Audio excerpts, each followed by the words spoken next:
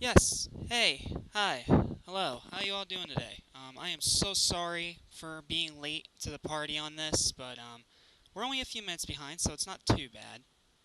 I was in the middle of working on a cover of another Fable song, one that he literally just released 3 days ago, and I'm not waiting until September to drop it. So here's what we're gonna do. I'm gonna take a minute to get Mountain Katie on here, and then we're gonna watch through this. We'll give our overall thoughts, and yes, I will do a separate reaction at the end for the new Sonic Pac-Man crossover thing that they put in the pre-show. Why they put that in the pre-show is beyond me. I think that's really, really stupid of them, but whatever. It's in the pre-show. Cool. Whatever. We'll go back and look at that. And at the very, very end of the video, you will be getting a live premiere of the cover I'm working on, which is Fable's Unholy Hymn based on Demon Slayer. So that should be fun. Okay, so I'm going to stop yapping now so we stop falling behind, and I'm going to get Matt and Katie in here, and we're going to get this ball rolling. We're going to fast forward through the intro, so I'm sorry. Okay, I got it. Okay.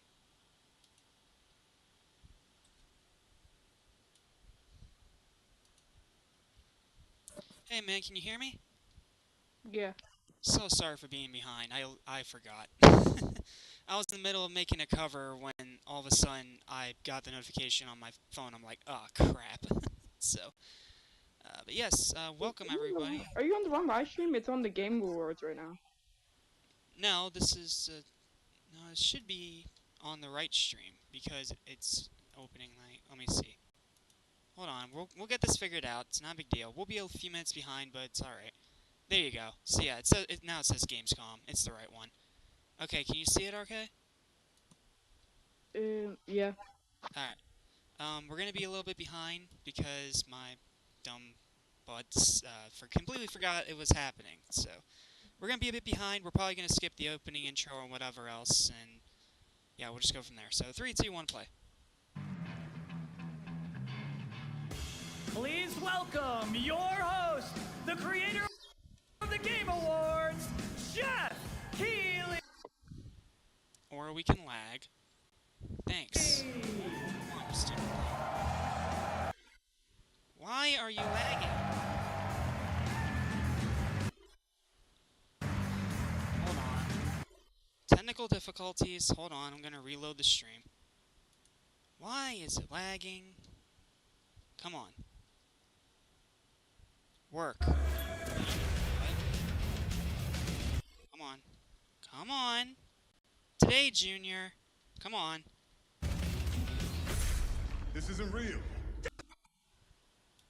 Why? Stop lagging. Dude. Why is it lagging? What the heck is going on?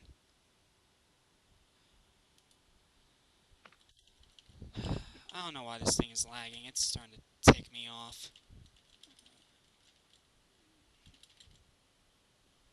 Come on, you. We're already almost 10 minutes behind. Technical difficulties are just the best, aren't they? There we go. Alright, let's try this again. Move back a little more. We're going to be a bit behind the rest of the world. Sorry, technical difficulties, but nothing I can really do about it. So let me see if I can just get rid of some things to help this thing run faster. Get rid of this. Get rid of this. Get rid of that. Alright, let's see if it'll stop lagging now. There we go. You guys ready?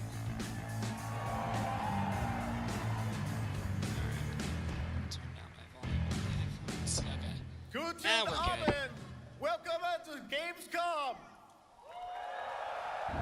There we go. Now it's All moving. right. This is opening night Sorry live. about Hello, that. everybody, and this is the kickoff to the biggest games festival in the world right here in Cologne, Germany. All right, now we got it over going. 5,000 fans in the hall here at Commando tonight. Sorry Welcome, about the technical everybody. difficulties, but we're rolling now.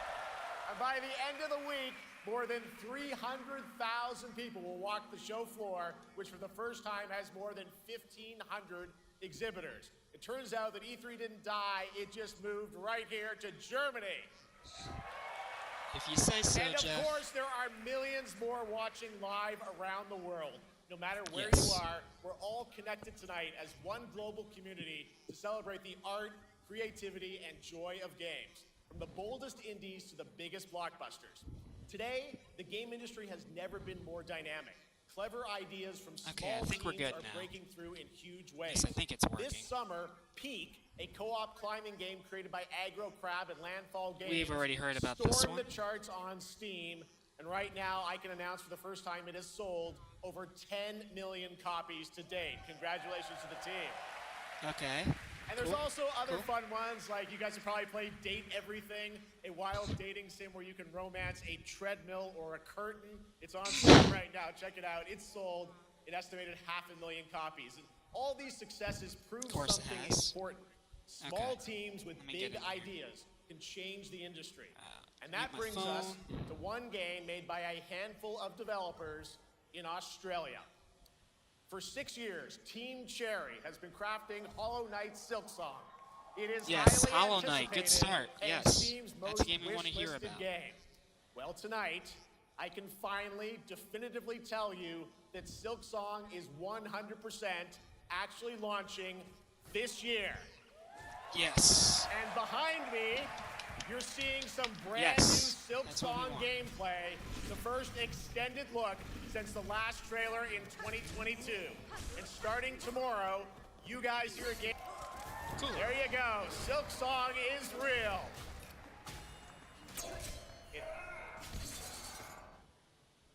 And on Thursday, Team Cherry is going to be sharing some news as part of a YouTube premiere on their channel, so make sure to check that out. Tonight, we'll give you a first look at this holiday's biggest games, like Call of Duty Black Ops 7 and No one Ghost of cares. Yotei, plus major news on Prime Video's Fallout Season 2 arriving in Yes. December. And later, we'll have a special performance of the music of Claire Obscure Expedition 33, one of this year's most celebrated games developed right here in Europe. Plus, Do people a actually brand like new that look though? at Because I've Resident been hearing Evil people Requiem from crap Capcom, on it, like a lot. So, I and don't the know. world premiere of the opening cinematic from World of Tread on Warcraft Midnight from Blizzard. No one cares Now, about as World of always, Warcraft. O&L is also about surprises, and we do have multiple brand new AAA game announcements and reveals over the next 2 hours, so stick around right until the end. This is our biggest opening night live we've ever done, so let's not waste another second.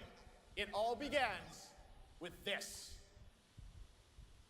What does it begin with? It would begin with COD, right? Ooh. It's starting with COD. Such satisfaction to see you here. A witness to my Okay, work. graphics are cool. I like the presentation. You will know fear.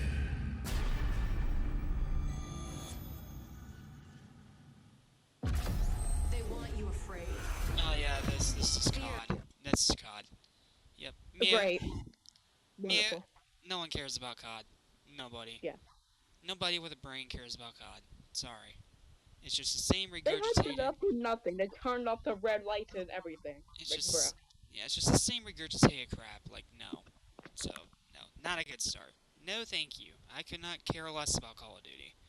It is a dead franchise that should have just stayed dead.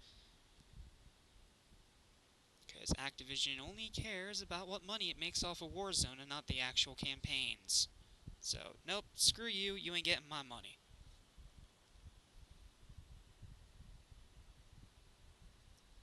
So, okay, not a great start, but hopefully we get some other stuff here.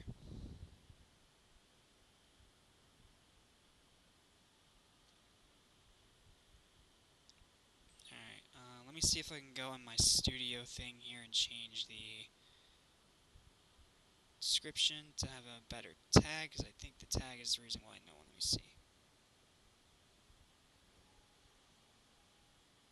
Okay, crap.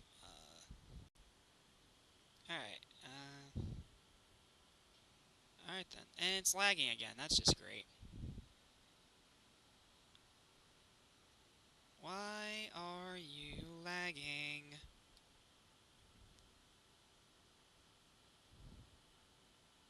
Jeez, how long is this trailer? I don't know. But it's staying muted until it ends. Whenever that is. Yeah, but it ended by now. Oh wait, or better, just skip it. Because we have skip time. Screw COD, no one cares. No one cares. No one cares about Call... Oh wait, that's not Call of Duty, is it? What was that? Okay, that was COD. Yeah. How about that? No one cares about Call of Duty. To tell us more, please welcome No! Nobody cares about Call of Duty. No one cares about Call of Duty. Moving on. No one cares. Change with No one cares about Call of Duty. We are moving on. you can bring your friends, you can make some new ones. No! The Black Ops. Will you shut up about It's a COD? new step in your No power one journey. cares. No one cares. Ron Gilbert. I grew up playing his games, and I can't wait to show you his next unexpected creation a little bit later. All right, who's ready for our first brand new game announcement of the night? Okay, new game announcement. Okay. I figured you'd feel that way. Well, to do the honors, please welcome back to ONL one of the most respected and recognizable hosts in esports. She's my co-host, Shox. Esports? Really? That's not a good sign. That is not a good sign. Turn this down a little bit. Sorry, I'm not trying to blare your eardrums, Thank you guys. so much, Jeff. It is so great to be back here at Gamescom and ONL. I just had so much fun last year that I had to run it back. And let me just say, we have an unbelievable show for you tonight. And now, without further ado, it's time for our first new game announcement at ONL. Please enjoy. Our gods have forsaken us for fear of the coming darkness. Consumes all but Oh. Okay, horror game. something stirs within you. Something ancient, powerful, hungry. Okay. So I ask you, will you harness this darkness within and deliver unto our so-called lords retribution?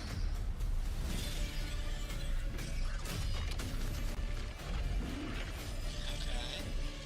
This looks really cool. I don't know what it is, but it looks cool.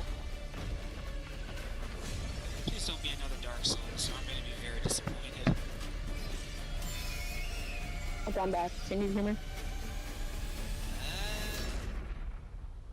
But should you fall, the world falls with you.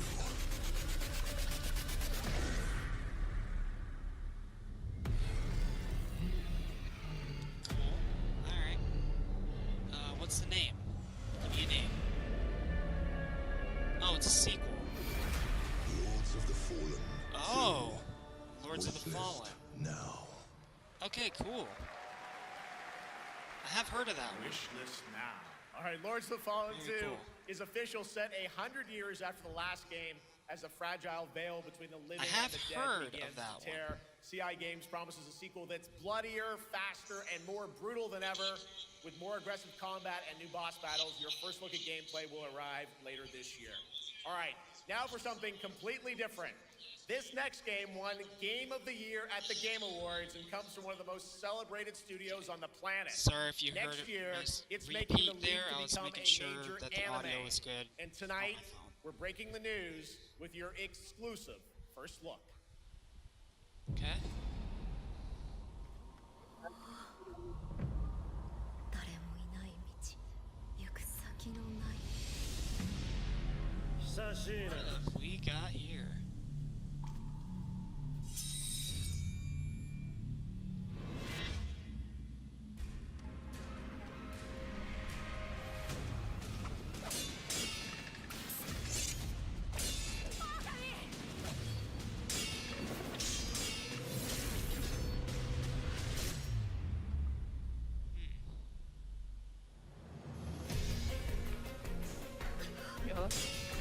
Oh, is this some kind of anime? What are we looking at?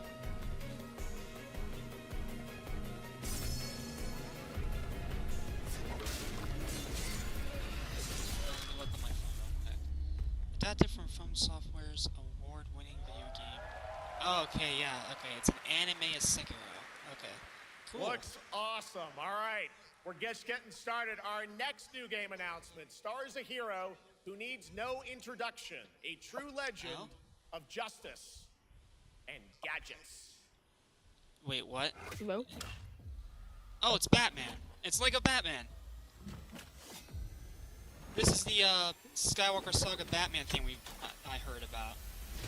Cool.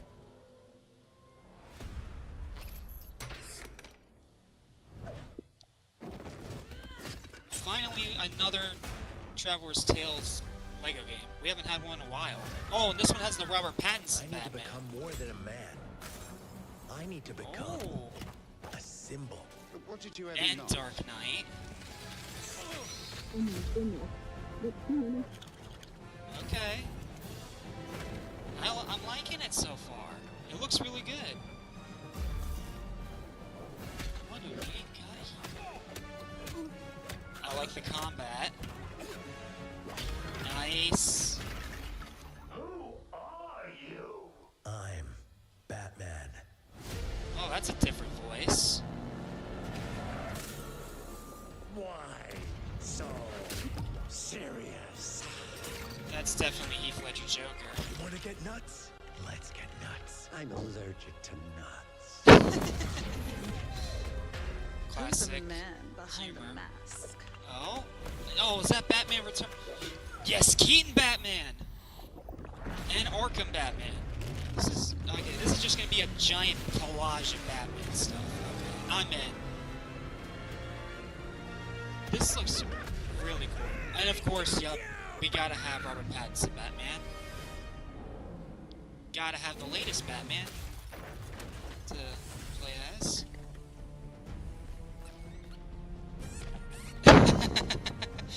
Okay, the rubber ducks are funny. Lego Batman Legacy of the Dark Knight. Oh, you think darkness is your ally? This looks cool. So you get to like play through all the Batman movies. That's actually really cool. Who put that there? I could have really hurt myself. No, I cannot hear you, Kitty.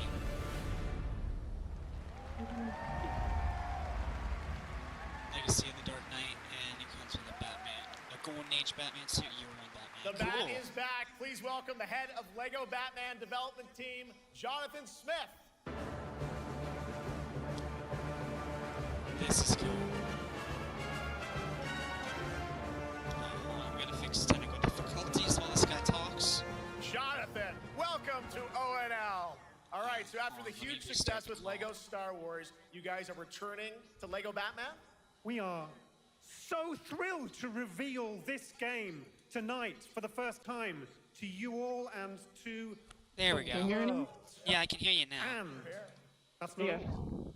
Let me share At this. Gamescom, you will be able to play Lego Batman Legacy of the Dark Knight. Pretty amazing. All right, well, there will be a demo on the show floor for everyone. Now, let's break down that trailer because we see so many fan favorite references, to films and things like that. So, what is the story of this game? This is the definitive, essential Batman story. We take you on Bruce Wayne's epic journey from origin to legend. You'll train with the League of Shadows. You'll fight crime on the streets of Gotham. And Oh, as okay, I years get it. go It's by, inspired you'll by the establish movies. your ultimate legacy as the Dark Knight. We've incorporated iconic Very cool moments idea. and deep-cut references from decades What of do you think, Batman Kitty? movies, TV shows, comics, and games, Pretty cool. all Yeah, I'm brought not playing with together that. and brought to life in our unique Lego world. Well, we could I'm not just wait glad we for it. finally have Let's another also Traveler's talk Tales about the Batman combat, game. because we've got some real gameplay here of the combat, and I gotta say, Oh, feels like gameplay. you're really amping things up here this time. Oh, the team has created a really rich, deep combat system that's authentic to Batman's unique style. Oh, so they did like a Surrounded full by new enemies, you'll combat pull off system for a Lego powerful game. attacks, That's awesome. counters and takedowns. You'll use cool gadgets like batarangs to stun enemies. I dig the and combat. I'm not backclaw gonna to lie. reel It looks them in. great. For the first time, we've added difficulty levels, Caped Crusader Oh. and Dark Knight mode for those who want an extra challenge. And Difficulty you'll build modes. a new Bat family of allies as you're joined by playable partner characters like Jim Gordon, Catwoman, Robin, Batgirl, each with their own gear, which you'll need Very cool. as you take on a rogues gallery of villains from Joker, Penguin, and many more, including Yes, I can hear you, the Katie. mighty Bane, Okay. as you saw in the trailer. This looks cool. I voiced can't by be the here long. Just wanted to say hi. Matt Yeah. Berry. Oh my Hi, god, I Mitchell. cannot wait to see what you're packing into this game. It also looks like you have a bit of a, like, is it an open world Gotham? Is that fair to say? This Sure, that's right. Gotham is a playground. Yes, a an Lego open world Gotham playground City. where I you're love free it. to explore. You can grapple from rooftop to rooftop, glide over the streets, or cruise Okay, that's around awesome. in your This choice game is of definitely going on Batmobile. my most This anticipated game list now. has it all. This looks so cool. I think you've sold me on it. All right, John. I'm pretty hyped about it. Where's it And it coming will be from? here playable, as It's we just mentioned, for it's all a you here in giant Germany. Batman You can play collage. Lego I am Batman all Legacy for of the it. Dark Knight Yes. for the first time starting tomorrow on the Gamescom show floor. Thank you so much, Jonathan. Awesome. All right. Now over to Shots Great with our reveal. next new game announcement exclusively on ONL. All right. Thank you so much, Jeff. Indeed, I find myself here in the audience. There we go. I find myself here in the audience. Thank you so much, Jeff. And some Apparently of they're the having best fans microphone at ONL. So issues. is everybody having fun? Yeah, kind of. I love It's it. decent Well, so we're just far. getting I love the started. Batman Still to come, we one, have but an the rest is kind of amazing eh. musical And performance then from Claire Obscure God just sucks. Expedition 33. I can hardly wait. And also a new look at Resident Evil Requiem, as well as Yes, a Resident bunch Evil. of other surprises. I know what you guys are excited for. I can hear it. But now it's time for a new game announcement. A long-awaited sequel that fans have been eager to see for nearly a decade. A long-awaited sequel? Oh. We have fought the enemies of humanity across 1,000 worlds. No respite, no remorse. What is this? Wait, is this Space Marine? We are the wrath of the Emperor, his angels of death. Is this Space Marine? Bro, if this is Space Marine, Lies that's gonna be amazing if it is. armies scattered in I could have swore we just had a new Space Marine not that long ago. Unless this is something different. asunder. On the world of Cronos, we make our stand. We are the Blood Ravens. I'm pretty sure this is Space Marine. There is no victory to claim. So is this like Space Marine 3, or what are we looking at? Vengeance to enact. I like it, but I can't Whilst remember even exactly one what of it us is. lives, we fight. For only in death does duty end. Warhammer 40,000. Oh, Dawn of War. Okay. So I was right about being Warhammer, it just wasn't Space Marine. Okay.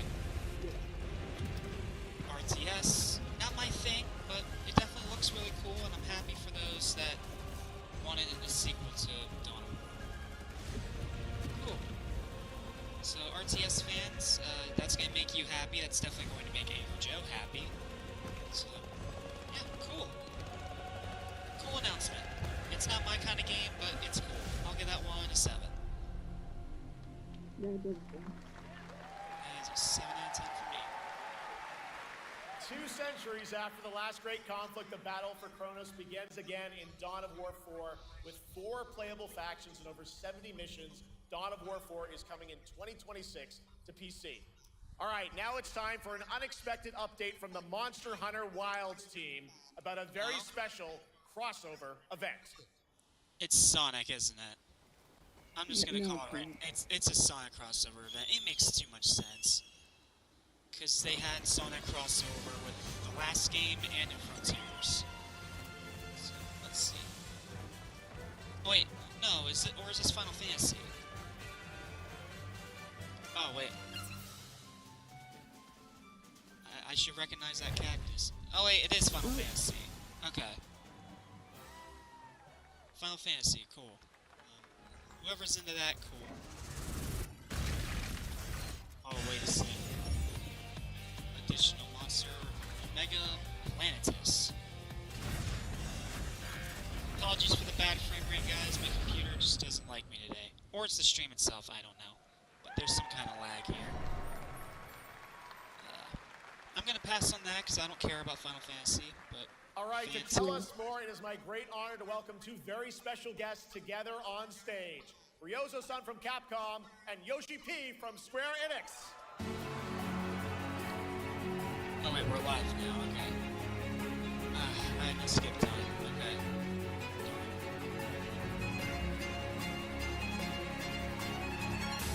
Yep, we are officially live now. Okay, I'm just gonna go ahead and mute this, because nobody here cares about Final Fantasy. Sorry. Yeah, I don't. No, So. I don't care.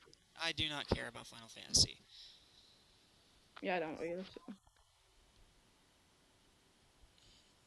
There's gotta be some good games here somewhere. We already have Batman so far. Yeah, It's a good game. Batman was cool, and I saw a little part of the pre-show at the very end as I was setting things up. Yeah. There is a Crossworlds collaboration with PAC-MAN, so we'll take a look at that trailer at the end of this video, because I do want to give like an actual reaction to it. But that is a really cool collab, I gotta say. Not to mention, there's also going to be a Pac-Man DLC pack. Well, a Sonic DLC pack in the Pac-Man remake. So, very cool. That's a cool crossover. I have no qualms with that, but it doesn't look like it's in the Season Pass. It looks like it's its own separate DLC thing. Hello, AZ. Welcome to the stream. Good to see you. We are up to 3 people now. Excellent. Excellent. Okay, AZ, I don't know how far into the stream you are currently, but what did you think of the new LEGO Batman game? From what you could see from what they showed, if you were here for that. If not, I'm just making bad assumptions, and I apologize. I'm a little scatterbrained today because I kind of had to rush to get here, but the good news is we're actually live now, so it's all good. We're up to 4 people now. Excellent. We're starting to get people in. Welcome to the stream, guys. How you doing? It's muted currently because it's Final Fantasy Monster Hunter thing, and I'm not really the biggest... Yeah, I'm not really the biggest fan of either, so... Excuse me, we're getting a new LEGO Batman game. Okay, you weren't here for that. Okay.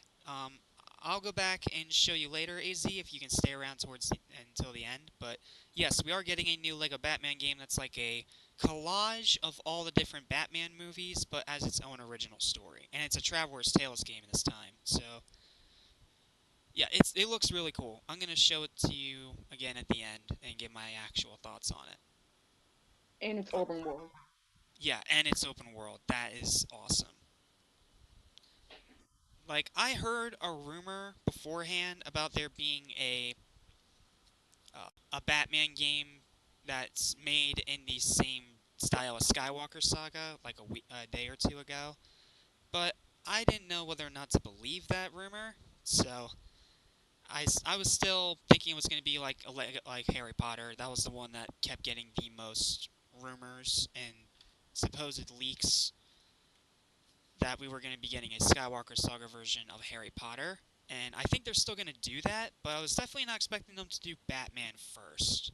But yeah, new LEGO Batman game is definitely the highlight of the show so far. So, yeah, definitely excited for that one. They're still talking? Holy crap. Yeah, they're gonna yap for a while. So, just let them yap.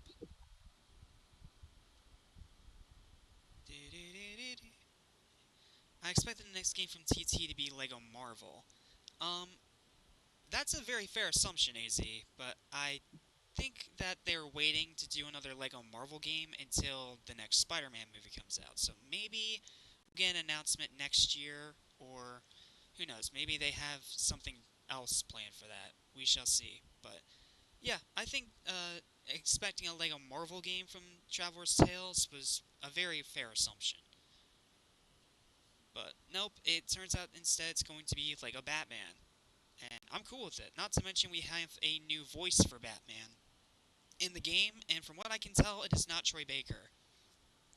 Okay, are we done now, or is this a cinematic? No, it's a cinematic. Yeah. It's just gameplay. We are just gonna keep it muted. Because just before Skywalker Saga, they did DC Supervillains. I didn't expect them to do another DC game so soon. Yeah, I keep forgetting they did DC Supervillains, to be honest with you. Because, like, they've made so many games, and it's been so many years since Skywalker Saga. When did that game come out? Hold on. I have the case right here. I need to look, because I really don't remember. I think it was, like, 2021? 2023. 2021, 2023, let me look. 2022. Okay, yeah, 2022. It's been 3 years since the last TT Games Lego game. Oh, we have a subscriber. Give me a sec. I'm gonna take a look and see who just subbed, and then I will shout you out. Just give me a quick minute. Okay, are we done now? Okay, this is something brought us back to this place. Let me see who just subbed to me real quick. Something that knows us. Streamlabs. Thank you, Sage wants a cookie, for subscribing. Thank you. Thank you for your subscription. But what if this wasn't the place, after all? If Look it's around not going you. to be Troy Baker, it better be Diedrich Bader. They can see you. We're gonna look it up later, but it didn't really sound like Do you Diedrich. believe this is real? It didn't sound like Diedrich, Troy, or This isn't a game. Hamish, so it might be someone completely new. I don't know. We shall see. It's a test. We're just gonna go to live now. We're here to play. Oh, this is an advertisement. This is an ad. It's an ad. Why? Why do you have ads in your... Come on. You had me thinking it was a new game, but no, you're just advertising your own show. Like, why? Come on. Like, I get it. Gamescom is a big gaming event, and you have a real big venue and all that, but you don't have to advertise it right in the middle of the beginning of it. Like, come on. That's just unnecessary. This is lazy. Yeah, lazy.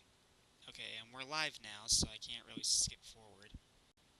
So we're just gonna keep it muted until they stop yapping. Come on. Come on. We're here for games, not for ads. Come on. Oh, and now we have NFTs. That's great. Oh, what the heck is going on? I don't know. They're spitballing at this point. I don't even know. Stop dragging the advertisement at this point. Yeah, no one cares about the advertisement. Come on, we're here for the new games and the updates on games and all that stuff. We're not here for this. Come on, move on. Move on. Okay, it's tomorrow. Okay, so the actual Gamescom's tomorrow, and this is the opening night. Okay. I'm ready to game, Really all right, makes and that was sense. only a glimpse of what is to come here at Gamescom, the biggest playground in the world, and what it has in store for you. We're here to play, and the fun is just getting started. So, Jeff, what's next? Is it anything good? I think it's gonna be good. It's gonna be a video game, I can tell you that much. Last year at the Game Awards, we had the honor of announcing the long-awaited return of one of Capcom's most iconic action series, Onimusha. And tonight, we take the Onimusha. next step on that journey. Here's a brand new look at Onimusha, Way of the Sword, coming in 2026. Okay, this one I do want to know more about. This, we can let this play. Onimusha's cool. Where are my lamps? Hello there, fallen samurai. To think This looks something like this looking really was good. right under the city. Lots of gore. That's how you get me interested. What fearsome power! Be careful! Righteous. And This game looks twisted and sick, and I love it. him through true. Yes. Were you feeling left out? Oh. Let me show you something to cheer you. Yeah, they are definitely going full horror, and I am here for it. Yes. Always love horror games. This is a W. This is at least an 8, possibly a 9.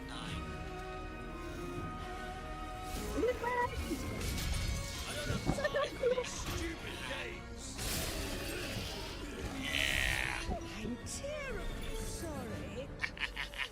Anyway, do enjoy. I'll try to. That looks sick. Like, that was legit sick. I'm excited for that. Next game? Griffline. The automated industry complex will be the link, connecting and uniting every fragment of this shattered world.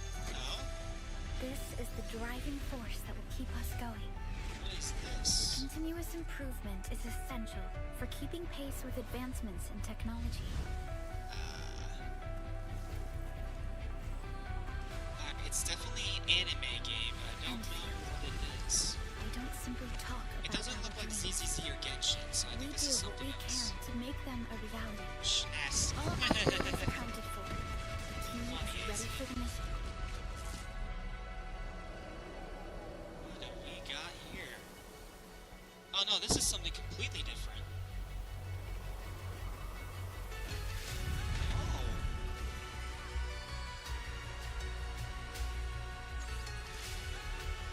Okay, it looks beautiful. I'll definitely give it that. But I can't really tell what kind of game it is. Okay, it's an action game, so it's like Stellar Blade.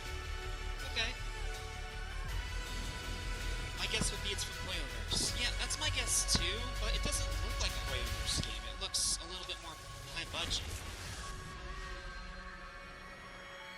Arknights Endfield. This is from Griffline. Okay, that was cool. I've never heard of it. Oh, Paradox. Paradox. Another strategy game. Because these are the guys that made XCOM. Orleans, Kingdom of France. Beijing, Ming Dynasty. Okay. Yeah, this is another one of those historical turn-based RPGs. Like, I feel like I should know it, but I have no clue. All I know is that it's a strategy game because this is Paradox Interactive. These are the guys that are some more stuff. Okay. So it's like a UK turn-based RPG. Simulation strategy, whatever this is. Europa Universalis 5. Never heard of it. Oh, Demon X Machina. The Alpha. She was okay, now we're starting to pick up the pace. This will truly be the birth of a new world. Demon X Machina. Where we are the one and only human race. I'm afraid your friends came far too late. I see the years haven't been kind. I know about the Alpha. Why is she here?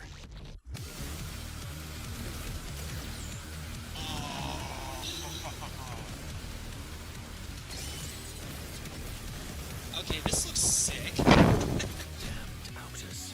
tore my heart out when you took it from me. I'm in. Now it's This looks your cool. turn to suffer. Stay alert now. Hand over the Alpha and let us end this war. Yes. Oh, Mother. Oh, and a metal soundtrack, Thank yes. Oh, free demo out now. I'm definitely playing that. Demon X Machina Your sole Scion. directive is to now serve and comply. Do you comply? No. Oh? What is this? I have no clue what any of this stuff is, but I know it looks awesome. Yeah, but same here. I have no clue what any of this is either. This reminds me of Vanquish, if you remember that game. I can feel it. This feels like something. Voidbreaker. Okay. Never heard of that. You guys having fun so far? We got a lot of shows still coming your way. All right. Now it is time to head back into the Wasteland. We're talking about the TGA award-winning Fallout series based on Bethesda's legendary RPG franchise. I do want to hear more earned about universal praise for its tone, storytelling, and original characters, not to mention how faithfully it brought Bethesda's game world to life. Okay, so we're going to be getting a release date Prime Video and for season a look 2. and a trailer. Tell us more. Please welcome to ONL some very special guests. Series executive producer Jonathan Nolan, executive producer Geneva Robertson-Dorrit, and stars Ella Purnell and Aaron Moten. Okay, they're bringing everyone out for this. Okay. I do want to hear more about this because I really liked the Fallout show. So I want to hear more about this. Is it good? I haven't seen it yet. Yeah, it's really good. Like, the second half gets a little shaky. Great to see you all. Welcome to Cologne and Gamescom. Awesome. Jonah, you know, we've got 5,000 Fallout fans here in the hall tonight. Millions more watching online. I'm going to turn this down for just a sec. If for whatever reason any of you have not seen the Fallout TV show, do it. It is one of the better video game shows out there. It's a legitimately really good series. 2 years ago. Okay, I'll let them talk now. Sorry. To come here and show the very first footage that anyone had seen anywhere of the first season. We didn't come because we figured if the reception was negative, we'd just blame it on Todd. So we're back, and given that history is that much more disappointing that we didn't bring any footage to show you guys. Well, let's talk a bit about season 2. As we see behind us, it looks like we're headed to New Vegas, right, Janelle? Yes, Lucy and the Ghoul ended last season dealing with a lot of family troubles. So we thought it would only be right to send them to the most family-friendly town in the Wasteland to go deal with their shit. And along the way, we're really excited to take them all to some of our favorite locations from the game.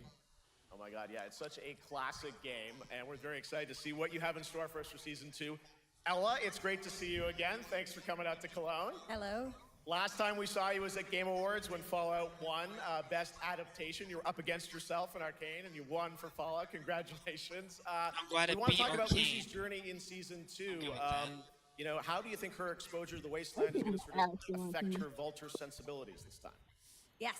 The question is, what is she going to do when she finds her dad? Is she going to bring him back to her vault and give him justice, or is she going to give him Wasteland justice, which is the ghouls' justice? I think yeah, a New central Vegas with that question of the hotel season that definitely is isn't whether ruined by Lucy will transform cannibals. the ghoul, whether the ghoul will transform Lucy, Thank you, and AZ. how much they will influence each other. I completely forgot about that. Aaron, let's talk a bit about Maximus. He went through quite an evolution last season. Now that Lucy and Ghoul are kind of heading to New Vegas, tell us about Maximus. How does he get deeper into the Brotherhood of Steel this season? So deep. Yes. So Tell deep. us more. Yeah, when we first met Maximus, all he wanted was to be a knight. And now, in very Fallout fashion, it's a little bit of a careful what you wish for moment. So here he is now with his newfound status, trying to make the world a better place in extremely, or I guess deeply, flawed society. Yes. Yeah. All right, well, we cannot wait to see what you guys have in store for season 2. Let's talk a bit about Ghoul. Can we expect more sort of Cooper Howard flashbacks as well in season 2? Yes, absolutely. Cooper Howard and the Ghoul, played by the amazing Walton Goggins, definitely coming back. We have so much more to do. Obviously, Ghoul is we ended always the a good last thing in my season opinion. With Cooper Howard One of the dealing best with, parts of the show I think, was a very Walton common Goggins as marriage the Ghoul. problem. What do you do when you find out your spouse is planning nuclear war? And so he's going to figure that out. And as he does, he's going to uncover a greater conspiracy with huge implications for the Wasteland. All right, well, we'll look forward to seeing how that unravels. Now, season 1, of course, was known for amazing original characters that you guys built in the Fallout world. We thought that was so cool. But now that you're diving a little more directly into New Vegas, I think the fans here want to know, are we going to see any more direct ties to the video game and characters, locations in this season? Well, we're super proud of the original story that David and Graham are telling. Excuse me. But there was one character in particular from New Vegas that I was really excited at the possibility of seeing a little bit more from. We're writers. We're no good at describing this stuff. Maybe we should. Pictures worth 1,000 words. Oh, I think so. Okay. All right. Well, it sounds like then we might get to hear a little bit more Seal of Season 2. Is that possible tonight? Well, I don't know, Jeff. I heard you like world premieres. We like those, right, guys? Right, Gamescom? Yes, Fallout Season 2 trailer. All right, Gamescom. Here's the world premiere of our teaser trailer for Season 2 of Fallout, streaming this December on Fallout Prime Video. Oh, it's coming all over out the in world. December. Amazing. Excellent. All right, let's check it out. Thanks so much, guys. Here we go. Yes. I'm looking for someone. Common story around here. Someone you care about or someone you hate? Oh, what a great question. What say you, Miss McLean?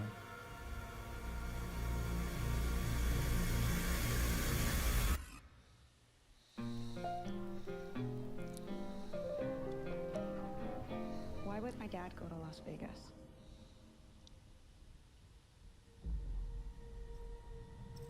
You want to know why the world ended? It started here with one man. It's all over, but the Oh, we're gonna get backstory on how Star of the silver Fallout screen. happened. Like yourself, I am the very best at what I do. But And what I do is I know everything. I'm gonna look up who that is later, but I definitely recognize that I person. know there's a war coming. The bombs will only be the beginning. My Still concern gory, is that good. you would do just about anything to save your family. I think you are actually quite a violent man. You just don't want to kill me yet.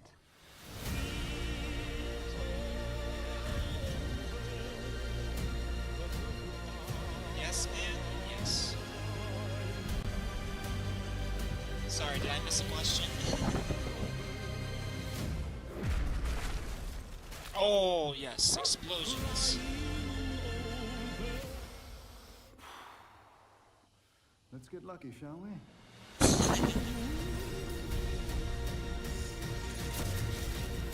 Yes, all the yes.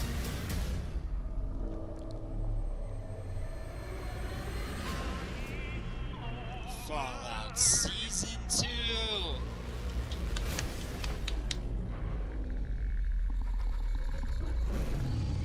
Ooh, new creature. I defer to you about what to do in this situation. Run. December 17th, there's the release date. I will put it on the schedule and I will definitely review it. Love the Fallout show. How about that? That looks incredible. Deathclaw, of course, in our first look at the new season, and Robert House's Jonathan Tees, played by Justin Theroux. It is an amazing Gamescom exclusive, and we've got another one for you. The first drop of the all-new Season 2 posters. We cannot wait to see what Lucy, Maximus, and the Ghoul have in store for us when Fallout Season 2 begins December 17th, with new episodes premiering weekly. Yes, on man, Prime is a Video. robot character All right, for the new now back Vegas to you, games that Jacques. works for the evil Thank you mustache so man. much. That looks Cool. so awesome. I can't wait. But last year, Indiana Jones and the Great Circle was Oh. acclaimed for its incredible gameplay and story. And next month, the Heard adventure great things about continues with The Order of Giants, a story expansion with new puzzles and foes. DLC. Here is your first look at the gameplay and a special announcement. I still need to play that, but I've heard great things about Indiana Jones.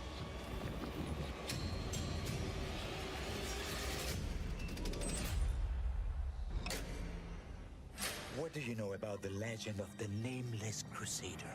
Fierce warrior. Fought in the siege of Antioch, 1097 AD. Very tall, like a giant. Pope Paul IV had an item of this crusader in his possession, his helmet. Well, I'll tell you what. Crusader See the helmet, helmet, I'll leave it exactly as I found it. Sound good? About that. Oops.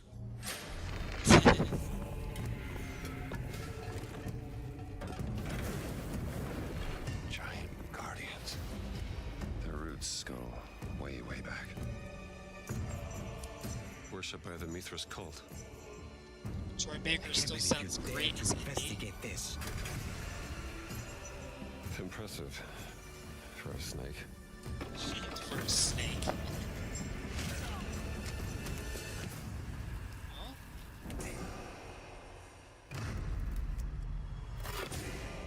It says Semper Vivus. Always living. Not dead. He's not in a tomb.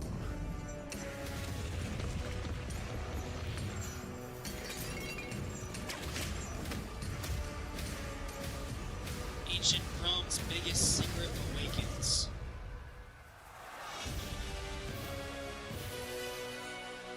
The Colosseum. Great Circle, Order of Giants. Coming September 4th. Cool.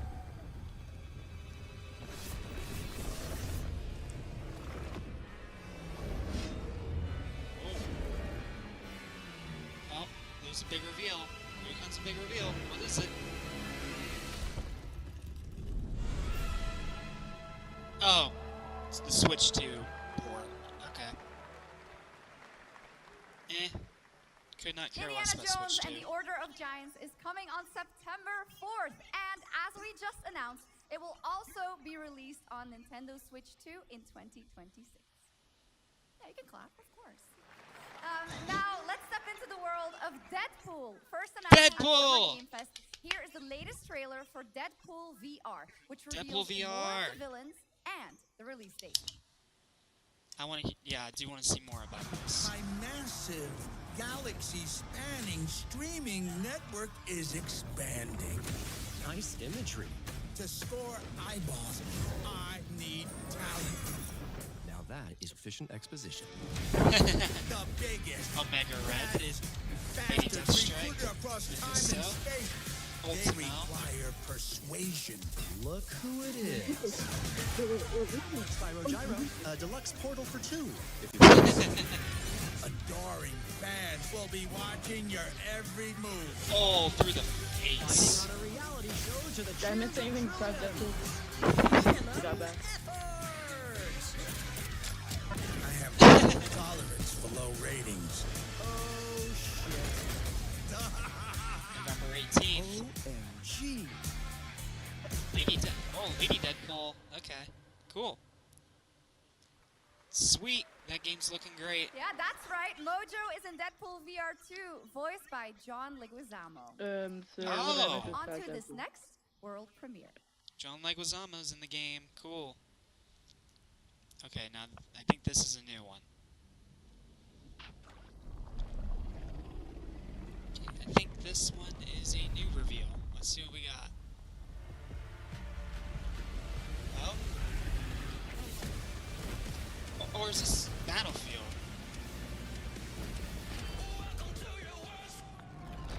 DAUGHTRY! I don't care, I'm taking the copyright claim. I love that this is used. Yes!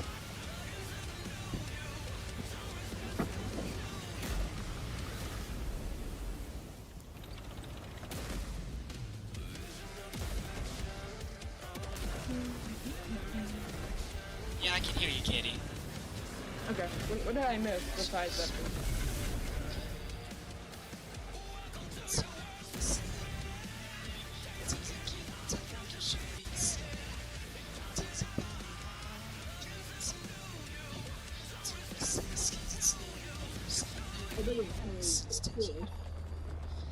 I love that DAUGHTRY is being used for this trailer.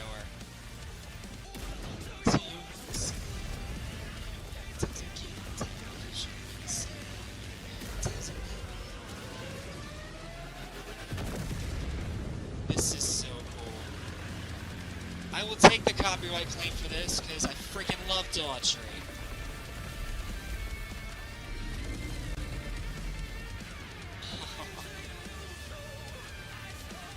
World of Tanks 2. Nice. Great song choice, cool reveal. You get a 7. The World of Tanks Update 2.0 lands September 3rd. Oh, it's an It's the update. Okay, biggest I thought it was a update new in game. the My game's bad. history, featuring 16 Tier 11 tanks and tons of new and upgraded features. Absolutely. All right, next. Saber and Focus delivered Space Marine 2, one of the most fun action games of the generation. Yes, Space Marine. Next year, they are set to do it again in John Carpenter's Toxic Commando. Yes! FPS action game I have been combines waiting so classic freaking 80s long to action hear about horror this one. with over-the-top humor. Yes. Here is the world gameplay premiere of John Carpenter's Toxic Commando. Finally! I was scared that this game got canceled because I was hearing nothing about it for months. Thank goodness it's still coming. Next step, improvise. Improvise. Gameplay. Oh, yes. It's like a retro horror shooter. Now, this is the kind of ridiculous I can get behind.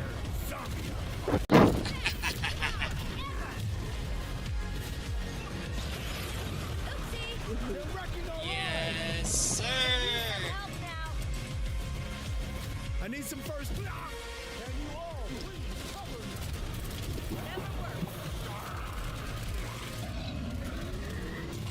Yes, sir. Toxic Commando. Release date 2026. Sweet. It's on the list. Coming soon. Oh, an anime. Cool.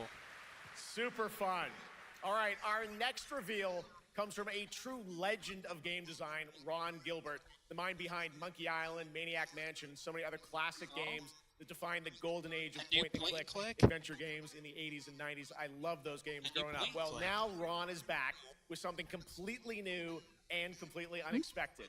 It's called Death by Scrolling, a roguelike, vertically scrolling RPG set in purgatory where you'll battle waves of enemies, hoard gold, and do everything you can to stay one step ahead of the Grim Reaper herself. Here's the first ever look. Death by Scrolling. Welcome to Purgatory, where death is the least of your problems. Oh! Yeah, this is way different than Monkey Island. It's like an endless runner mixed with the roguelike. Choose your doomed hero, each with your own perks. Looks like Rico. There we go. This looks awesome. It's like Vampire Survivors on steroids. Death by Reaper. Quest shops, boss fights. It's like hell, but with a job.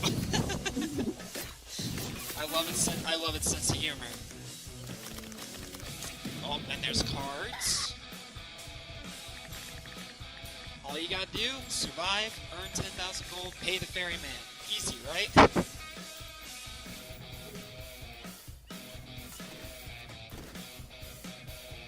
Okay, I love this. We'll be stuck in purgatory forever. That looks sick. It's That very looks fun. I've actually sick. been playing this game over the past few weeks, and trust me, it is dangerously addictive. The screen, as you can see, never stops moving, so you're constantly on the move fighting to stay alive. Because that's a really probably fun going to be a game. next year Check game. it out. All right. That looks sweet. Now onto a studio known for its unforgettable storytelling. Back in 2019, the groundbreaking RPG Disco Elysium took home 4 Game Awards. Since then, Zaum, the studio behind it, has been through a host of changes, but tonight, 6 years later, those who now make up the studio are ready to give the world the very first look at their next CRPG. It's a dive into the shadowy world of espionage, where the truth can be stranger than fiction, and every failure isn't the end, but the start of a new path. Okay. I once knew a spy. I have never played Disco Elysium, but I've heard great things about it, so. Magnetic.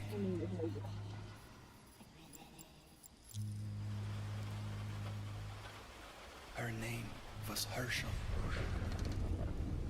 Dark gold hair, a well-worn life beneath. A dandelion puff, waiting to be blown. She tried to look out for me. For us. None of it mattered in the end. Everything she touched rippled into failure. Your friends are you, each a separate limb. What? Zero Pardes for fake radicals, for dead spies, for missing pop stars, for music fetishists, for X something. Now, let's talk about Gamescom Cares, our platform for responsibility projects here at No, we're not here for ads, thank you.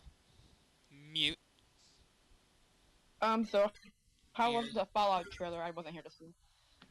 The Fallout trailer is really good. It looks like they're continuing the positive trajectory, and they're going into New Vegas, setting from the actual game, rather than just a random original vault. Which, cool by me, honestly. I saw there's Indiana Jones. What was that? Democracy, the rule of law. It shows how quickly a constitutional state can become an unjust state and how this leads to darkness.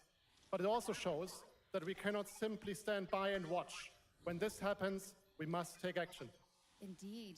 There are other examples like your game playable here at Gamescom, such as Glass House by Flat 28 Collective from Italy, a story... Okay, they're just yapping about games that they've already talked about before. Okay. I unmuted for a second because I wasn't sure, but they're just talking about games that they've already announced or that are already known to exist. So how was the Indiana Jones DLC? It looks really cool. I'm excited that John Leguizamo is in the game.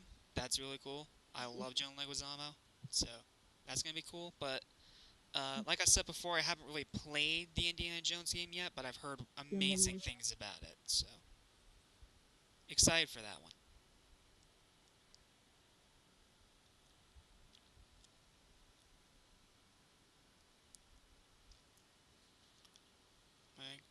Industry engaging in projects like this, but also more and more institutions like the European Commission or the United Nations. A very important message. Thank Okay, it's just more, yeah.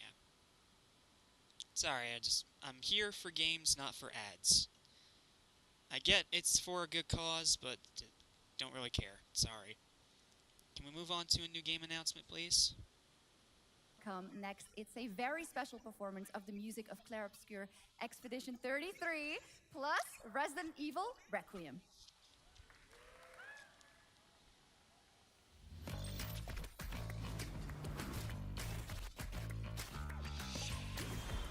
What have we got here?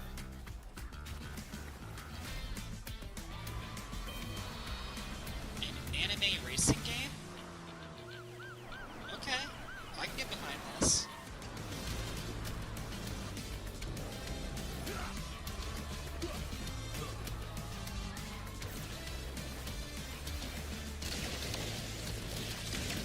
This looks bonkers.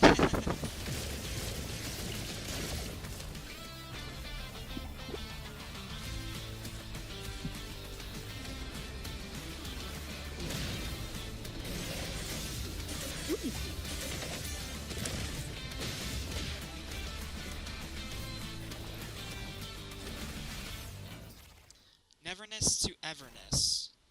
Okay. Strange name, but looks cool. You're just a part of my life. What is this? Just a part of my life.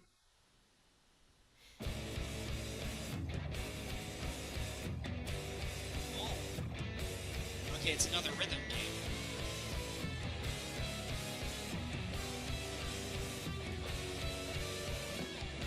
Getting Friday Night Funkin' vibes. My voice.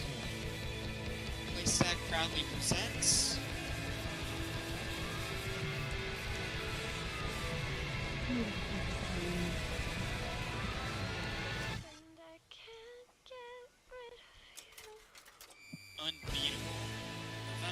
6th, 2025. Cool. After an ageless slumber, the primal flow awakens once more. Whoa. What have we got here? It is fate that brought us together. Those are some very interesting angles they're using. Yeah. Definitely interesting. Who is this guy? What does he want? Your ignorance is despicable. What is this? A power stirs deep beneath us.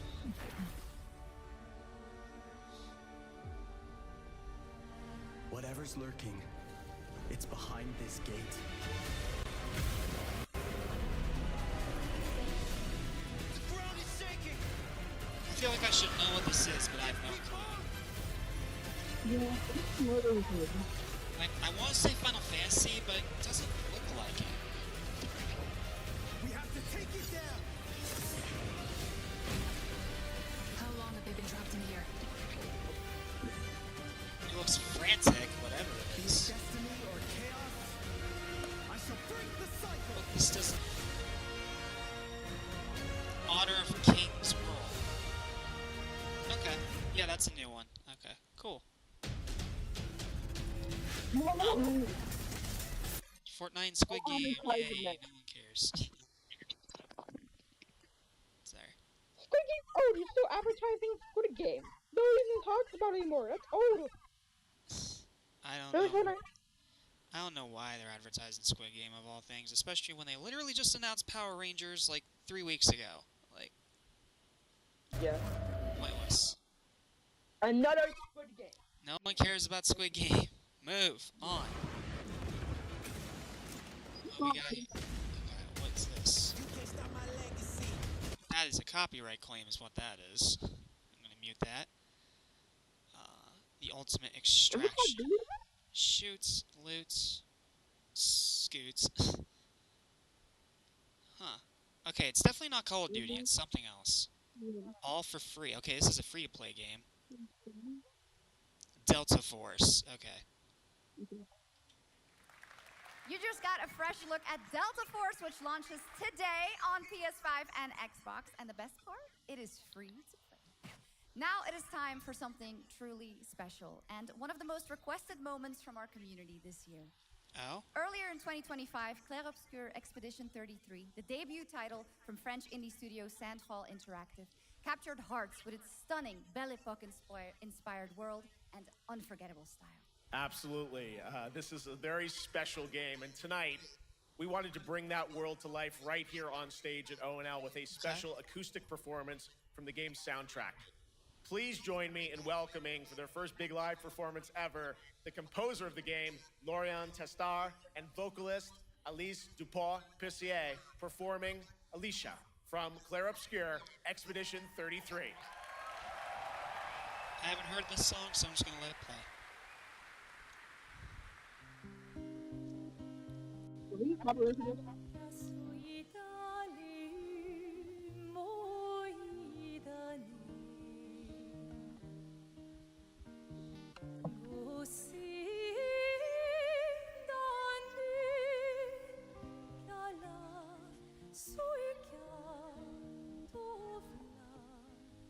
She has a pretty voice. Obviously, it's in a language I don't know, so...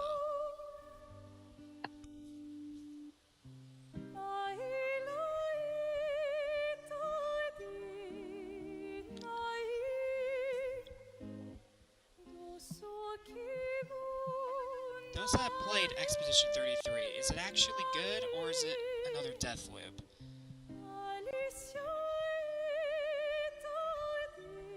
I keep hearing conflicting things about it on the internet, so I have no clue if it's actually good.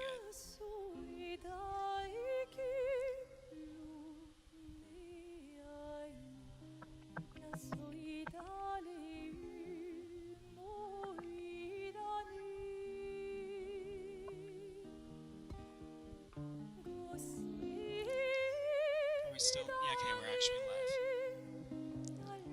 It's somewhat of a good game. How so, Cooler? You got me curious now.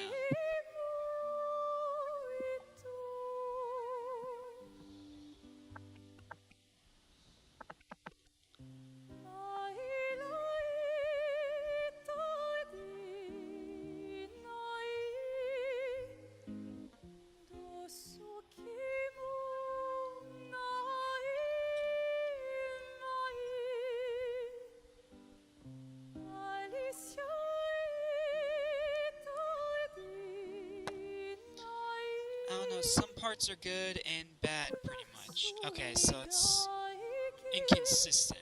Okay.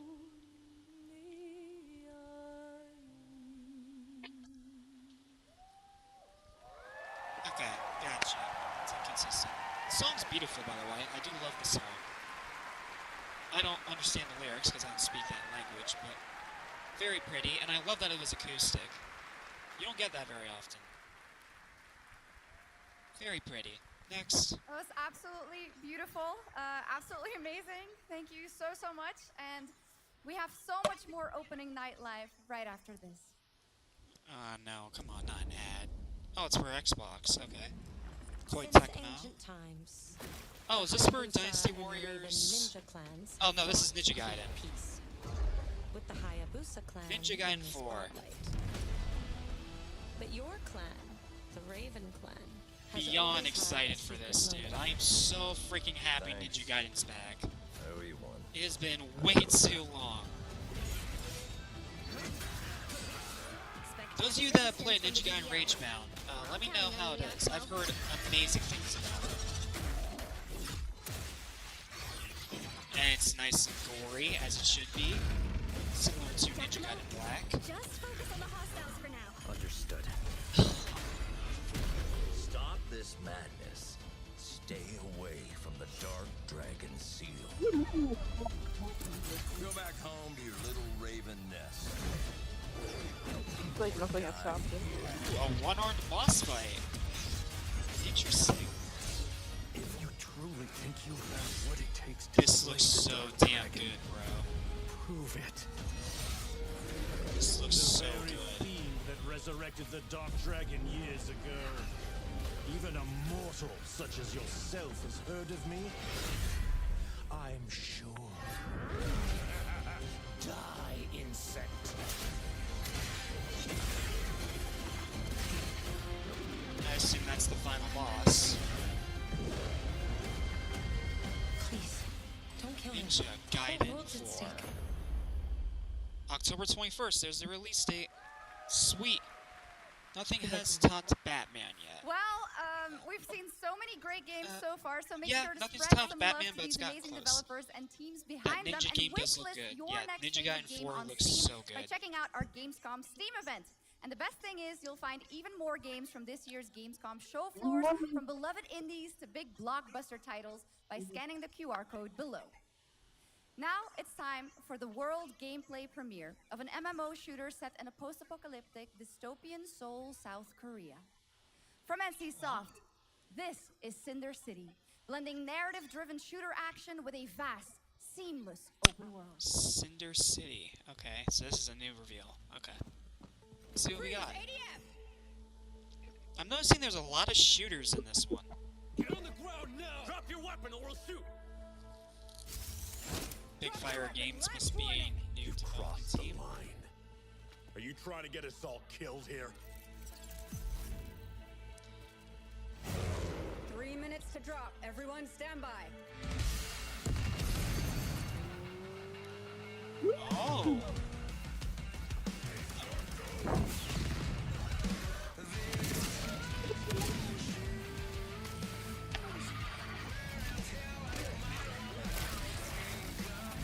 Love the music, love the gore. That seems to be the theme of this opening night live. It's gore and shooters. And really good music. Okay. Okay, this reminds me of like Battlefield mixed with Crisis. Like that's what that's giving me vibes of.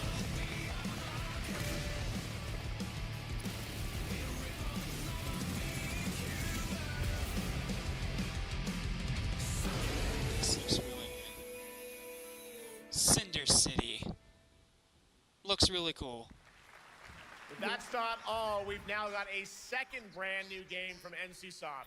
Time Takers is a competitive team-based survival shooter where the ultimate prize isn't points, it's time itself. Here's your first ever look at the gameplay. Time Takers, okay. So 2 new games from the same company. In an ale-induced stupor. A ghost of my former glory.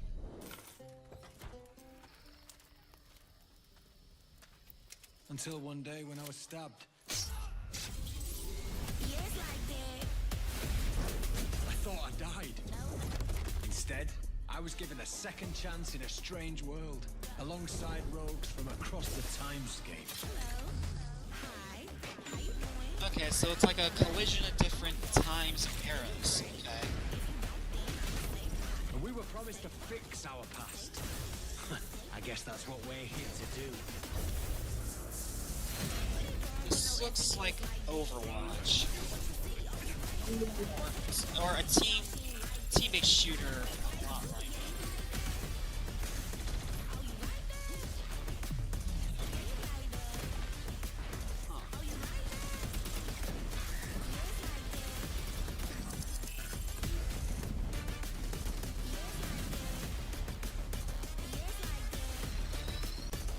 Time is the currency. Survival is the cost.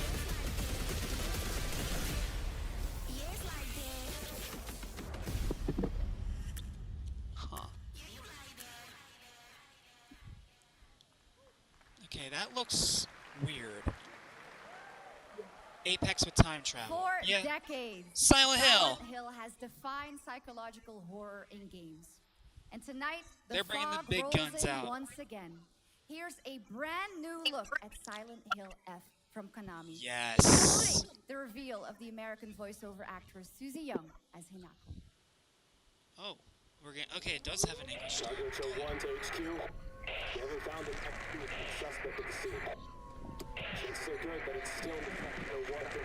Dude, I figured it was Silence back. Last seen fleeing Tsuneyoshi Shrine. Exercise extreme caution. Yes, sir.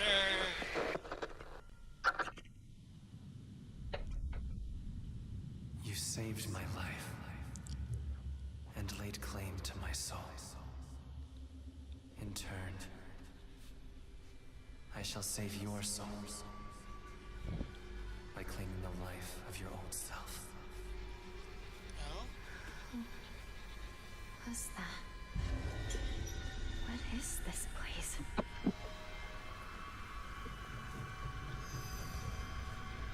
This way.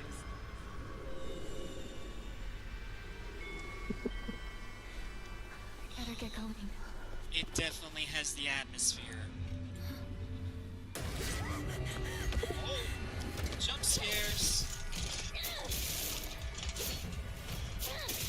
Wild action. Very creepy creature designs, yes. A good day is always an extraordinary day. An extraordinary day isn't always good. With that in mind, today's a bit too extraordinary. So this is where you are. I wondered where you had gone. You need to start getting ready. It's time to say your goodbyes. You're going to kill them with your own hands. What's going on? What the hell? It's got my home too. The halls, the doors, everything's changed. I love the voice acting.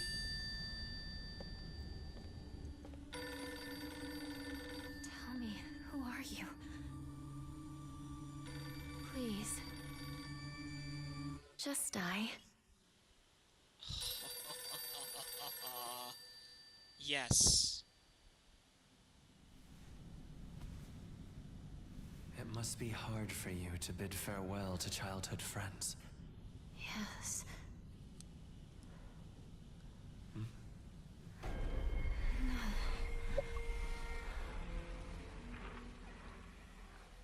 I am I'm so freaking excited for that one. That's a 10 out of 10 trailer. Moving on. What's next?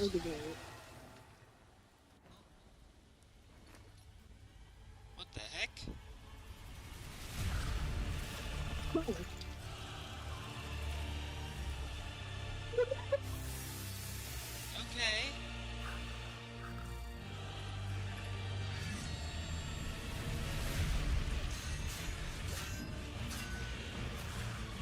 Ooh, okay. I like the animations. Very dynamic.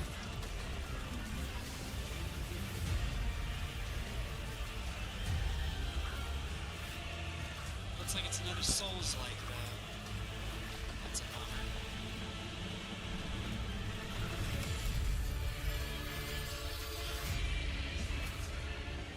Oh, this is in-game, too. That's gorgeous graphics. And more gore, of course. What are we looking at? I like it, but I don't know what we're looking at.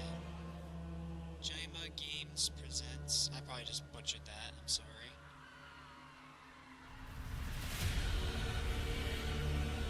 Divina Commedia.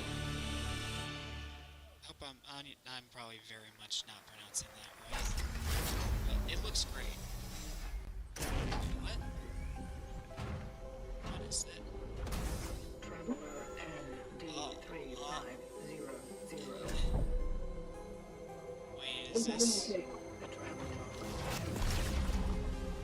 Oh, it's Cronos. Is the Traveler, an agent of a shadowy faction known only as the Collective. And in Cronos the New Dawn, you'll step into their role. From Polish horror powerhouse Bloober Team, nominated last year at the Game Awards for the Silent Hill 2 remake, comes a bold new game of survival horror. In this world, the dead don't stay dead.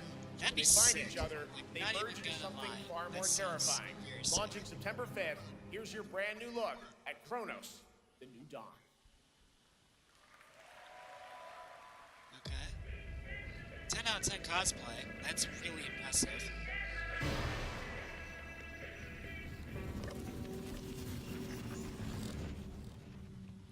So Cronos is another big name reveal.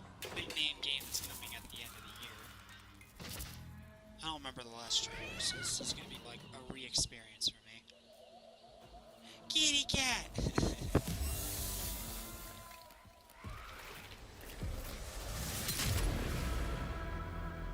Don't you dare kill that kitty. Are you glad to see me?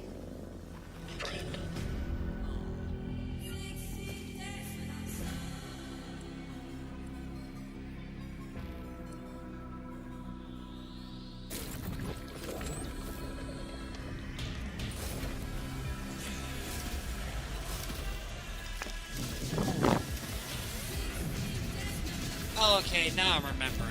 It's like, it's Dead Space, but it's not Dead Space. I remember now.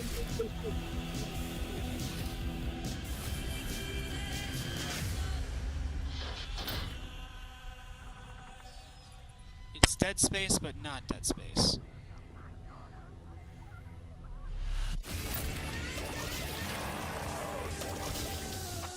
Stay calm.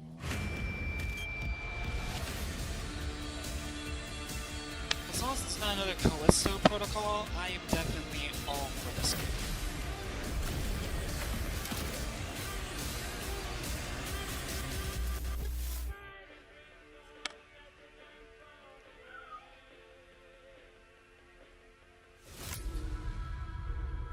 Coming September 5th. Deluxe edition pre-orders are a bunch of alternate costumes. Okay. All right, for our next trailer, let's turn it over to the head of sequels at Obsidian Entertainment. Obsidian? Guten Tag, Gamescom. Ben Schwartz! Look at this. Tens of thousands of Europeans packed into one building in the dead of summer with absolutely no air conditioning. Oh, it's Outer Worlds. This Look is at his the type shirt. of dystopia This is we Outer here at Worlds 2. Obsidian Entertainment absolutely respect. What is this? Am I experiencing Schadenfreude right now? I may have messed up the pronunciation, but you knew the idea. How are you? My name is Mark. I am the head of sequels here at Obsidian Entertainment, and I've got big news. I am going to drop a brand new trailer for The Outer Worlds 2. What are you going to get? More planets, more chaos. Yeah, it's and Outer Worlds 2. An actual release date now that GTA 6 got pushed to the spring. So, strap on in. Stock up on some gummy bears, stock up on your favorite pretzels. Get ready. Here comes The Outer Worlds 2 trailer. Roll it, Jeff. It's got to be Jeff that's rolling it, right? Thank you, Ben Schwartz. And now, a trailer for the part of the game you'll remember more than the ending. The Companions. Let's skip the diplomacy. Chemically enhancing your statistically. This is going to be a big name release after how good the first Outer Worlds turned out. A lot.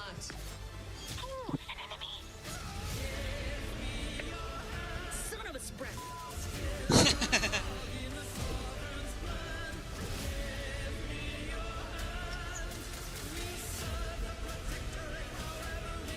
Be grateful you're not on fire.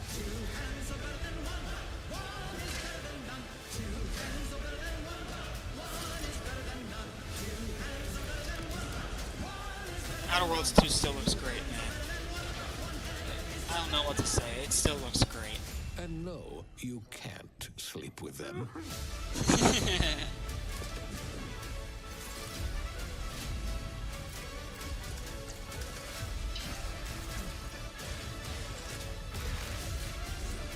I am all for this. Outer Worlds 2, October 29th. Very cool. Last welcome here at ONL, but now a first look at Inzoi Island Getaway with Inzoi's first and free DLC, which is coming tomorrow. Never heard of this.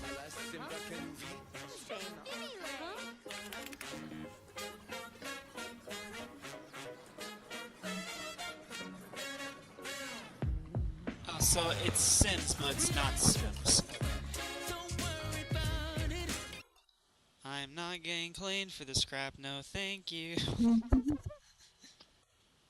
Yeah, I mean, it's just Sims, but not Sims. Like, that's literally what this is to me. That's what this looks like. I've never even heard of the original game, and apparently it's already gained DLC. This must be an old game, then. Yeah. Because I have not seen a single trailer for it anywhere. Yeah, I haven't either. Like in any of the many, many things that I've reacted to, that was never one of them. Right. Where calamity began, this trial shall end. Awakeners, prepare for the final confrontation. Oh? Another anime game. Anime shooter, it looks like.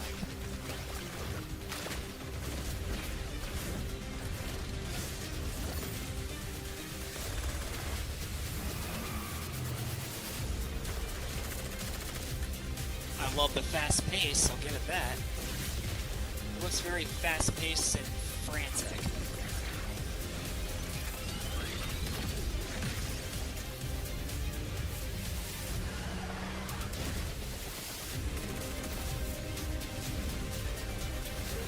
The cinematics look great. Wait. Fate Trigger. That looks really cool. Oh, 7 Deadly Sins. We're finally gonna see more on this game. I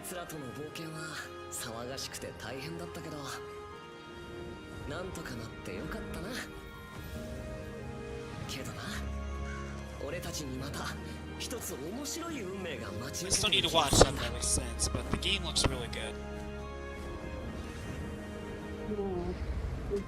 Deadly. 楽な冒険じゃないだろうな。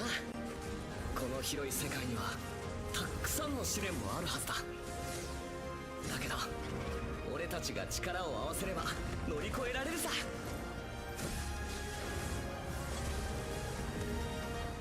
何ぼーっとしてんだよ。やることが山ほどあるんだ。 so much 早 to く do. 出発するぞ。さてさてさて。 Closed beta test. PC 募集が始まるってよ。 Available 絶対 now. 参加してくれよな。 Cool. Oh, another advertisement for the handheld.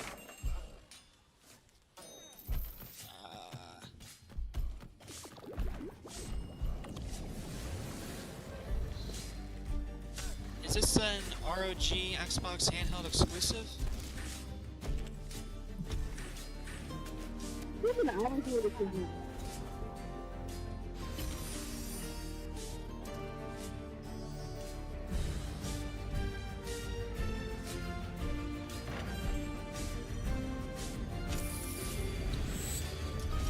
Okay, it's a game where you run a shop and you can also go on expeditions.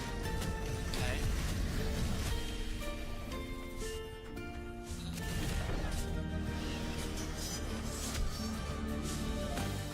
And repeat. Moonlighter 2, okay, that's what it is. It brought you here, my fire. My Oh, Masquerade Bloodlines 2. Don't listen. More gore. Your reputation is legend. Oh my, you.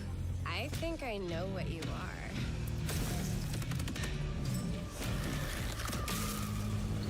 This looks like fun. You play as the monster.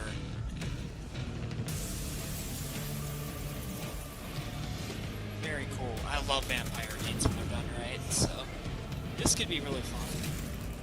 So weary is the wanderer that treads on the fertile soil.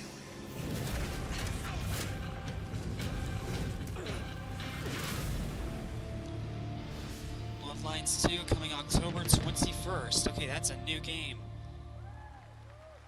On the list it goes.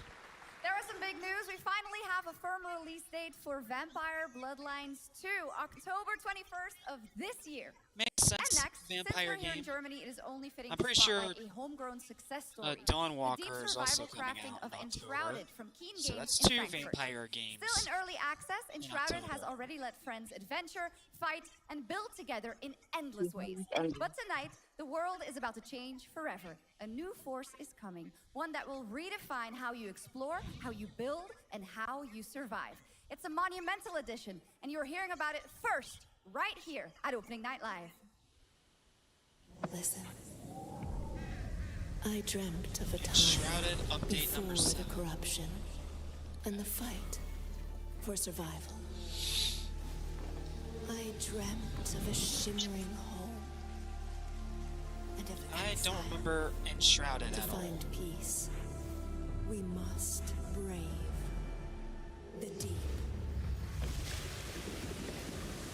Wake the water. Oh, okay.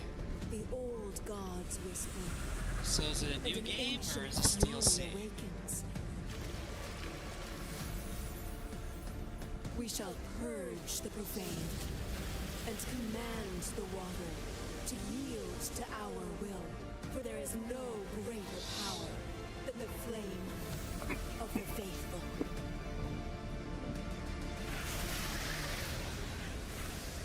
Okay, now Enshrouded's not a new game, but that is new DLC. Okay, cool. Awesome. And tonight at ONL, we have news of the latest I feel Xbox like Gamescom franchise should have that is been coming over to by now. PlayStation for the first time. Gamescom's usually and pretty the long. reveal of brand new expansion. As It's one of the longer showcases.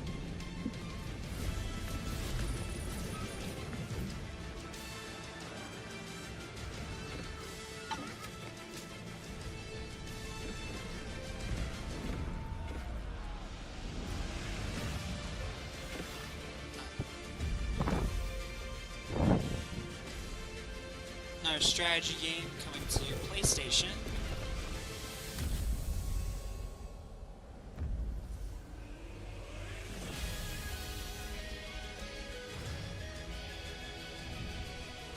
Cool. Again, RTS isn't really my genre, but I understand it has value.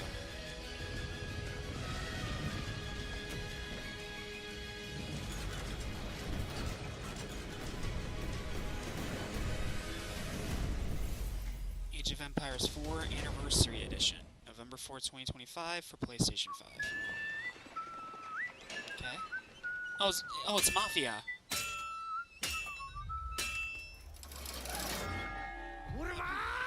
Honored friends, Oh, wait, no, masters this is of the something else. blacksmith Sorry. guild, I thought it was let me Mafia introduce for a a second. young master of our craft and new owner of Kutenberg's old forge, Henry of Skalitz.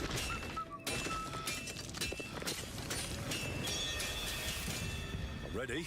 We can begin. Kingdom Deliverance 2 Legacy of the Forge. Okay, that's a DLC. First look at Legacy of the Forge, the second story expansion for Kingdom Come Deliverance 2. You'll put your blacksmithing skills to the test to acquire and repair a legendary burnt-down forge with brand new design features. All right. Do we have any Cult of the Lamb fans in here? I haven't Alright, played it yet, it's so time I for some can't big say. news for the darkly comedic action adventure management hybrid game. Here's the announcement of a major expansion to the game coming soon. Another DLC. Okay.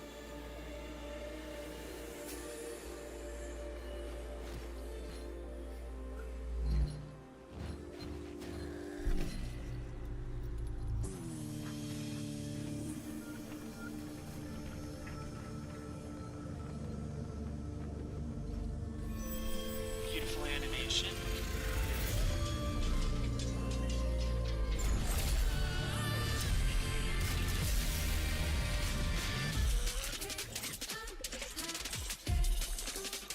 Whoa. What the hell?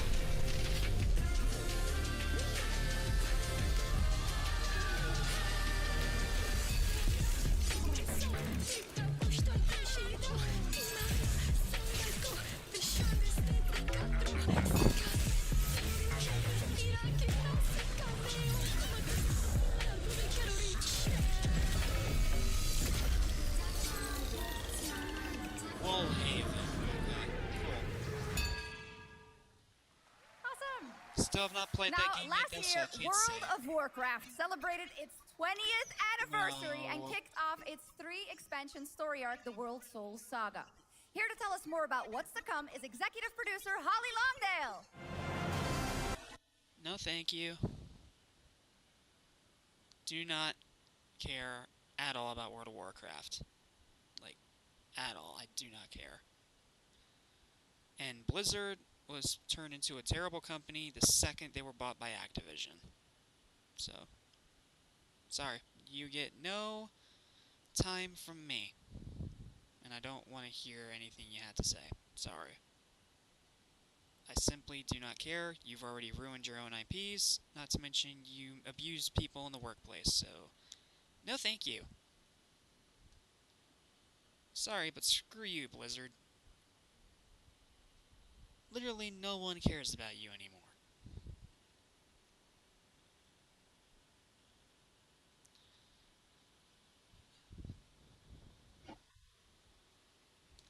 Alright. Give the smaller development teams some credit. It's not their fault. They work for a crap company. Yeah, I know it's not ultimately their fault, AZ, but because they work for such a crappy company, it's like, it's hard to really get behind it, you know? Like, I understand it's not the small dev team's fault, but just the big people that run Blizzard, they've become some of the most unlikable people in the industry. So it's hard to really get excited or support Blizzard after how they literally nuked their own reputation into oblivion. So, like, nothing against the dev teams, but I just wish they were working somewhere else.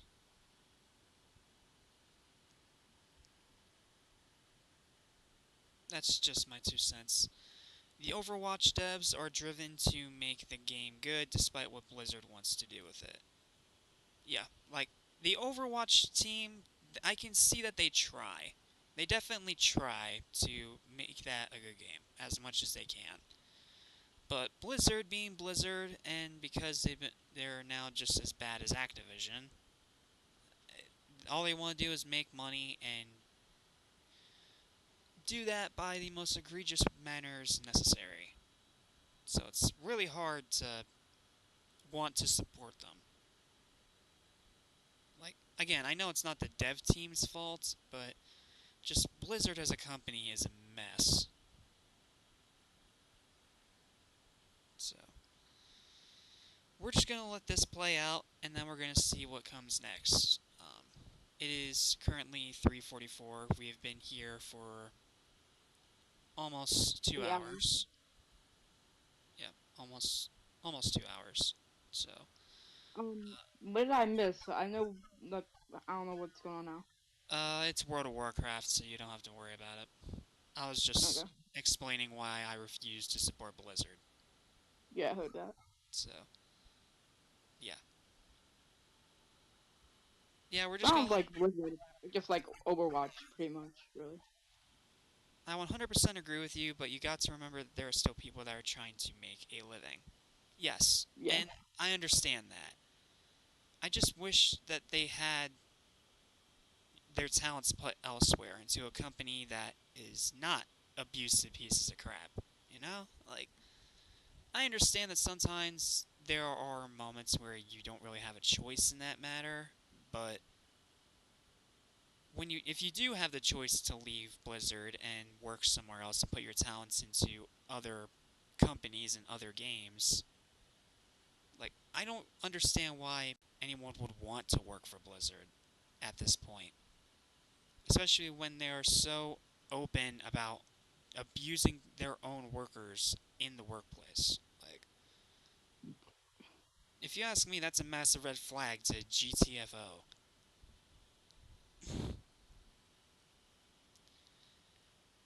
But, yeah, I understand that people do gotta make a living, and I understand it's not their faults. I just wish that the company themselves weren't such pieces of crap. Like, that's where I stand on it. Not the dev's fault, I hate the company. What is GTFO? What is that? Get the F out. Oh. I can only speak on the perspective of the Overwatch devs because they legitimately care about the game and the community surrounding it, and all we can do is pray that someone better takes control. Yeah. Definitely pray that you guys get someone that is not a piece of crap to head the studio. But who knows when that'll be? Only time can tell, ultimately. So, sorry to get dour. I just don't like Blizzard. I don't like Blizzard. World of Warcraft was never my thing, and after I heard about how they turned into such a scumbag company, even if it's not the dev's ultimate fault, at that point, I just didn't want to at all have anything to do with them. So, okay, that is my rant on Blizzard over. Sorry about that. Sorry for getting dour, but that is something I've wanted to say for a while, and since they've been kind of absent in the past few reactions that I've done, it's hard to really, find the time to do that. So I'm glad I finally got that rant off my chest. Now we can move on to whatever's next after this.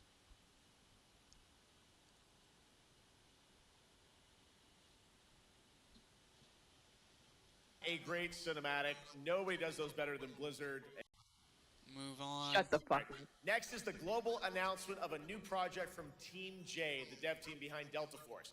Project Spectrum is a tactical shooter for the fearless. It is a physiological horror PvEVP game. Real problems need to be where discussed. you battle against Yes. monsters, other players, and your own sanity is widespread I agree, the real anomalies problems do need to be twist around the discussed. world.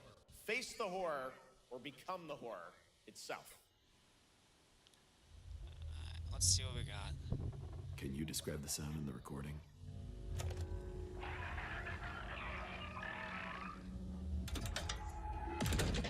Sorry.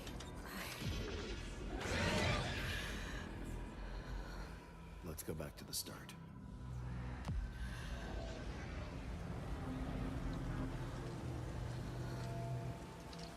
I remember the wind, strong wind,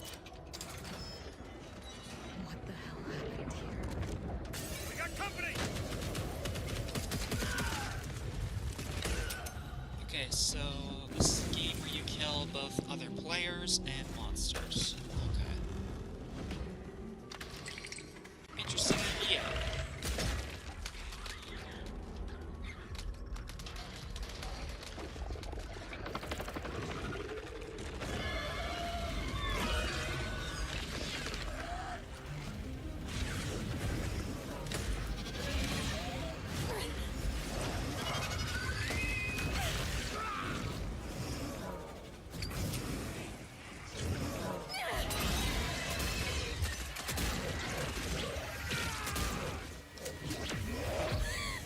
Feeling that boss is going to be a nightmare. The loss is too heavy for you.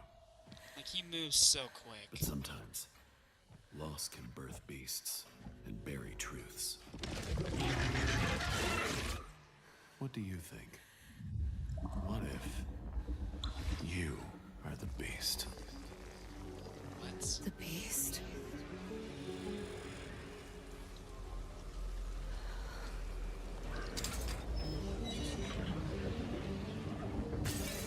Back here again.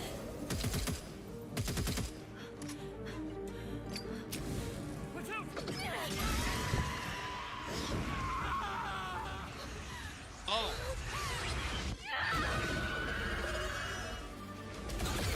Oh, and you can beat monsters too. Cool. Very unique horror game. I like it.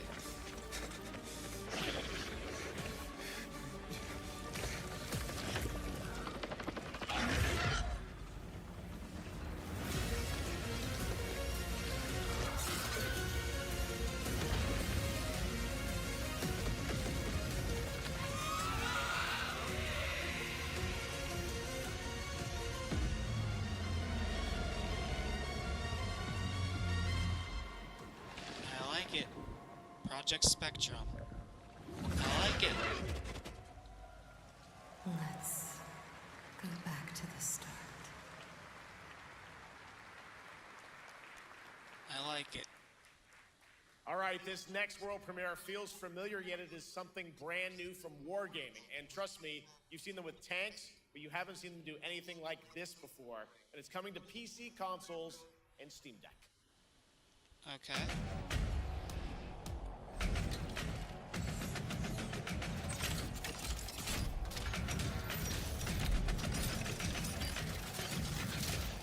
Let me remember the name, but there was a movie that had a very similar concept a few years back. I can't remember the name of it either, but I know what you're talking about.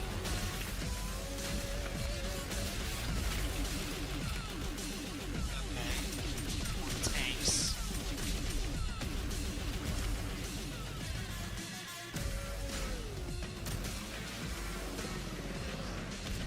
What's the new thing they're talking about here?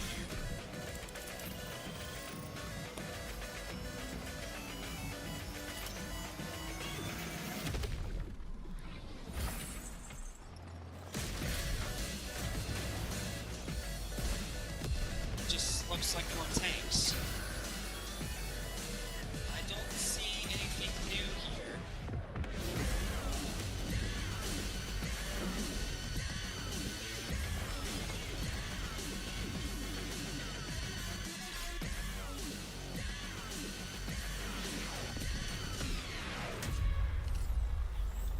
World of Tanks heat. Yeah, it's just more tanks. Like that. Okay, that was a straight up lie. Thanks, Jeff. This October, Sucker Punch and PlayStation take us back to the year 1603 shooter games they've been into the talking sandals about. of I wonder if Atsu, we're gonna get an a lone update on Ronin Marathon. driven by a single purpose to avenge the brutal slaughter of her family at the hands of the ruthless Yotei 6. Tonight, we have a new look at the deadly, yes, beautiful Ghost of world Yotei. of Ghost of Yotei. Yes. Another one I'm super highly anticipating. Because I freaking love Ghost of Tsushima.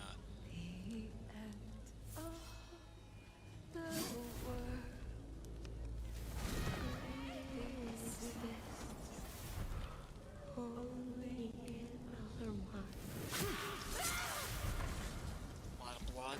Yep. Are you going to give me a lie?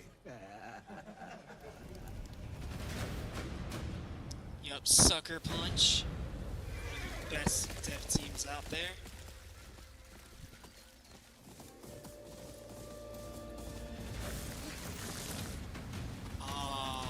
This game looks gorgeous. And very violent. Swordsmith's daughter. I watched that tree burn. How did you escape? Same way. I survived every battle. The thought of killing you.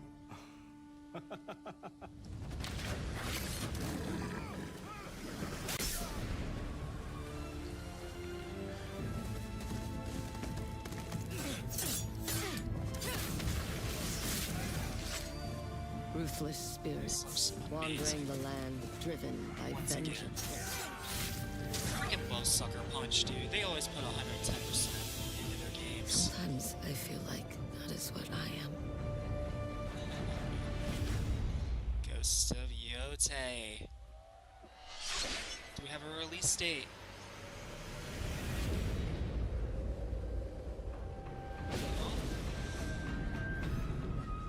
Oh, Ghost of Yotei Legends. 2026, free DLC. Okay. October 2nd, there's our release date. October 2nd for Ghosts of Yotei. Awesome. There you have it, an amazing new look at Ghost of Yotei out October 2nd for PS5. October is today packing on up ONL. games It's very also getting quickly. a Legends co-op multiplayer DLC in 2026 with fantastical supernatural story and survival missions, Yes. all free if you own the base game. I am super excited for For Ghost of nearly Yotei. 3 decades, Resident Evil Oh, Resident Evil. terrified, thrilled, and defined the Requiem. survival horror genre. Now, a new chapter rises from the shadows. Back in June at Summer Game Fest, we gave you the first glimpse at Resident Evil Requiem, and tonight we are And it diving looks amazing. deeper with a brand new look that explores the haunting backstory of the game's protagonist, Grace Ashcroft, and why she may be the key to surviving what's coming.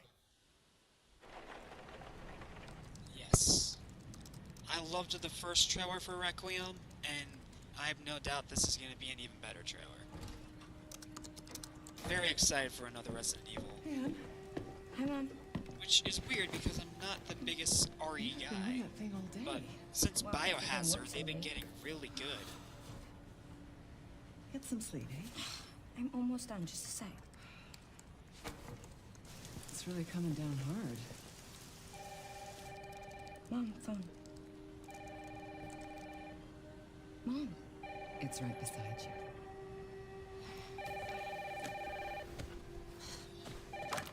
Hello?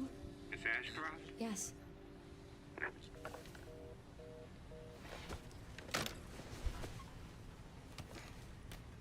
Who was it?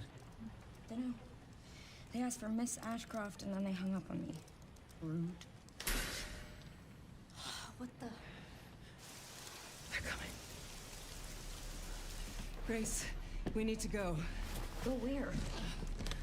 Mom, what's going on? Hurry. Wait, who's coming? What's wrong? We need to keep our voices down. This is ridiculous. Come on.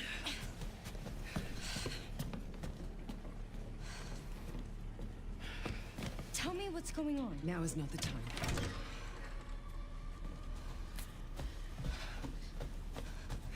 I love the first person look.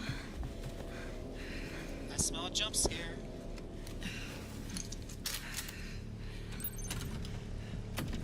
Yes, gameplay. Stay close. Mom, wait. Grace, keep moving.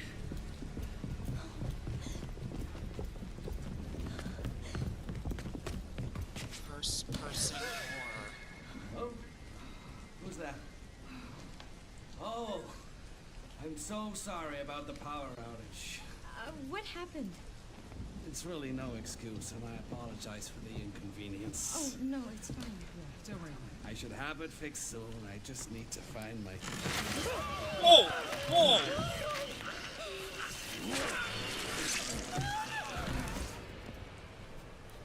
Come on in here, Grace. Grace, look at Okay, me. that went from 0 Grab to my 100. hands. Okay, look at me. Look at me. In and out. Breathe in. Ooh, okay, so we're playing as a character with severe anxiety. I promise you That's I gonna will make it explain even this all better. to you one of these days.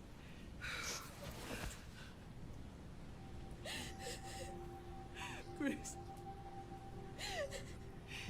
please know that you are my hope. Never forget that. What are you talking about? Just...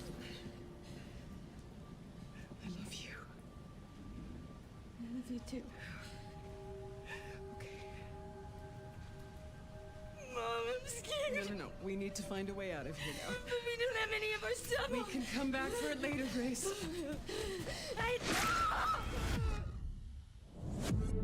Oh, and there goes the mom.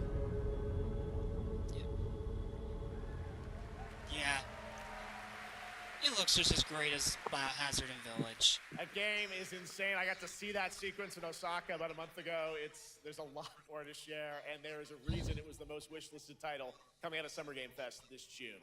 I mean, now, it's for those hard of you not to. here in It's the arena Resident tonight Evil. at Gamescom, there's some good news, is you'll be over on the show floor, be the first players in the world to get hands-on with a playable demo of Resident Evil Requiem at the Capcom booth as we count down to the launch this February. A huge thank you to Very cool. Capcom and Takeuchi-san for that special look. And with Yes. that, Gamescom Opening Night Live comes to a close. With the celebration that's of it. gaming doesn't stop here, we'll be back on Thursday, December 11th for the Game Awards, streaming live around the world as we honor the best games of the year and give you a glimpse of what's coming in 2026 and beyond with tons of brand new game announcements. You're leaving, but before we say goodnight, we do have one last surprise. Oh? A global announcement from a studio that walked away with multiple Game Awards wins for its last project. Please, take a look. Okay. Game Science. Okay.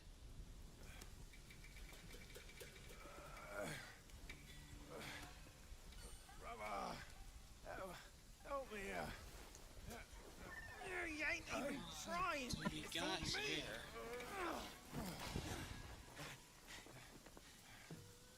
Look at that belly of yours. Where's the mountain? Hey, you're falling flat, losing again. So that Cosworth. Why don't you take us back? As long as we keep that mountain in our heart. Hey. No scolding, no flogging, life spared. No risk going back. This place, we've got food on our table and...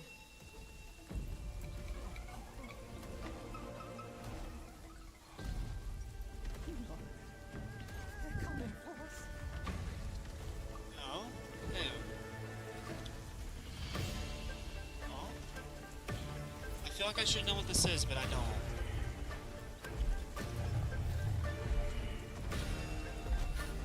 It looks really cool, whatever it is. I feel like I should know what this is, but I don't.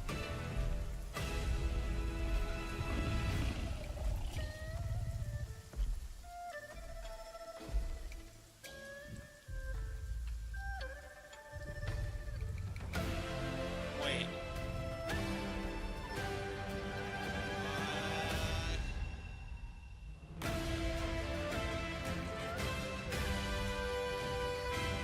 Oh, it's the next Black Myth. Song Kui. Nice. The next Black Myth game. There's a special announcement. Game Science has announced and kicked off development of the second title in the Black Myth series, this time starring Zhong Kui, the ghost-catching Zhong Kui. god who wanders between hell and earth. This will once again be a single-player ARPG rooted in ancient Chinese myth and folklore. And don't worry, to those who love the Black Myth series, the westward journey won't end here either. It's been amazing opening night live tonight. Thank you so much to Shocks for joining me. Thank you so much, Jeff. I had so much fun. Also, a huge announcement at the end of that to close out Opening Night Live this year and kick off Gamescom 2025. It's been so much fun to host this thing again with you, Jeff. What an amazing show. Oh, it was such an amazing show. Great job to you. Thanks for coming back again, Shocks. Solid. And thank you to everyone for watching online and here, the audience in Cologne. What a great night. Have a great Gamescom 2025. And we'll see you on December 11th for the Game Awards in LA. Good night, everybody.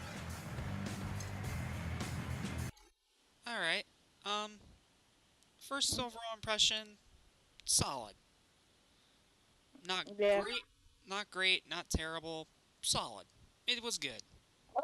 I've seen better Gamescoms, I'll say that. Yeah, there's definitely been better.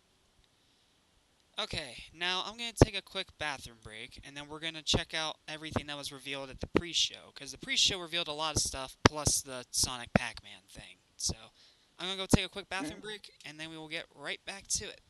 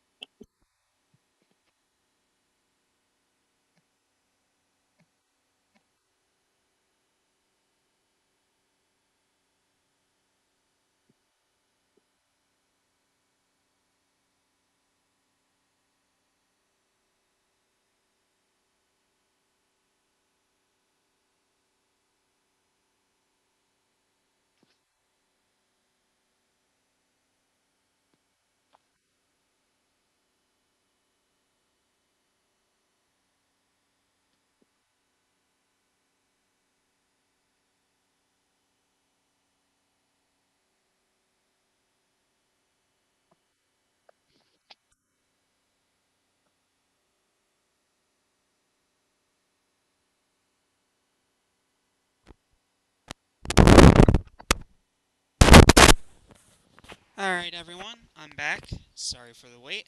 Had to go to, bathroom break. Okay, so before I give my overall thoughts on what we just witnessed in the actual opening night live, first we are going to go back and look at the pre-show, because apparently the pre-show showed a bunch of things, even though the actual show didn't start until 2. So we're going to go back through the pre-show, and then I will give overall final verdicts and stuff to everything from opening night live. So that's what we're going to do.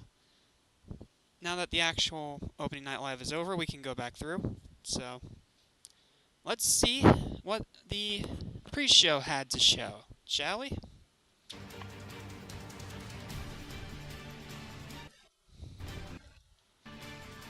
My fine spot. We've got an absurd amount of trailers and reveals and premieres right here in the lead up. So let's not waste another microsecond. Here's a brand new game reveal. Bubsy! Yo, remember me? Your old pal Bubsy? I'm surprised you're still around. Classic games you loved. No one liked those, but okay. Whatever you say. Forget about that. Let's talk about the new one. Oh? Bubsy 4D. 4D? Now this I like. Atari. So, Fabraz. Don't mind if I do. Wait, are they finally gonna make a good Bubsy game? Like, Orange blur. Do any of these outfits come with pants? of course they have the 3D one as an alt costume. That's funny. Cell, right? And it's working overtime on this baby. Atari? I didn't even know they were still around. And we didn't know you were still around. Hold on, is that Ben Schwartz voicing Bubsy? Hold on. If that's Ben Schwartz, that's funny. Okay. Okay, so that one's gonna get a 6.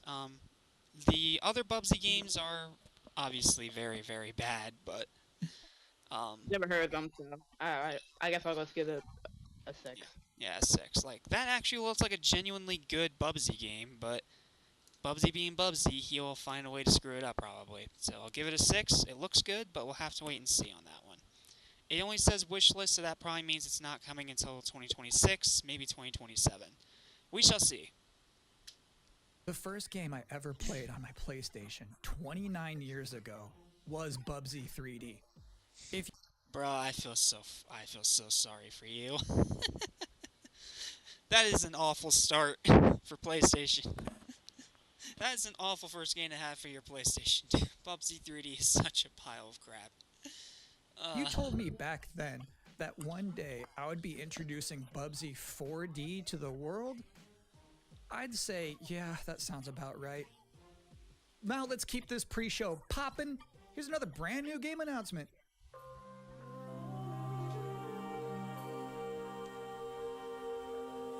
Okay, another new announcement. Cyclones won. Okay. Alright, so it's like a space sci-fi game. Okay. Survivors took to the stars.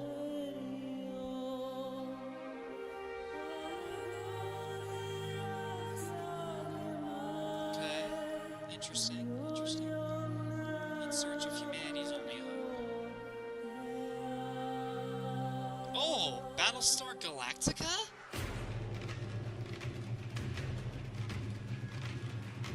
Okay, that's a surprise.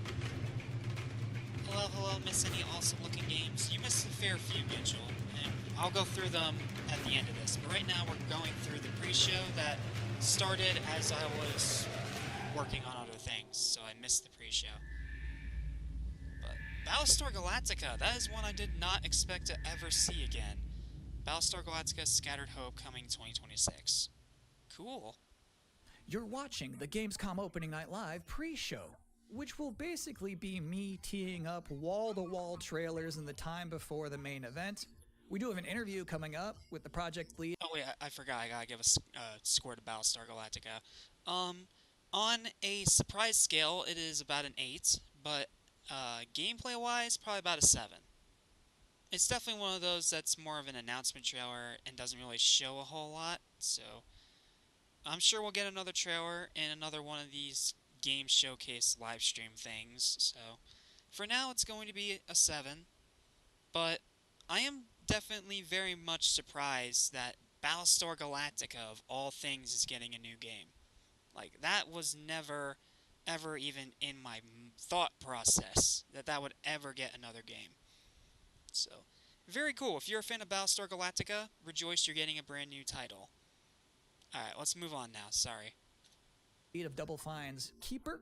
For now, here's a trailer for a LucasArts classic remastered by Night Dive Studios. Oh. Atari.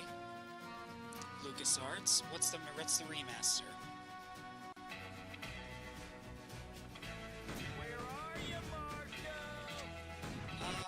Never seen this before. So it's like a Western Doom. Keep that HD remastered with updated features. Yeah, it looks like a family-friendly version of Doom, but Western. I don't know, I've never heard of this. City Rise. A city that has a fine name on it. It's gonna take more than bullets to get what you want, mister. Once a lawman, always a lawman. I'm definitely intrigued. Outlaws. Handful of Missions Remaster. Cool. I'm not gonna lie, I didn't even know that was a game that was made by LucasArts, but it looks cool. It looks like Doom, but it's Western and it's family friendly. So, well, that's just what it reminds me of, AZ. I know it's not the first arcade FPS, but it's just immediately what comes to my mind when I see arcade first-person shooters. Doom is immediately what comes in my head. But, Outlaws looks really cool. I do like Westerns, and I am a big Doom fan, so, I don't know. Maybe this might be something up my alley. Apparently, it's a game that has existed before, but now it's getting remastered, so... 7. I'm intrigued. What do you think, Kitty?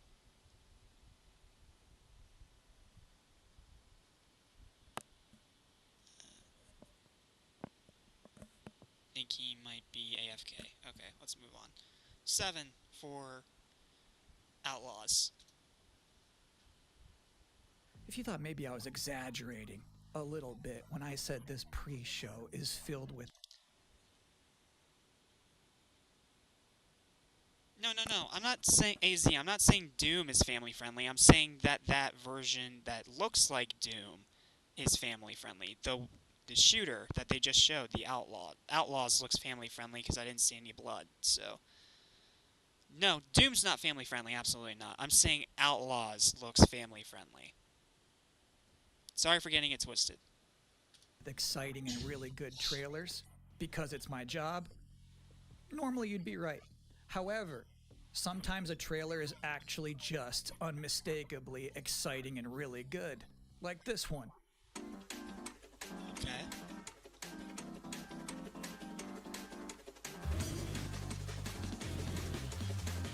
Oh, what is this? What the heck? A train game? Okay, a train game.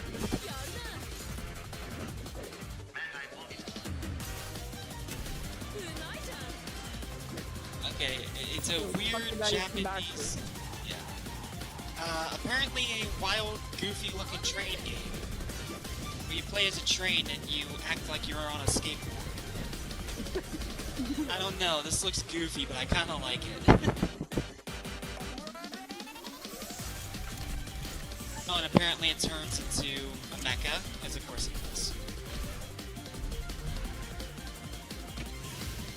This looks all kinds of nutty, but I kinda like it. What is that called? Densha Attack? Densha Attack? How the heck do you pronounce that? Okay, so it's a game where you are a train, and you're trying to battle mechas and monsters while also springboarding off of walls and doing all kinds of nutty stuff as a train. I'm gonna give it a 9 just because it has me laughing, because it's so over the top and ridiculous. But I'll give it 8 just to be safe, man. yeah, that looks really funny.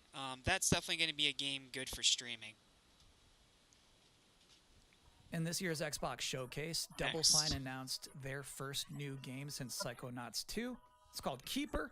And joining us tonight in a recently pre-recorded interview is the game's project lead, Lee Petty. Hi everyone, thanks for having me.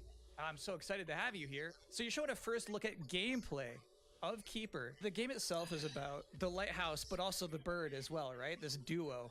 And I'm curious about whether that was conceptualized first as like imagery, like it's. Yeah, I wasn't really a big fan of Keeper, honestly. Like, it just looks too weird. Like, you are literally just a giant moving lighthouse and a bird. Like, what? Like, Keeper just doesn't look like my kind of thing. So I'm not even gonna score that because it's not even fair. So. Was that He-Man? Was that He-Man? Was that He-Man? I think that might have been He-Man. Thanks so much for joining us. Let's go back. Thank you. We'll go look. Well, that was a great interview. And if you thought this pre-show couldn't get any more masculine, buddy, watch this. Yeah, that's definitely He-Man. Alas, Castle Grayskull is mine. Not so fast, Skeletor. Wait, is it a new He-Man game? He-Man and the Masters of the Universe, Dragon Cruel Destruction coming soon to all platforms. Yes, it's He-Man and the Masters of the Universe, Dragon Pearl of Destruction. It's another beat 'em up. Intense beat 'em up action that puts the power in your hands. Ooh. Grab a friend and fight for eternity with 4 playable heroes. Classic arcade controls. It's powered up like another pixel perfection for your gaming console or personal computer. He-Man and the Masters of the Universe, Dragon Pearl of Destruction, coming soon. No, it's bitmap. Sorry, let me go back. He-Man and the Masters of the Universe, Dragon Pearl of Destruction. There we go. No, it's by Bitmap Bureau. I've never heard of them. But the game looks cool. The title is definitely a mouthful. He-Man and the Masters of the Universe, Dragon Pearl of Destruction. Like, what a mouthful of a title. But I love beat-em-ups. We have not had a He-Man game in a long time, so I'm going to give that one an 8. It looks really cool. I'll give it a 9, just because I love He-Man, so. No flipping way we're getting a He-Man game. Yeah, apparently AZ we are. Coming soon. Okay. From Limited Run Games. Okay, I'll say nothing because I know LRG are not a great company, but I'm still going to give it an 8 because the game itself looks good. Thanks for joining us here at the Opening Night Live pre-show. We're only about halfway through. It's a sufficiently chunked up show. And just to prove my point, here's a new trailer for Absolum. Absolum? Never heard of it.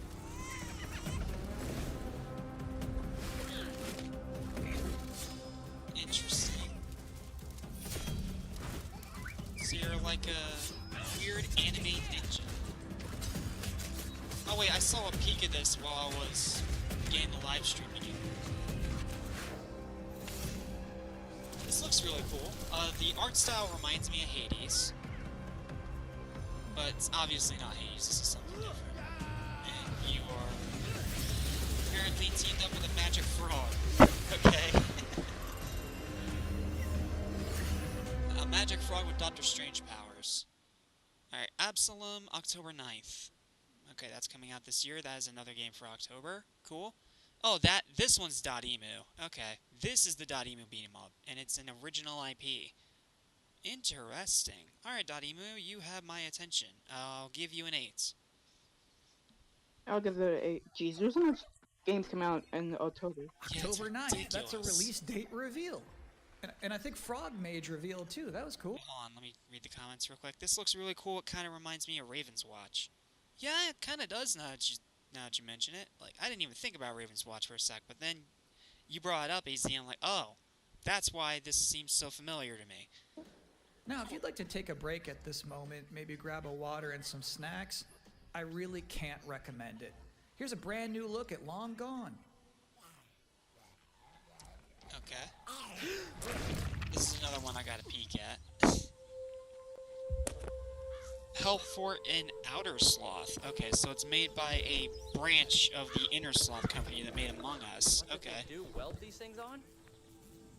Okay, it's 16-bit, from what I can tell. It's like a 16-bit retro throwback. You have a zombie trying to kill you in the corner fence.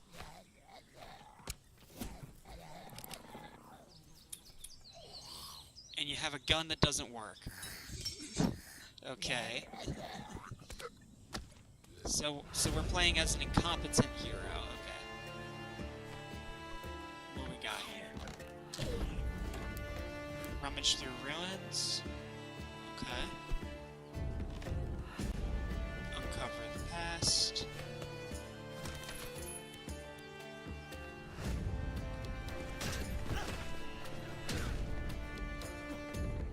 Okay. Oh, and apparently there's zombies everywhere. And there's digitized blood. Interesting. Long gone.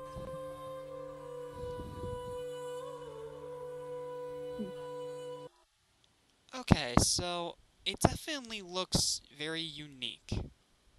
In terms of zombie games, it looks very unique. Yeah. However, I don't know, something about the art style is not clicking. It seems too pixelated. Like, you know... It does. Yeah, like, you know how there are those people that try to mimic pixel art, but it just looks bad? That's kind of what this looks like, unfortunately. I mean, the game doesn't look bad. I'm just saying that graphic-wise, it's very jarring. I'll give that one a 6, I guess. I'll give it a 6. Yeah, 6. Alright. That's Long Gone. 6 out of 10 for Long Gone. I do like the blue. Get that very often. Sometimes, frankly, I'm impressed by the amount of nice worldwide reveals they book for this show. Here's another one. I always enjoy retro-style games, so it's right up my alley. Cool, easy. Alright, now another new game reveal.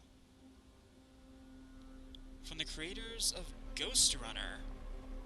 I have heard of Ghost Runner. I've never played it, but I've heard of it. Alright, it's very dreary at the start. Looks like it's another war game. Okay.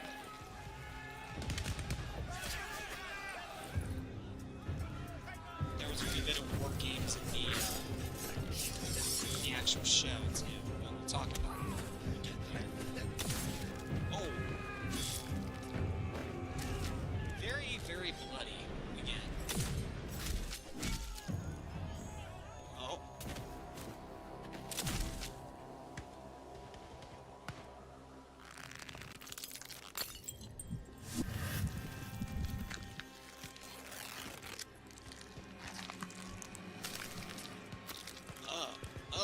Okay. Horror game.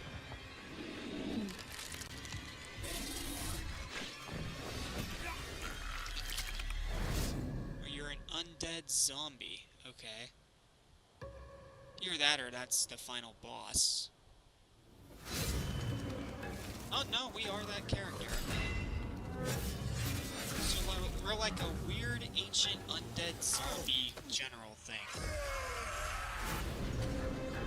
That can use fire. Okay. Oh wait, no, we're not. We're a random soldier.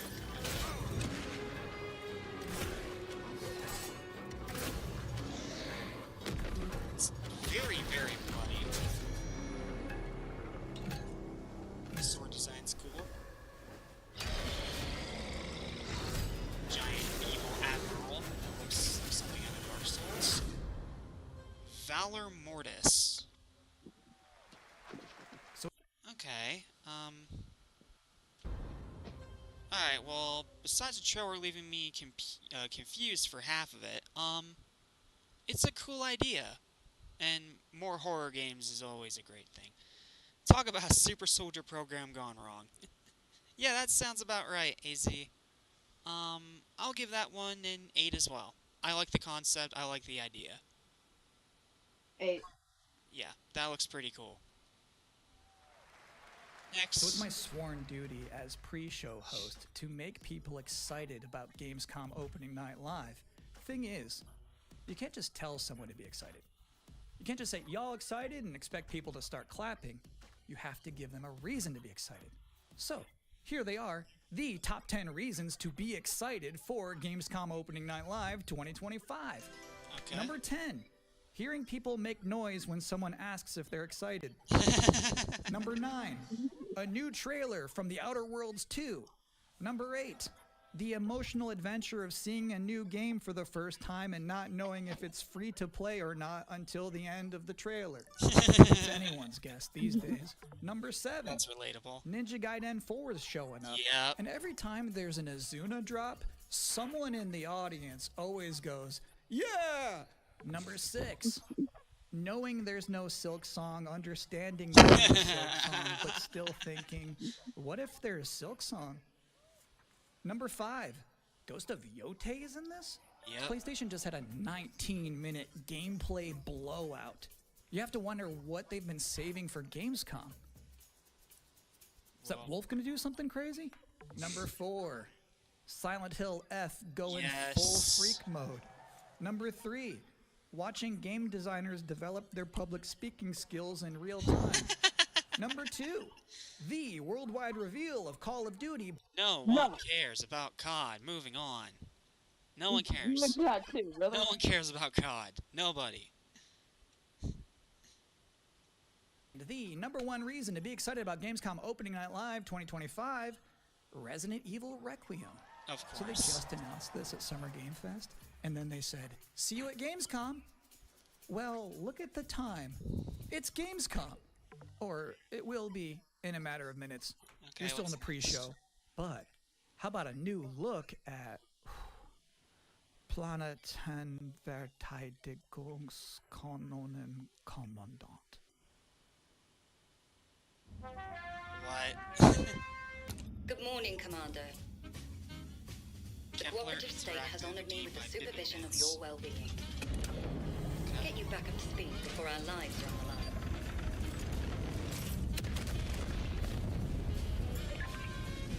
Glad to see you've not lost your touch.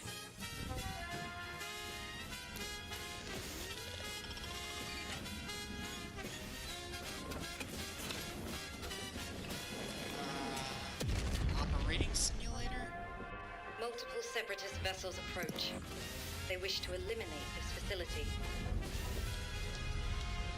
Destroy them before they do. Okay, so it's a facility management sim. Okay. The days fly by when you love what you do.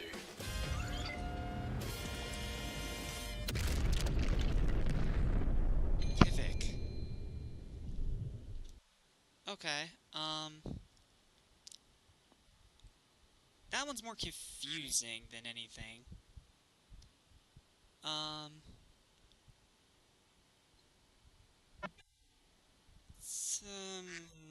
Six.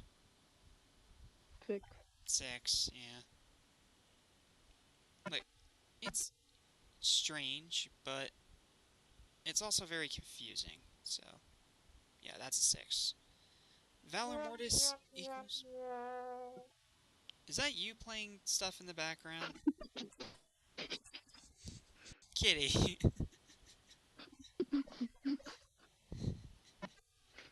Zach. Good grief. Valor Mortis equals bravery death. Yeah. But, okay. So, yeah, PIFC, or whatever it's called, is a 6. Moving on. Welcome again to the Gamescom Opening Night Live pre-show. If you're just joining us, there's still plenty of time to enjoy some bonus video game trailers before the big show begins. Here's a freaky one. A freaky one? So another horror game. Okay. There were a lot of horror games in the actual Opening Night Live, so this isn't surprising. What the heck? Oh, is this Cronos? Which they literally just showed by the end of the actual ONL.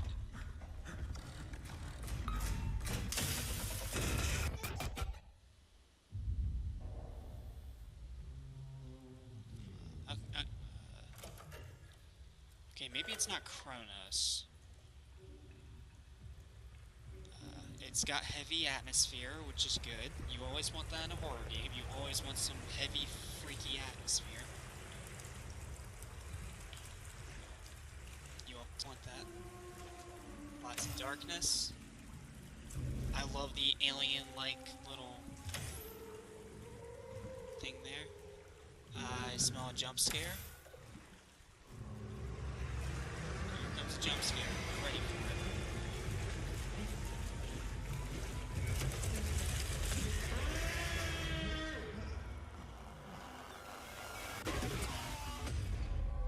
Routine. Okay. Okay, cool. More horror games. That one's definitely a little bit vague, but looks pretty cool. It's coming out this year, late this year. So, cool. 7. Yeah, it looks pretty cool. I'll give it a 7. Yeah, 7. I want to give it higher, but I feel like it needs to see more. 7. Good reveal. Next. Interesting fact about that game, they actually created that whole environment by 3D scanning the entire bathroom of Jeff Keighley's mansion. Now, we've got 3 more videos and not a lot of time left before ONL begins, so next up, 2 trailers back to back. Oh, okay. Millions of souls pour into the underworld every day. You're no different. My lord, he's here. What the heck? I bid you walk the mortal world once more. Oh? Aragon, Shanghai. Okay, this is a game from China. Fallen leaves return to their roots. You shall gather the souls that stray. WTF. I've watched over this city for ages, and every name in your scroll of death. Not one of them died quietly. More freaky. This is a guy that can detach. My fate. Okay. Why wrestle rogues when their artifacts can do what brute slaves cannot? Okay, it looks like another Souls-like.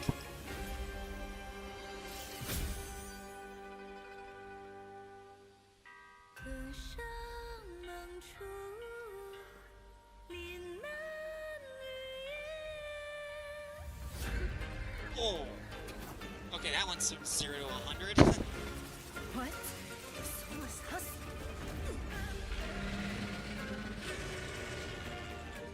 Okay, so you're soulless. The living cast their dead to flame, and sacrifice ignites the war banners!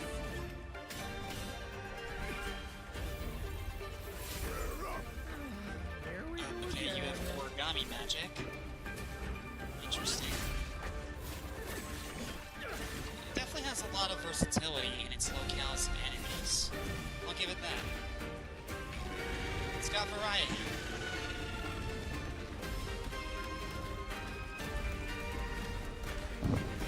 Of course you have to fight a house. Why wouldn't you?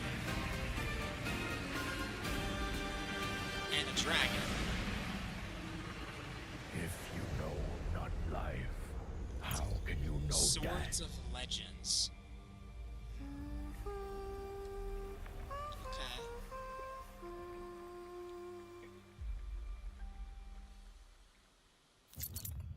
Okay, okay, Swords of Legends. I wish the name wasn't so bland, because the game itself looks really cool. I wish they came up with a bit of a more unique name than that, but doesn't seem bad. It seems like you're playing some type of Grim Reaper since the main character is called in to bring in lost souls. That's a good point, AZ. There's a possibility that you are like some kind of Grim Reaper or something like that. These reveal trailers are usually really vague about that at first, so it's not until like more trailers come out that you start getting more. But, it does look cool. I just wish they came up with a better name. So, I'm gonna give it a... that's another 7. That is a 7 out of 10 for me. What do you think, Kitty? I didn't get to see it. Oh. What was you telling? Let's see. The lame name is probably a result of localization. Yeah, that's also a good point, AC. It's a possibility that is because of localization. Okay, now let's move on to this other game. Because I said there was 2 back-to-back, so we're just going to go straight into the other one. What else we got?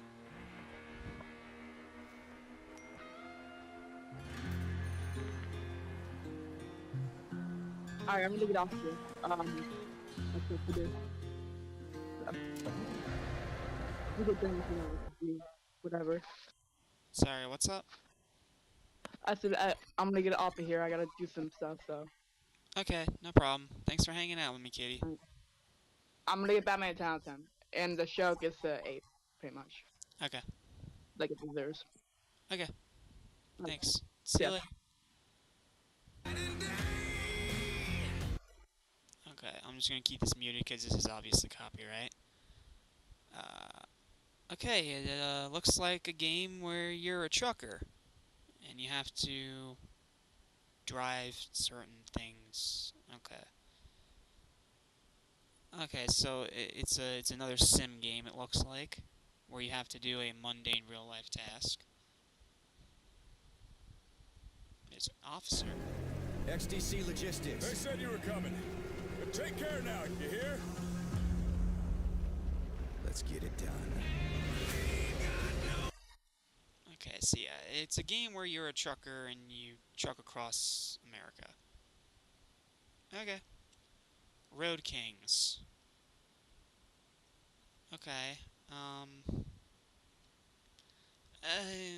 it's Focus Entertainment, and they are good at making games usually, but I don't know, man, that just doesn't really seem all that interesting. Like, it's just a game where you're a trucker and you drive in a truck. Like, that's it.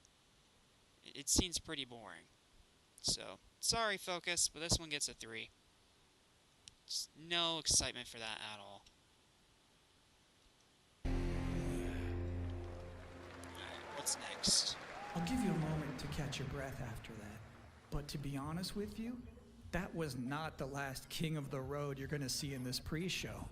I've got one more trailer for you, a brand new reveal for Sonic Racing Crossworlds.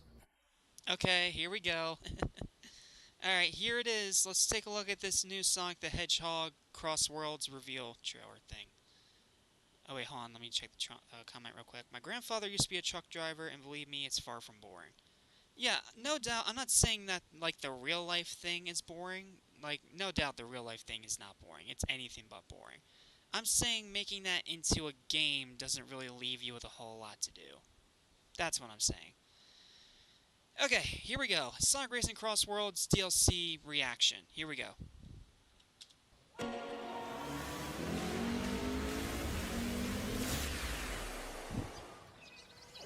And it is Pac-Man. Okay. This is a cool collaboration. The Hurdler meets the Hungry Hero. Pac-Man 2. 2 different DLCs. So you have the Crossworlds DLC pack, also 24 Racing. And you get a racetrack, Crossworld, and chalk your way to adventure. The DLC pack for Pac-Man World 2.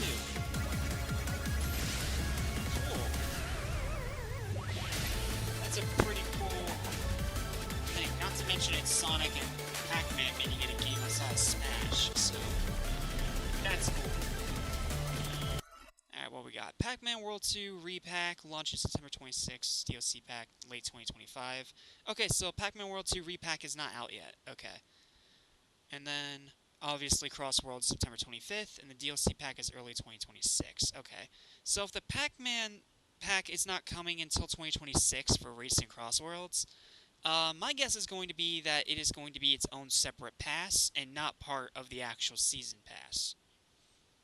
Interesting choice, Sega. I'll give you that. It's an interesting choice, and I feel like I should have seen it coming because this is the 45th anniversary of the Pac-Man franchise, but Somehow I did not see that coming.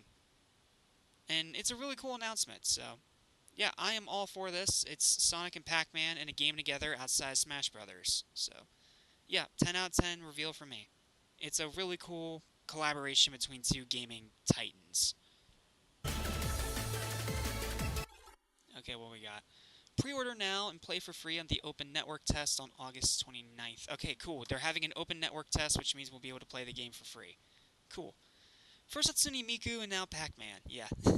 They are going all kinds of nuts with these collabs. Not to mention SpongeBob, Ninja Turtles, Avatar, Minecraft. Like, they are going nuts with the collabs. Not to mention, they also have a collaboration with Beyblade X, with exclusive stickers, which I don't know why they announced that. It's dumb, but... Yeah, cool. I'm glad that Sega is using Cross Worlds as an opportunity to take huge swings and make some big collabs. So, 10 out of 10 for me. No notes. No need to really go into super analytic detail. So, yeah, 10 out of 10. Very cool. And that concludes another 10 out of 10 pre-show. Up next, Black Ops 7, Ghost of Yotei, Silent... Okay, and then this guy goes on and on. Okay, I do want to take a minute and take a look at the actual trailer of that Sonic Racing thing and see if it has any kind of new information. Just to make sure that I didn't miss anything. Because sometimes when they actually have these separate uploads, they have extra stuff. So, let's take a look. I'll also pause a little bit and talk a little bit about the details. Okay, so here we have Sonic, obviously in Pac-Man World 2 Repack. Looks really cool, and his model fits the game's art style really well. And really good animation. I think this is being made with the new Marza animation engine, the one that they're going to be using for Sonic Frontiers 2. So, very cool, and it looks really good. I love the little I love the birthday card. Let me go back a second. The birthday card is cute with the little Sonic logo. Very cute. Good night, Namco, obviously. Yep. And there's Sonic. Gift. The blue blur meets the hungry hero. Okay, so we have a...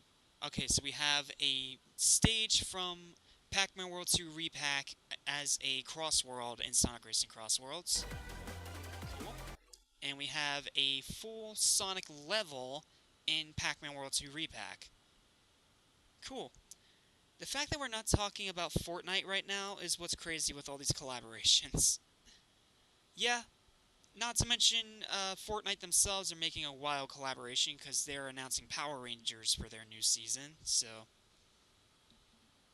Yeah, they already had their big moments, so now we're having a bunch of other crossovers. Into two different games, in two different packs. Okay, let's see, so... we have Pac-Man in his car.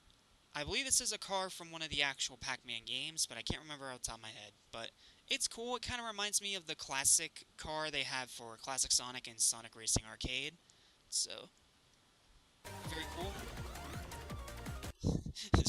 I love his little animations. Cross into a world of racing. And you go inside the arcade machine. That's an awesome little bit of attention to detail.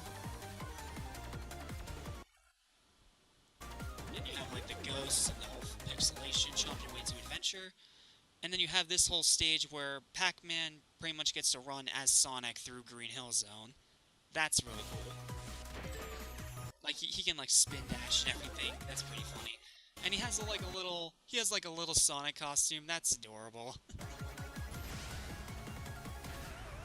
And then this looks like a bit from Chemical Plant Zone. And then Sonic's going to show up in that pack, which means that the two of them are probably going to interact. I don't know if Sonic's actually going to be voiced, because I don't think Pac-Man is voiced in the Pac-Man World games, so... Sonic is silent in this. It's fine by me. It's not that weird. But this is cool. Again, the animation looks great. Like, very, very good animation. And the two of them interacting is just adorable. Love the poses. We have this. Open network tests. I will definitely be trying to get into that open network test because I want to play this game. Like, Crossworlds looks so good. And then it's 2025. There we go. Okay, no, yes, PAC-MAN is in the Season Pass. Okay. So it's going to be Minecraft, SpongeBob, PAC-MAN, Ninja Turtles, Avatar, and one extra surprise. My guess for this final surprise is that it's going to be DC. With the DCX Sonic thing becoming a huge success, it only makes sense to have like Superman and Batman, stuff like that. Oh, and that's 5 racers actually, because you can play as all the ghosts. That's really cool actually. That is legitimately cool. Obviously, again, the pre-order bonus is the Werehog. The Digital Deluxe bonus is the Prime characters. This is very cool. Like, I love that Sega is taking big swings and doing huge collabs for this game. Like, the SpongeBob one already had me sold, but now you have all these other ones. Like, they're going nuts. Not to mention, they also have a free pass on top of that they're regularly updating with more Sega characters. So this game is going to have an insane roster by the time it is all said and done. It's going to have full post-launch support. It's going to have a ton of DLC and content. In other words, they are doing the exact thing that they didn't do for Team Sonic Racing, which, excellent. So yeah, this definitely looks like Sonic's best racing game yet, and I cannot wait to play it, and I will find a way to get into that open network test so I can play it. I am super freaking excited for this game. Okay, and I think that's it, right? Yeah, it's just some shots. Oh, here we go. Now it's going to talk a little bit. Okay, so we have the base game, the Sonic Collab. Okay, there's 3 Sonic stages. Okay, cool. Rolling around on the island. I love how that's a reference to rolling around at the speed of sound. That's funny. You get little Sonic Collab figurines, a Sonic Collab costume, which is adorable. Obviously the base game, the legendary Pac-Man costume. Cool. So Pac-Man World 2 Repack is getting a bunch of Sonic stuff. Fine by me. I have no problem with this collab. And then Team Ghost costumes and Team Ghost figurines. Looks like the figurines are kind of like a display thing inside the game. I don't know. I'll have to do some research, but very, very cool. Very cool that Sonic is collabing with Pac-Man outside of just Smash Bros. Okay, I'm sorry about that. Now we'll get back on to the main event. Let's talk about Opening Night Live and everything they showed. I'm gonna just fast forward through some of this. Okay, so... Alright, so started off by giving a little shout out to PAC, because apparently it is a big hit in terms of its sales and downloads. Congrats to the devs of that game. And we did get a little bit of Hollow Knight, so let's talk about it a little bit. That Silksong is 100% actually launching this year. Yes, and behind me, this year. You're seeing some brand new Silksong gameplay, the first extended look since the last trailer in 2022. And starting tomorrow, you guys here at Gamescom can play a demo at the Nintendo and Xbox booths. Oh, that's 2 demos. There you go. Silksong is real.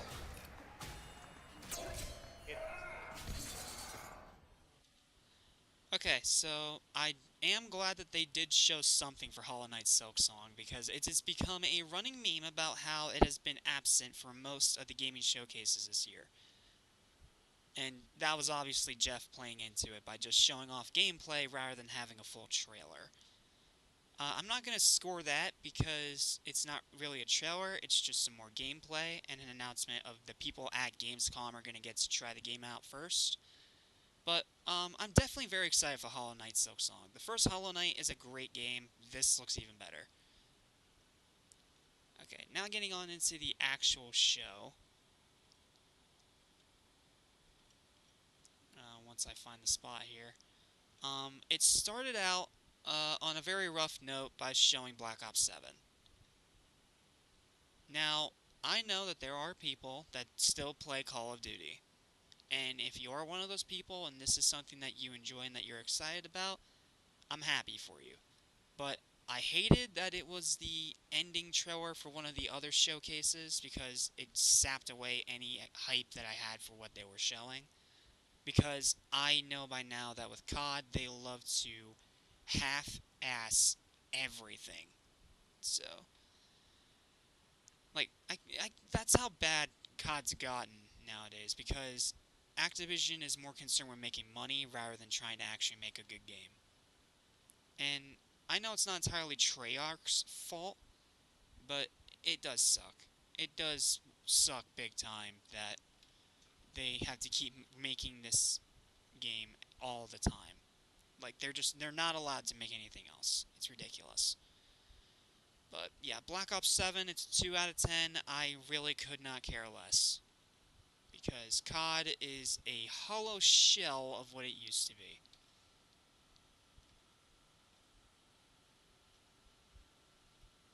And then they had a whole giant thing about it with the whole... Yeah, I don't care. That's the problem with me with COD. I just don't care. For those of you that genuinely enjoy COD, that are genuinely caught up at this point, I apologize that you can't appreciate other games. I can appreciate other games. I just don't like Activision. Like, they pull this thing all the time with COD where they make the game look amazing with cinematics and everything, and then they put more effort into Warzone than they do into actually making a campaign mode. Like, come on. Like, why the campaign in a first-person shooter should always be a priority. And whenever it's not, it is a huge gaping hole. But trust me, I love first-person shooters, and I used to love Call of Duty. I just don't like what happened to it after Black Ops 2. Like, after that, the game franchise just nosedived. So, I know my brother's gonna play this. He still plays Call of Duty, but me, I kind of gave up a while ago. So, if you're excited for COD, I'm happy for you, but it is just not for me. I'm sorry. COD is not what it used to be. Okay, and then he brought out his co-host, and they went straight into the next game, which was a really twisted, interesting-looking horror game. I'm trying to remember the name. But it looks really cool. It looks really cool. Ah, here it is. Lords of the Fallen 2, that's what it is. So, Lords of the Fallen 2. I have heard of Lords of the Fallen. I've heard that it is a genuinely great game, and I've always wanted to try it out. And apparently now we are getting a sequel to it. And from what I can tell from what they showed, even though what they showed here was mainly just a cinematic, it's still a really exciting reveal. So, I'm gonna give that one, I'm gonna give that one an 8. It looks really good. Like, it looks really good. Most COD players I've met genuinely hate other games. Yeah, that's another problem with COD. It has a very toxic fan base. But yeah, Lords of the Fallen, game back on topic. Lords of the Fallen 2 looks great. Like, it's just a cinematic so far, but it looks great, and it is a really exciting announcement. That game comes out next year. I will be sure to add it to the most anticipated games category of the Stat Squad Awards, which we will be having in November. So, that's when we're going to have that. So, we're going to have it in November, and I'm going to try to have the nominations done by the end of September. Okay, then we had this game. Oh, wait, no, this isn't a game. This is a announcement of the Sekiro Anime. It looks really cool. I like its art style. It's definitely very unique compared to other anime. It's going to be nice and bloody, so they're not going to censor anything, so that's nice. But yeah, that's going to be an interesting one. I have no clue if it's going to be in English or just Japanese, but those that like Sekiro, you're getting an anime, and it looks like a pretty solid anime. So, happy for you. I'm gonna give that one a 7. It looks like a really good anime. I just have not played enough of Sekiro to really be excited for more Sekiro. I just haven't played enough of it. Okay. Now, I'm going to play this next one all the way through for AZ, because this is the one that he joined in earlier. And apparently he missed this trailer, so we're going to talk about it. This is the next LEGO game, the next big LEGO game from Traveler's Tales. Now, initially, when I saw it was going to be Traveler's Tales and they were bringing up a LEGO game, I thought it was going to be one of two things. I thought it was either going to be a Skywalker Saga version of LEGO Harry Potter, because that's the one I've been hearing non-stop rumors about for months, or it was going to be something entirely new, like LEGO K-pop Demon Hunters. I don't know. It's Traveler's Tales. They've thrown curveballs before, but I was definitely not expecting it to be Batman. But I'm really glad that it's Batman. Not only because LEGO Batman has some of the best games out of all the LEGO games, but also because this is the first new Traveler's Tales LEGO game in 3 years. So we're going to watch through this trailer together, and we're going to take a closer look at it. I'm going to play it one time all the way through, that way AZ can see it in all its glory. And then we're going to go back and I'll analyze any details that I see. Alright, here we go. And gadgets.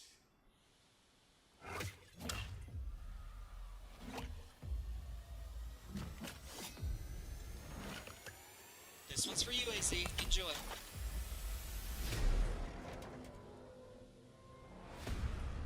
Breaking into a storage crate.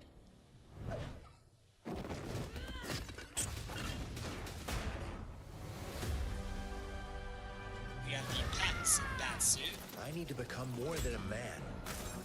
I need to become obviously an origin story. What did you have in mind? Inspired by Dark Knight. The Dark Knight trilogy.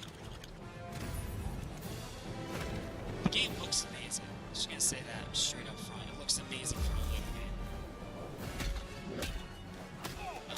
They made a whole new combat system, obviously inspired by Arknights, so that's great. Who are you? I'm Batman.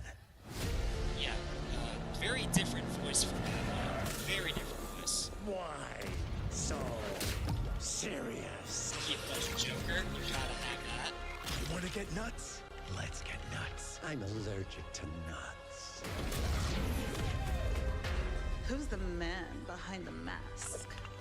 And there is going to be a Keaton Batman suit, which is awesome. Arkham's whole exploding gel thing. So they're gonna have a lot of gadgets and a lot of different Batmobiles. I got you!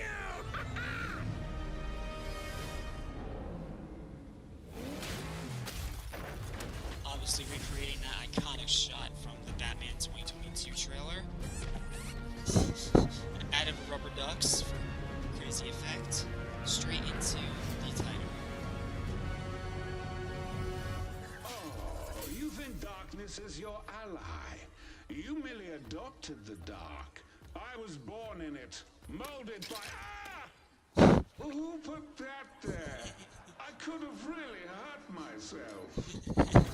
I love the self-awareness. Okay, and that is the trailer for LEGO Batman Legacy of the Dark Knight. Obviously, this is an 11. This is by far the best thing that they showed here, because it was unexpected. It's another LEGO Batman game, and it looks absolutely incredible. Like, oh my goodness, like, it looks so good, it's hard to even tell that it is a LEGO game until you, like, really look up close. But this game looks fantastic. Like, it legit looks fantastic. Okay, now we're going to go back through. I'm going to pause a little bit and talk about the... Alright, hold on, AZ. First of all, crap ton of references. Second of all, it sounds like we're going to be following a younger Batman, so that makes sense why the voice is so different. Yeah, that makes sense, honestly. But here's the thing about it. Like, I get them wanting to use a younger Batman, and I have no problem with it. That's one of the reasons why I loved Batman Caped Crusader so much. It was a younger Batman, it was a less experienced Batman, and it was a lot. It had a more of a noir tone than anything, a detective noir tone. And but the voice here, I was expecting it to be Hamish Linklater, because if they were doing a younger Batman, I feel like that's the voice they would do for that one, as also a tie-in to Cape Crusader, especially since, as we're going to see when I look at the gameplay after we analyze this trailer, that there is a costume for Batman in this game that is straight out of that show, with the purple gloves and everything. Okay, now we're going to go through, look at all the references, and point out anything that I see. First of all, really cool build-up sequence. You have Jim Gordon. You have thugs entering a shipping container.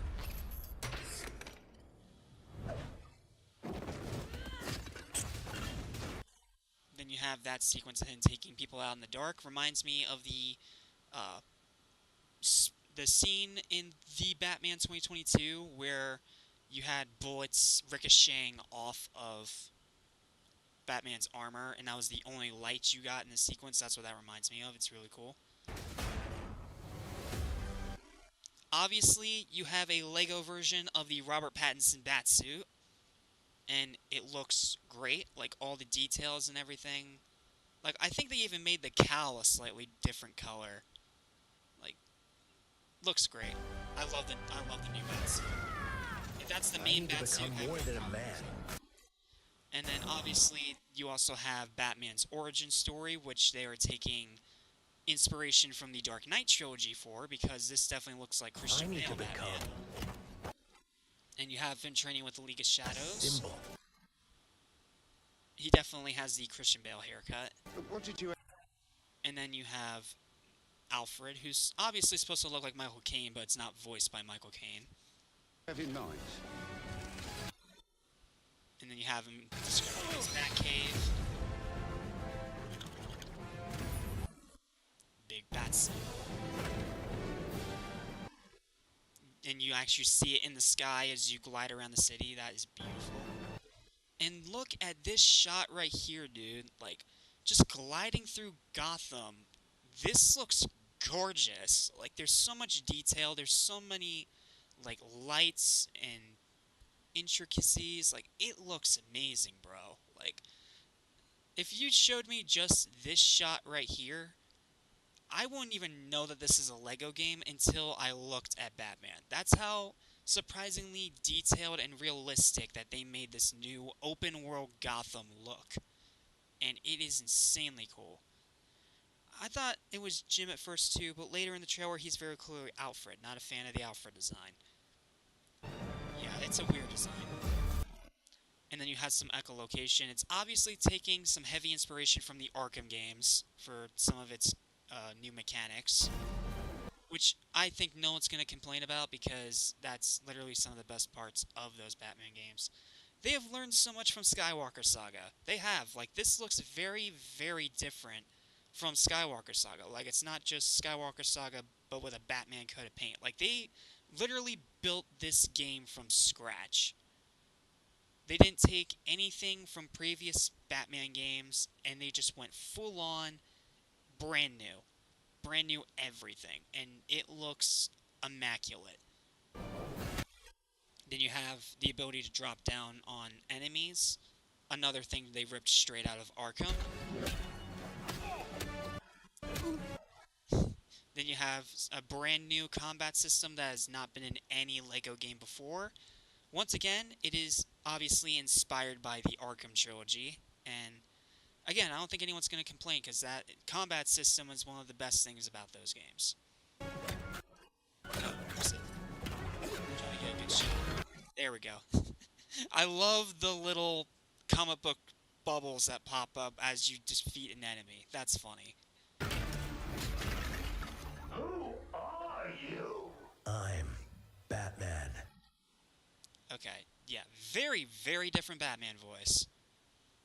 I don't hate it though. It's a different voice, but I kind of like it. I'm gonna see if I can figure out who actually voices this new Batman, because now I am very curious. Like, the voice both sounds familiar and not familiar. I had not registered the onomatopoeia the first time. They added flipping onomatopoeias. Yes, apparently they did. Okay, let me look this up real quick. Lego Batman Legacy of the Dark Knights.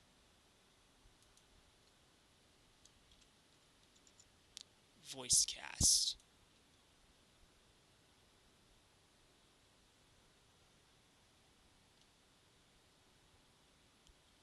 Okay, not getting anything yet. Huh.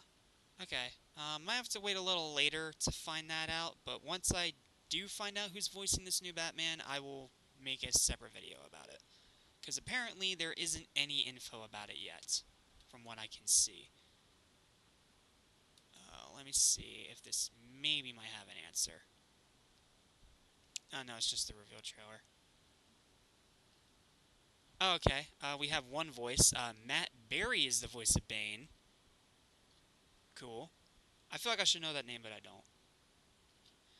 The make or break with anybody who voices Batman is how they say I'm Batman, and this one sounds pretty good. Yeah, I do think that sounds really good. Like, the voice sounds really good. It just kind of threw me off because I was expecting it to be Troy Baker, because Troy Baker and or Diedrich Bader has been the voice of the Lego Batman in the games, obviously excluding the Lego movie stuff where he was voiced by Will Arnett, but very, very interesting.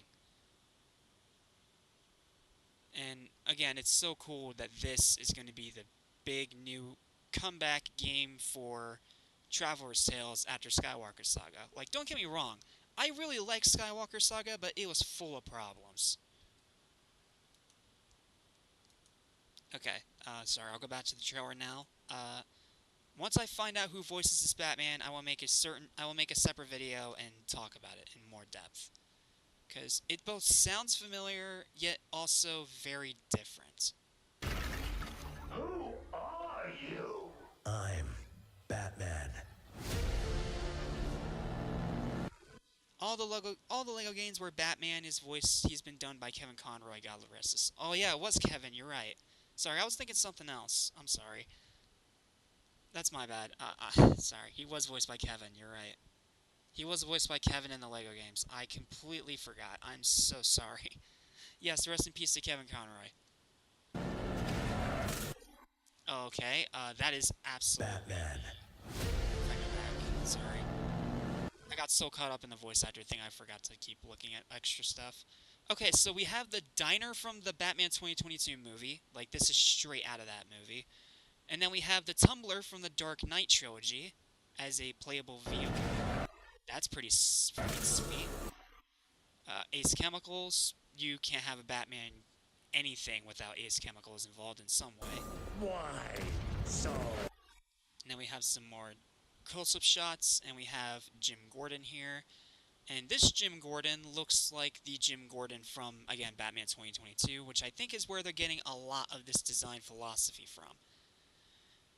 Let me see. Diedrich Bader did the voice of Batman for Brave and the Bold, which is where I recognized him from. He's not a handful of other things, but I can't name them off the top of my head.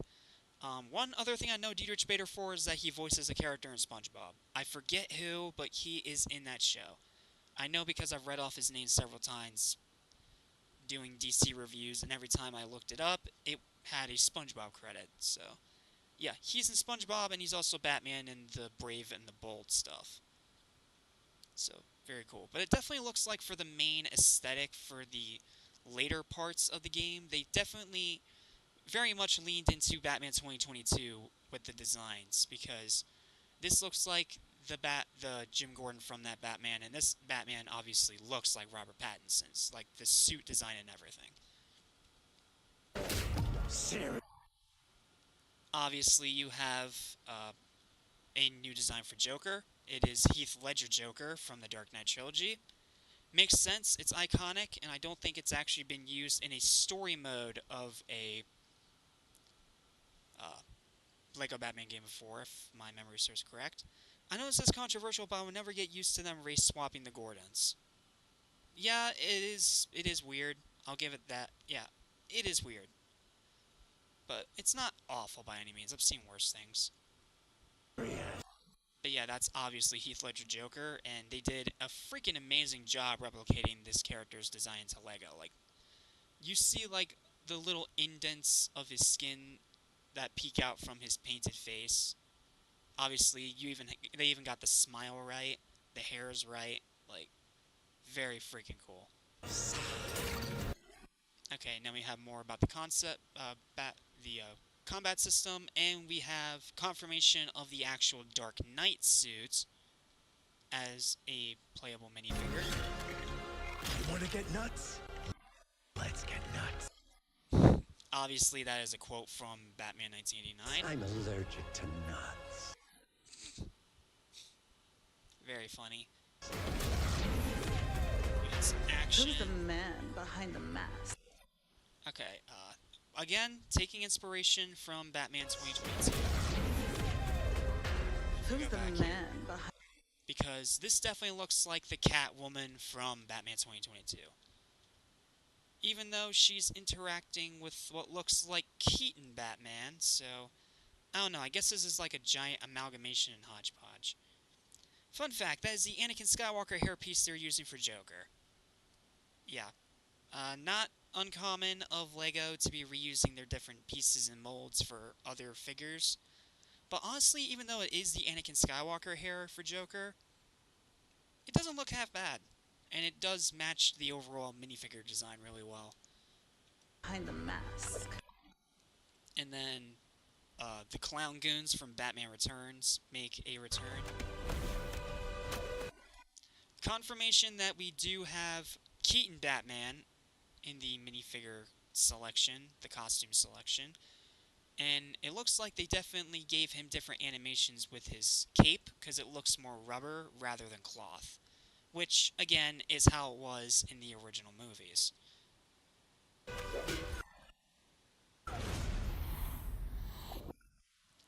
And then, obviously, they brought back the explosive gel from the Arkham trilogy. Very cool gameplay mechanic. I'm glad they brought it back. And then, obviously, you have the Batman 2022 version of the Batmobile. I thought these were the 2-ton gang from Batman TAS. Mimes.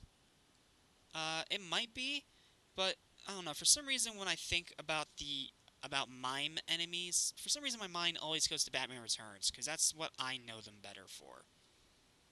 But yeah, you obviously have the souped-up Charger from Batman 2022, which looks great. Obviously, you also have the Penguin from that movie. That was played by Colin Farrell. Obviously, he's not going to be played by Colin Farrell here, but honestly, I feel like this is going to be voiced by Tom Kenny, because Tom Kenny has been the voice of Penguin so many times that it would just be expected if that is who they got to voice Penguin again. And since Tom Kenny is such a good voice actor, he can put on a much different voice than his past interpretations very easily. I got you!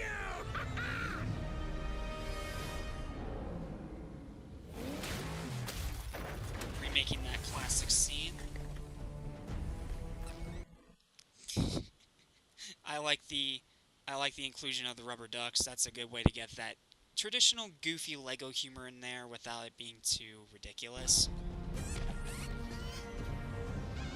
And the way they even made, like, the fade out into the movies, into the game's title straight out of Batman 2022's trailer. Beautiful work. I really like the name, too, Legacy of the Dark Knight, which makes sense, because this definitely feels like an amalgamation of a bunch of different Batman movies and properties that they're all bringing together into this one giant story. So, I am beyond hyped for this freaking game. It is an 11 out of 10, and it is easily the best thing that they showed at this opening night live.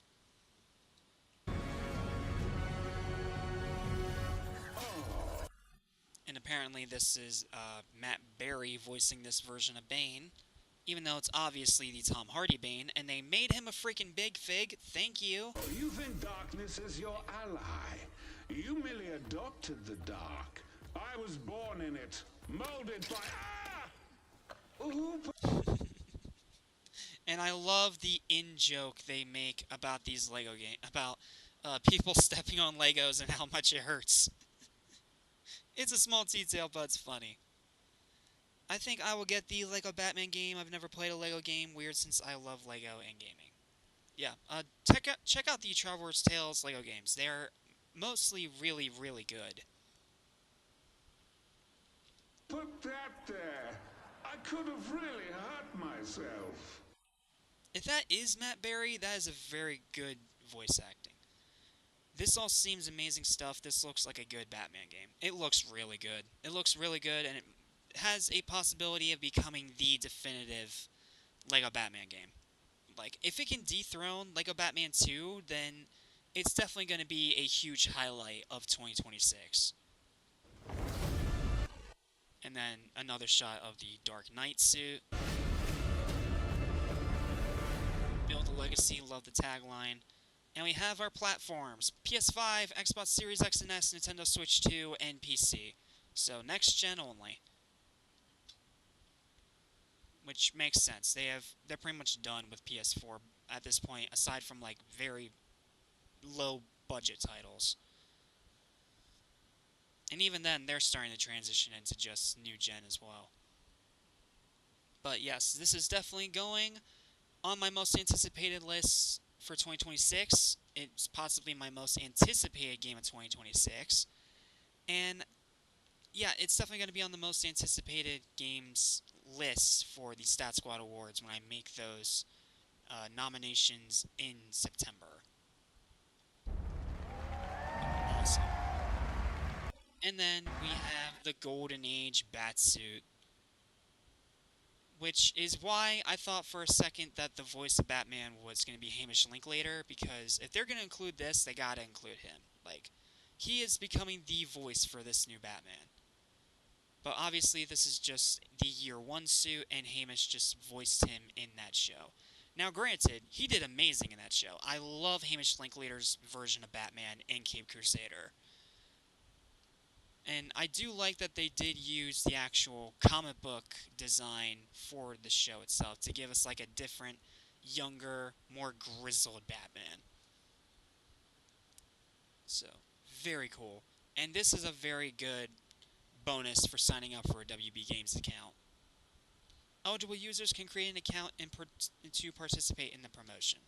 So they're pretty much doing the exact same thing that Sega always does by having you sign up to the newsletter to get extra goodies. Very cool. Between the new LEGO Batman game and Marvel Fighting Souls coming out next year, oh, we're going to be eating good, superhero fans. Yes, we will be. We will absolutely be eating good next year, especially if we finally start getting new stuff about the last Ronin game as well from THQ Nordic. Because it's not canceled yet from what I've been able to decipher, but they just haven't really shown much yet, which has me thinking that's still in very early development. I don't know, we shall see. But this is definitely a very exciting announcement and the best announcement in this entire thing. Okay, now they're going to have a whole interview that goes into the combat and stuff a little more, so I'm going to let it play out, and then we'll talk about it.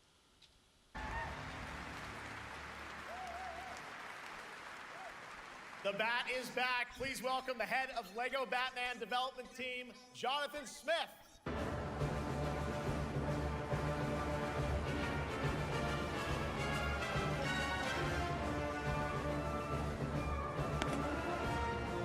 Jonathan, welcome to ONL.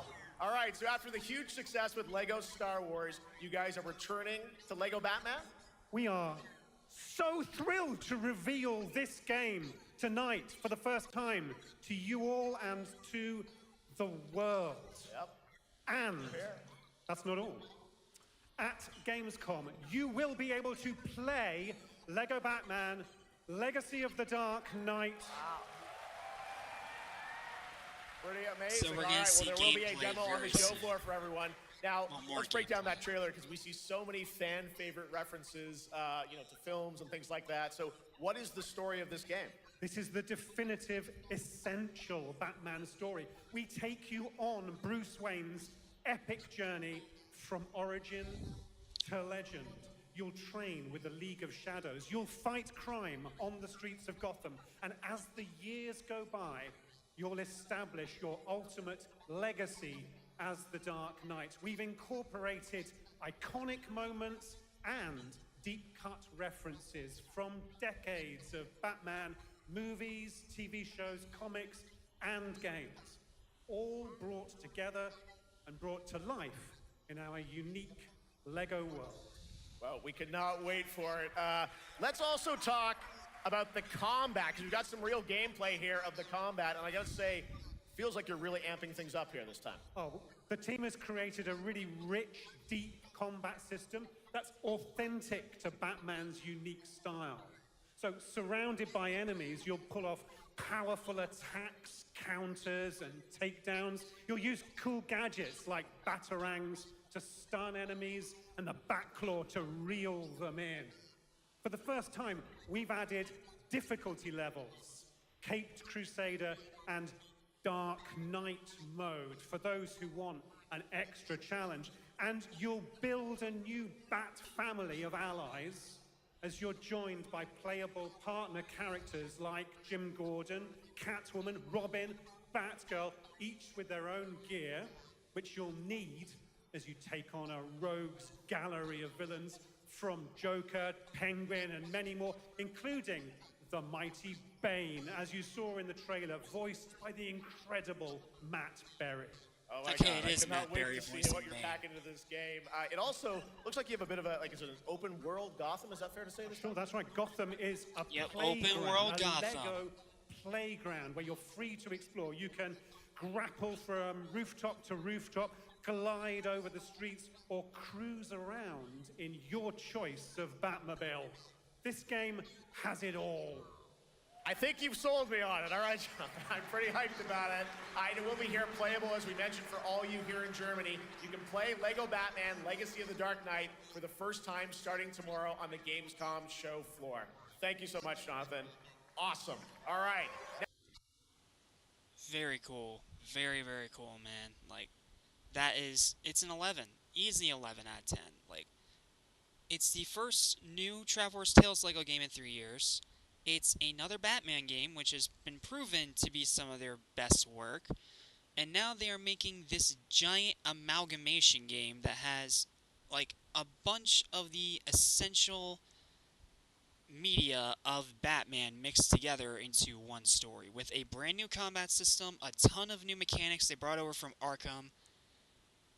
This looks insanely good. Like, I'm gonna go back for a minute because I do want to talk a little bit about the gameplay that they showed.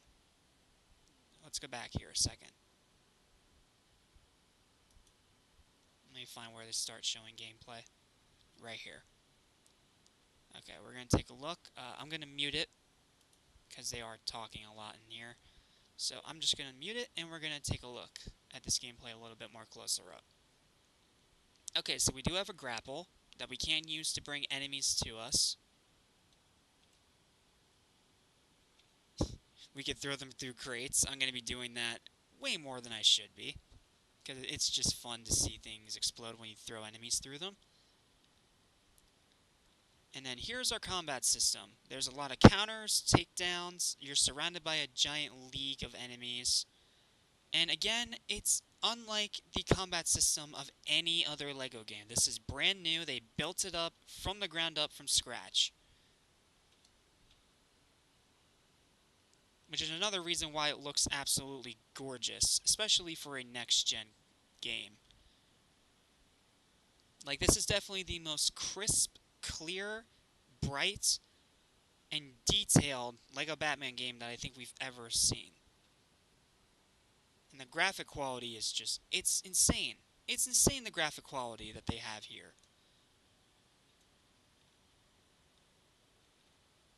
And then we already saw a little bit of this Arkham-esque echolocation. Drop down enemies, yep. The animations are great too, the way that they just always have some kind of thing playing with the impacts of each punch. Okay, now this character. This one's definitely a deep cut because I can't say who it is definitively because I need to brush up on my Batman lore, but it's a cool design. It definitely looks like a very unique and different kind of boss fight.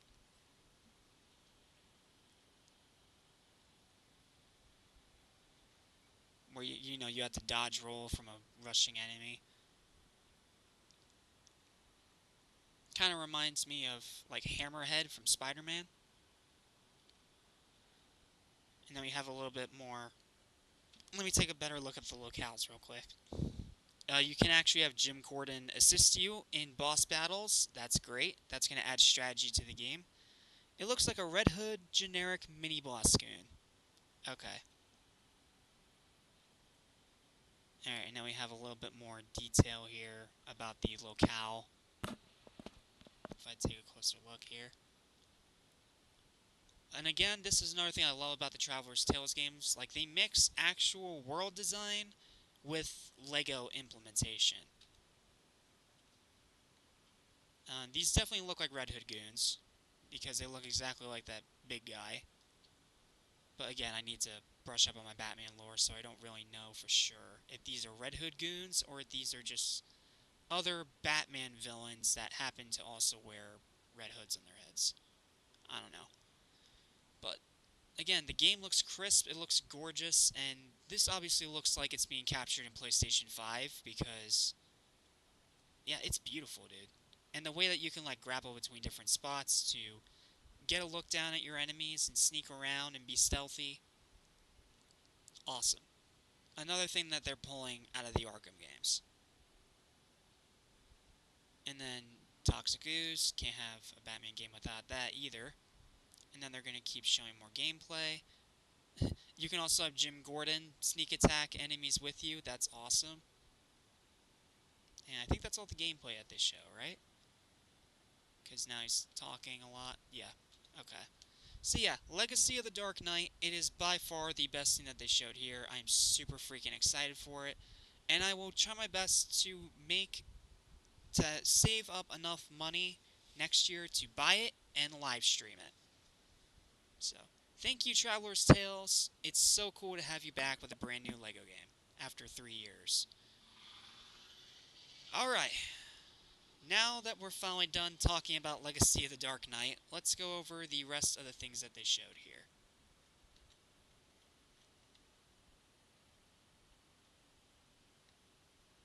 So what followed after Legacy of the Dark Knight, if I can remember correctly? Ah, yes. Next was another Warhammer game. I think it's called Dawn of War 4. I still have yet to really dive deep into Warhammer, but I love the Space Marine games. So, if this plays anything like those, then it's going to be a great game. Dawn of War, yes. Warhammer 40k, Dawn of War 4. That's going to make a bunch of people very happy. And the game does look really good, even though this is mostly just cinematics, but here we go. And yeah, it is it's an RTS. It is a real-time strategy game. So it's nothing like Space Marine. Space Marine's more my kind of game. But again, I do know that people love RTS games and they always are going to have a place in gaming. They're just not my thing personally, and that's okay. We all have our preferences and differences. But the game does look fantastic. So even if it's not a game for me, I can see the pure quality in it. And it looks like Deep Silver is back as developer. So, that reveal is going to get a 7. It looks like a really good game, but again, it's not my genre. But that's going to make Angry Joe Show very happy. Without a doubt. Okay, then we have this thing that they spent way too much time on. The Monster Hunter Wilds Final Fantasy collab.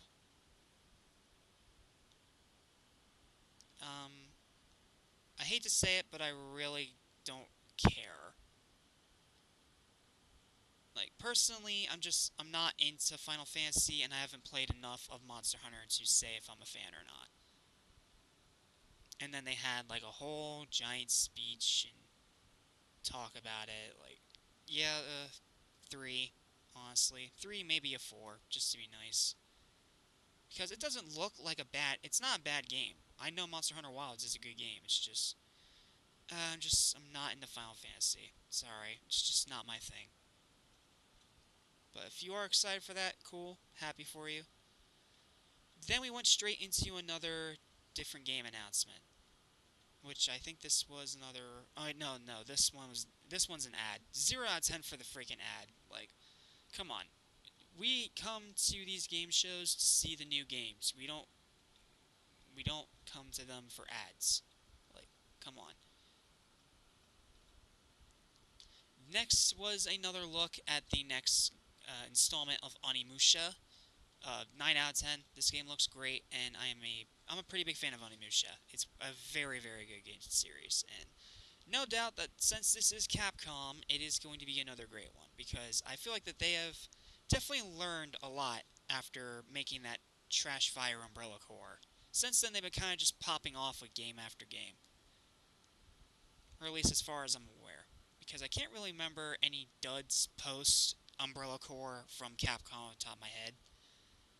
I mean, maybe RE3 remake, but even then, that's not a bad game. It's just a disappointing one compared to the remakes of 1 and 2. Well, the RE2 remake, sorry. But Onimusha, Way of the Sword, looks great. I am very excited for this game. 9 out of 10. Definitely a highlight. And then we had this weird anime thing that I thought at first was a Hoyoverse game, but then it turned out it wasn't. It was something different. Arknights Endfield is what it's called. It's another cinematic, so I can't really say much about it, but I like the character design. It takes a lot to actually make me not like an anime-themed character design. It's just a design that's always appealed to me. And then we went straight into Paradox and their game, which is a complete edition of Europa Universalis. Or at least I think this was a complete edition, if I remember correctly. Again, it's a strategy, it's an RTS game, it's not my thing, but it does look really good. So I will give it a 7, to be nice. Because, again, it does look good, it's just not a game for me. Oh, and Arknights Endfield, I'm going to give that one a 6, because it was very, very vague. It's a vague cinematic that doesn't really explain much. And then we had Daemon X Machina. This game looks amazing. Like, the combat, the graphics, the bosses, this game looks freaking sick. There's a free demo out for the game right now. I'm definitely going to try it and play it here on PC. So yeah, Daemon X Machina gets a 9. Voidbreaker...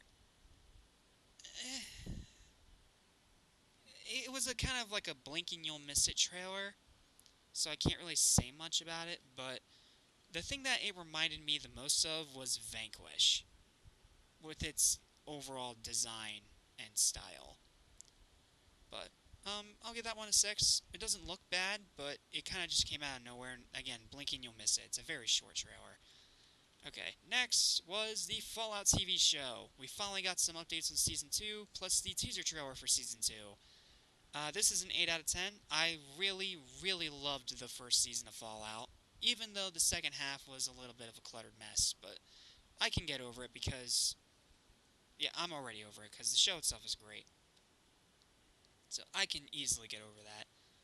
But they brought them out, they had a whole big conversation, they talked a lot about some of the new developments. Obviously this season is heading to New Vegas. And the trailer that they did show looks great. Like, it genuinely looks great. And I'm glad they didn't bring Todd out, because Todd in these Fallout presentations, he just makes himself... I don't know. Something about Todd trying to actually present anything Fallout related at these game showcases, it just doesn't really... I don't know. It just kind of sounds more like he's doing it for paychecks rather than still being passionate about the franchise. I mean, Fallout 76 proved that, but I don't know, just something about the way that he talks about Fallout now, it's nothing like how he used to talk about it. But the teaser trailer for Season 2 looks fantastic. Walter Goggins as the ghoul is looking as great as he has always been.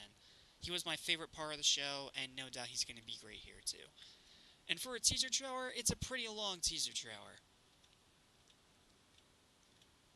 And apparently things are going to get all kinds of bonkers and nuts, so yeah, that should be a very fun watch. It is coming out in December, and I will definitely be putting it on my list of things to watch and review.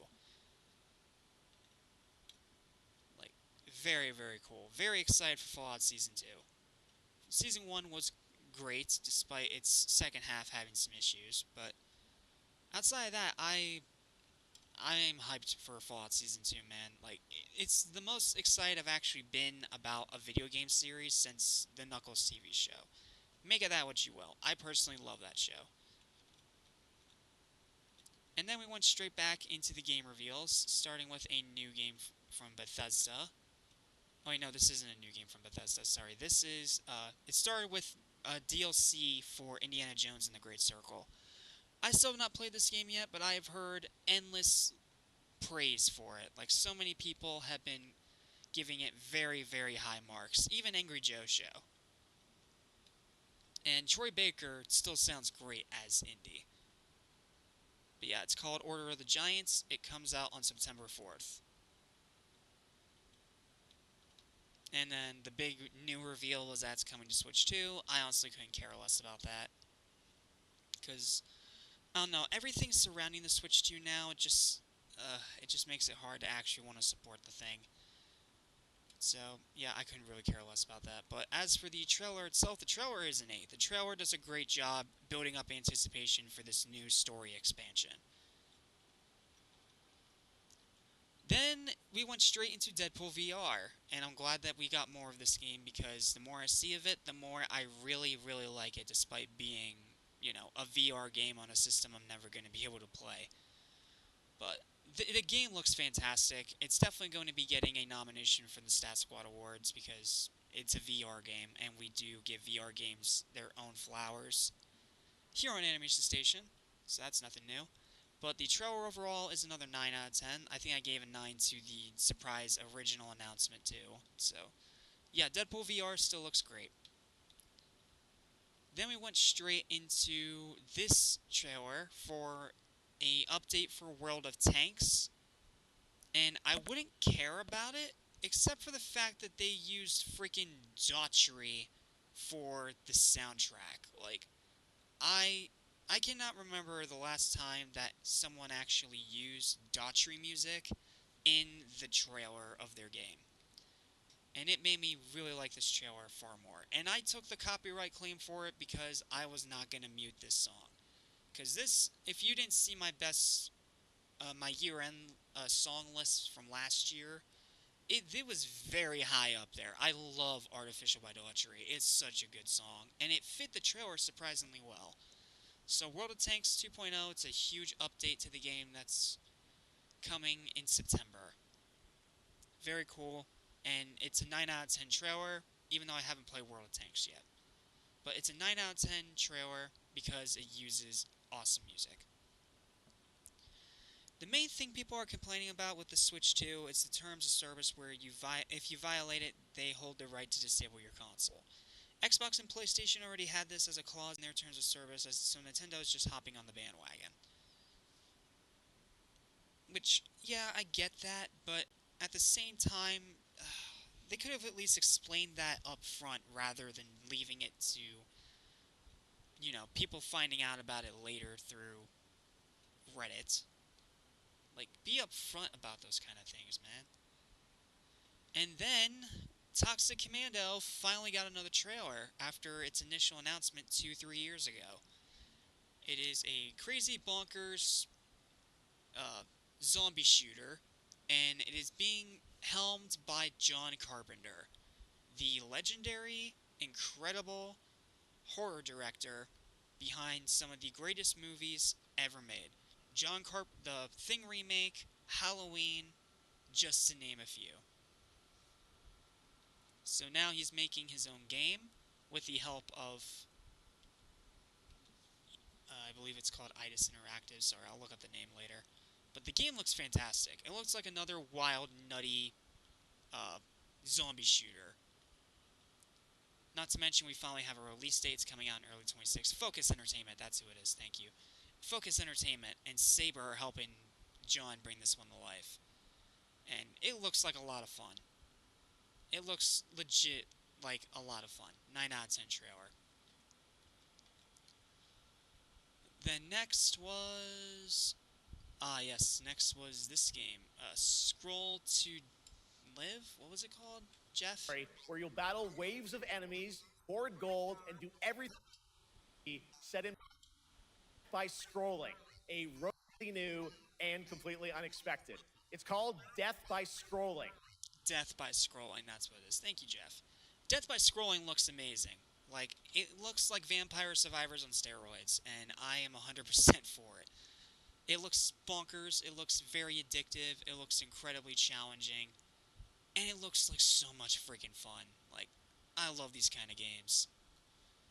And this being like a vertical scroller adds just that much more franticness to your decisions and your strategy.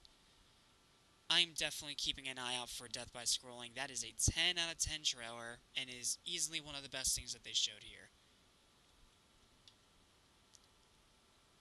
Then next was a new game from the creators of Disco Elysium, which I still have not played. I've heard great things about Disco Elysium, but I've never played it myself. Called Zero Parades, or Zero Parades, however you pronounce that. It looks really cool. It looks very, very trippy, but it is mostly just another cinematic, so... But, I mean, it does look like a really cool game. I just need to see more of it. And for that, it gets a 7. And then we had this weird thing where they talked about Darkest Files and a bunch of other foreign games. Which, it was weird. It was very weird. I get it's like a initiative for a good cause, but it's just a bunch of games I don't recognize, made by teams I don't know, and they're not even really revealing the games. They're just talking about them. So, yeah, it was a weird thing. Then we went straight into an anime racing game that also doubles as like a Stellar Blade-esque action game.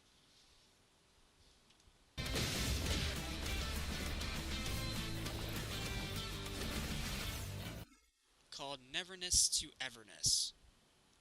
The name's stupid. I'm just gonna say that right now. The name's dumb, but that's again probably from localization. But the game itself looks bonkers in a good way.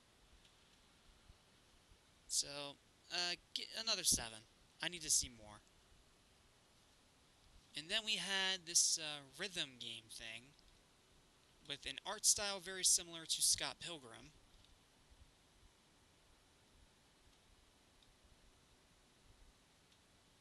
What was it called? I need to go back.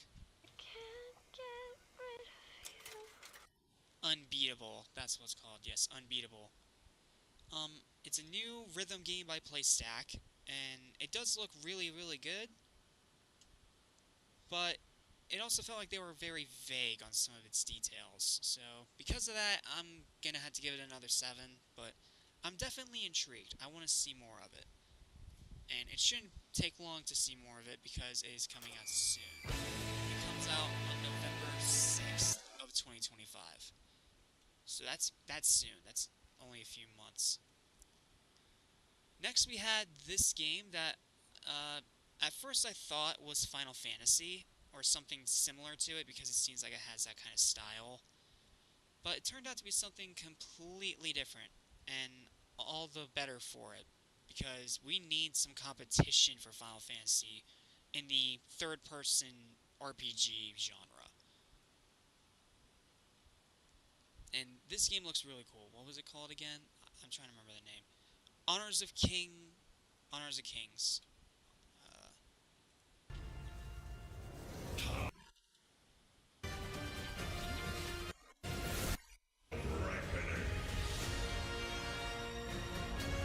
Honor of Kings World.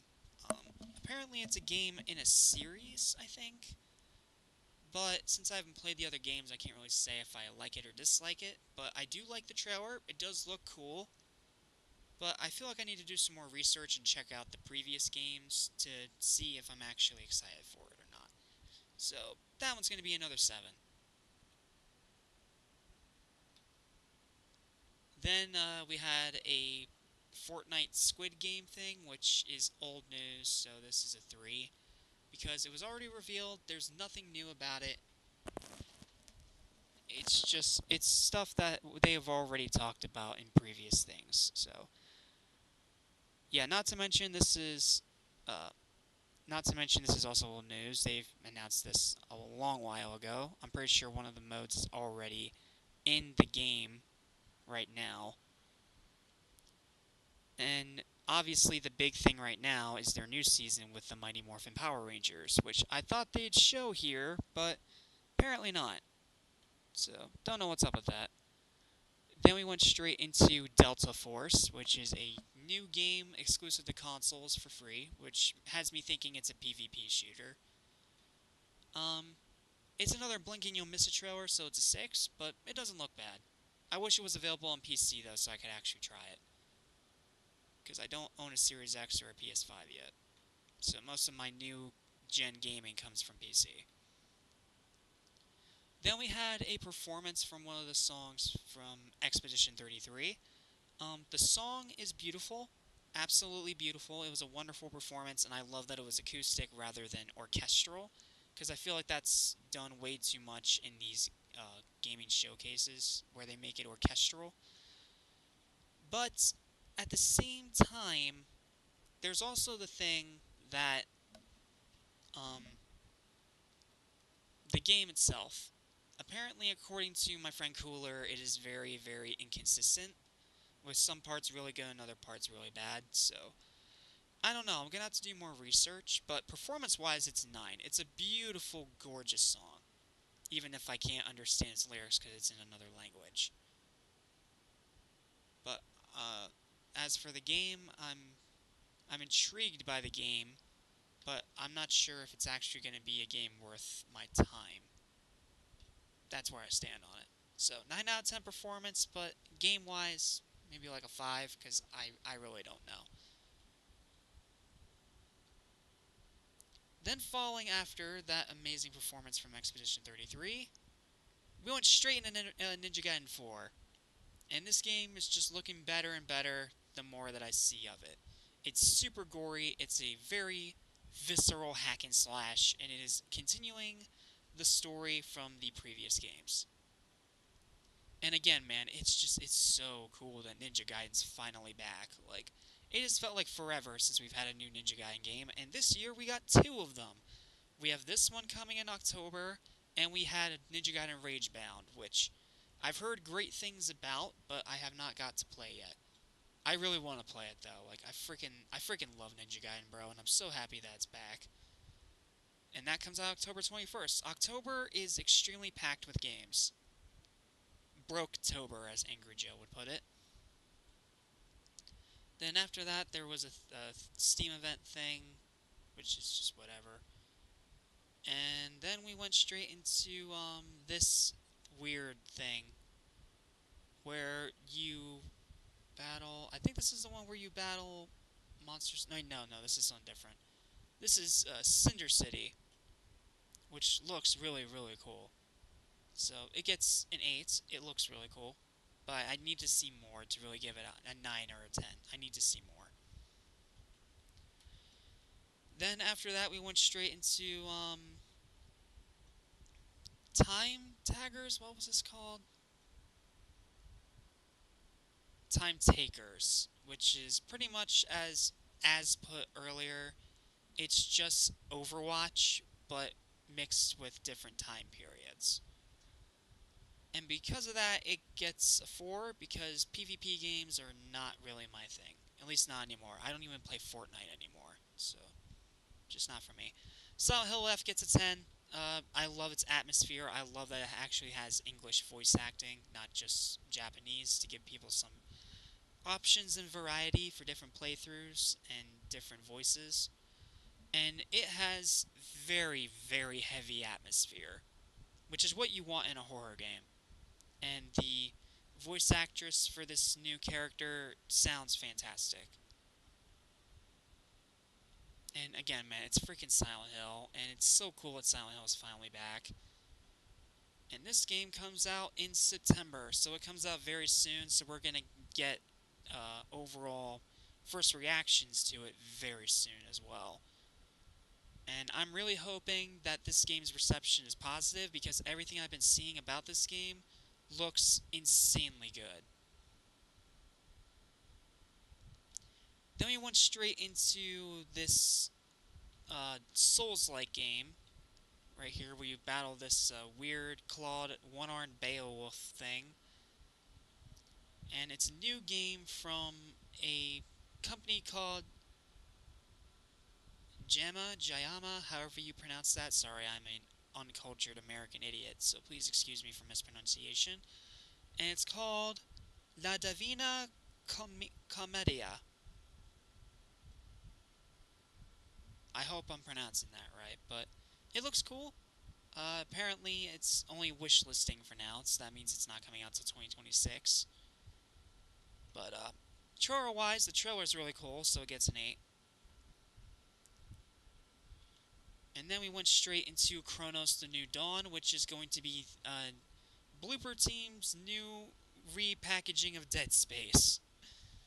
Like, it's a sci-fi horror game where you shoot and kill monsters. Like, it's pretty much Dead Space. That's what it is. It is another Dead Space game that's not Dead Space.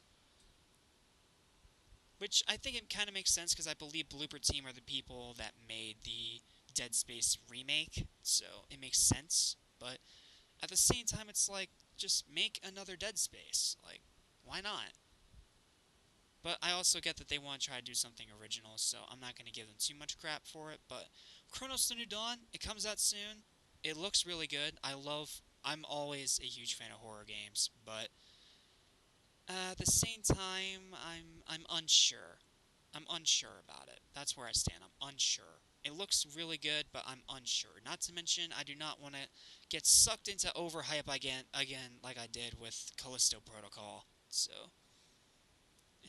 and then Outer Worlds 2 brought Ben Schwartz in to do their trailer reveal, which I thought was hilarious, and it obviously fits the game's very goofy tone very well.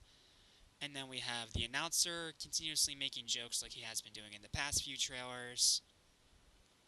Like, everything about this, like, Outer Worlds 2 looks better and better every time I see it, and no doubt it is going to be a big, big Game of the Year contender for the professional outlets. And how can it not be? It comes out October 29th on Xbox, PS5, and Steam. Also, Battle.net if you use that piece of crap. But, yeah, 10 out of 10 trailer. Again, 10 out of 10 trailer, because it's more Outer Worlds 2, and every time I see Outer Worlds 2 in all these showcases, it just keeps looking better. And then we had this weird Sims-like thing that's not Sims, Inzoi Island Getaway. I don't hate Sims. I do play it sometimes on PC, specifically like 4 or the free play version. But I don't know, man. This game just doesn't really look appealing to me. And the graphics do not look next gen. They look like they should be on PS4. And it makes sense because this is an Apple game. So, yeah. Comes out August 20th. If you're excited for it, more power to you. Me, it is a 4. I really could not care. Then we had a brand new frantic anime shooter called Fate Trigger. I love its franticness. I love its energy. I love its style. Again, it takes a lot for me to actually dislike an anime style. It's just a very appealing style that is used a lot in many different games and media. And it's a very appealing style. It's a very distinct and unique style. even if it is used a lot in these types of games. But an anime shooter, and especially if it's this fast and frantic, I could see myself getting addicted. Like, Fate Trigger, I am definitely excited for you. You get a 9 out of 10. Next was 7 Deadly Sins Origin, a game that I believe was revealed back at Summer Games Fest, if I'm not mistaken, and it still looks great. Like, it looks like a great, different, unique anime game for fans of the anime. It's not just another arena fighter like Jujutsu Kaisen got. Not to mention, we just had the second Demon Slayer game, and that one, from what I've heard, is also really good, so... Yeah, I think 7 Deadly Sins looks really good. It's a net marble game. They prove themselves because one of my favorite mobile games to play is Marvel Future Fight, and I love that game. I play it a lot, even if sometimes it can get a little repetitive, but this game looks really good. I hope I can join its closed beta test and try it out. And I definitely hope someday to watch and review 7 Deadly Sins, because it's an anime I've always been very curious about. So, 8 out of 10 trailer, game looks really, really good. Then we had this weird repeat Expedition Shopkeeper game thing, which, it's nothing new. This has been done a dozen times over. Hell, there's a free game called Shop Titans on Steam that is literally exactly like this, so not really much to say about it. What was it called again? I gotta remember the title. Moonlighter 2, that's what it is. Moonlighter 2. If you're a Moonlighter fan, I'm happy for you. Me, I'd just rather play Shop Titans. That's just me. 5 out of 10.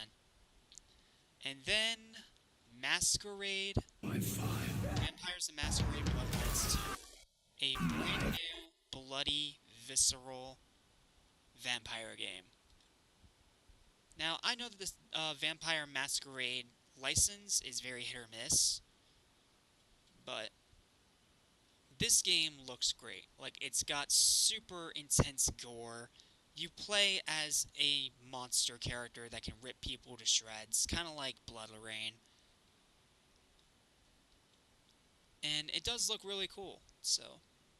Yeah, in October. I mean, October is the perfect release date for this, which I believe is also the vampire game release date for that other vampire game that's being made for Xbox. So, yeah. I think it's called Voyage of the Dawnwalker or something like that. I can't remember the name off the top of my head, but yeah, 2 vampire games for spooky season. I'm not going to complain. That's pretty freaking cool if you ask me. And it's new stuff to play on Halloween, on October, on spooky season, when you want to play gory stuff like that.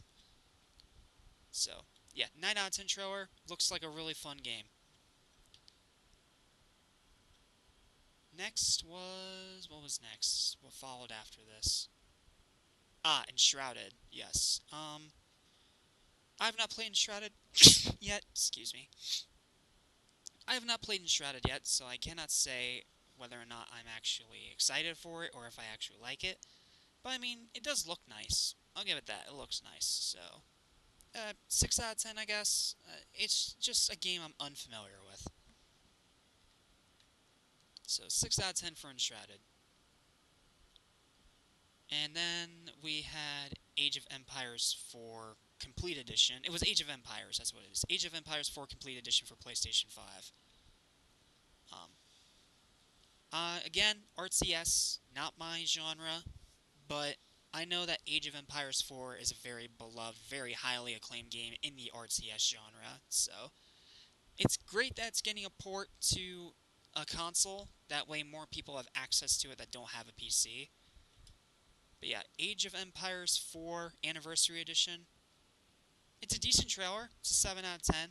But, again, RTS is just not my genre. It's just not my thing. And then we had this weird DLC thing for Kingdom Come Deliverance 2. I don't really have much to say about it. It was another blink and you'll miss a trailer, so 5 out of 10. And you play as a blacksmith. I don't know. I really don't know. They were so vague about it. Then we got an announcement of DLC for Cult of the Lamb. This is a game I've not played yet, but I've heard oodles of praise for. So, if you are a fan of that game, I am very happy for you. And I do love the animation. It is beautiful animation. But I need to play the actual game to actually get excited for this. So, it is another 7 out of 10. Then World of Warcraft. I don't want to give it a 0 because, like I said when I was talking about it earlier while AZ was commenting, I know it's not the devs' fault that Blizzard is such a terrible company, but Blizzard is still a terrible company. They're a terrible company that do not deserve your money. And World of Warcraft, it's... I was never into it. Even before what we found out about Blizzard, I was just never a fan of World of Warcraft. Like, the most that I can say about World of Warcraft is that it is an icon in gaming history, and it has a decent live-action movie. That's it. Aside from that, I don't care, because I don't want to support Blizzard anymore. My only exception to that is Overwatch, and it's because it's a fun game to play with friends against bots. So, World of Warcraft players, happy for you. Me, I don't care, and screw Blizzard for being a terrible company. Now we had this one. This one's very interesting, where you fight both monsters and other players in a story where it's unclear whether or not you are the actual murderer of all these actual people. And the way that twists the gameplay around when things start actually showing you as a monster is very cool. And the way that they actually go back here and show everyone's a black shadow, so everyone looks like a monster, but for all you know, it could be innocent people or her own team that she's gunning down. So, very unique mechanics. You actually get to play with monster powers. It is a very unique, insanely cool idea for a game.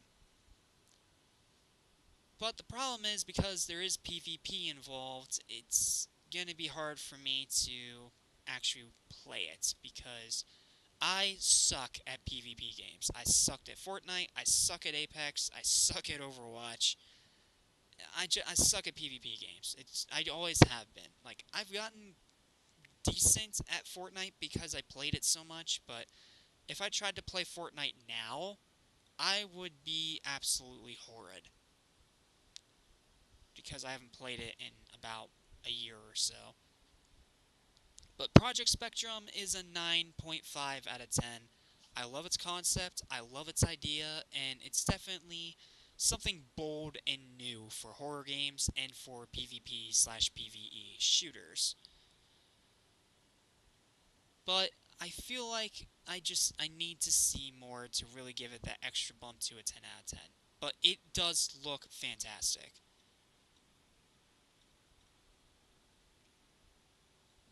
And then we had another thing where Jeff outright lied and said it was a war game thing that was unlike anything we'd seen before. And that was a big lie, because it's just tanks. It's more stuff for World of Tanks. That's literally all that it is. It's a World of Tanks expansion, spin-off game, whatever, called World of Tanks Heat. It's just tanks. It's just tanks and battle planes. That's it. It's nothing that revolutionary or new. So him hyping it up like that is just cringe. So, I gave the other trailer high marks for using DAUGHTRY in its soundtrack. This does not get that. This is a 2. Ghost of Yotei is another 10. This was another big heavy hitter, and it's another game that just looks better and better the more you see it, and I absolutely freaking love Sucker Punch's developers. They are so passionate about every single project that they make that it is unbelievable the amount of attention to detail and hard work that they put into every single title. Like, Ghost of Tsushima came out in, what, 2017? And now it's taken until 2025 to get a sequel. Like, that's crazy. So, yeah, I love Ghost of Tsushima. Ghost of Yotei looks even better. And apparently we also have a Legends DLC pack thing. This was kind of vague, honestly. I'm not going to include that. And it is a PS5 exclusive, and it comes out on October 2nd. So that's another game that's going into the very packed month of Brooktober. So yeah, gaming's going to be picking up rapidly as we reach the end of the year.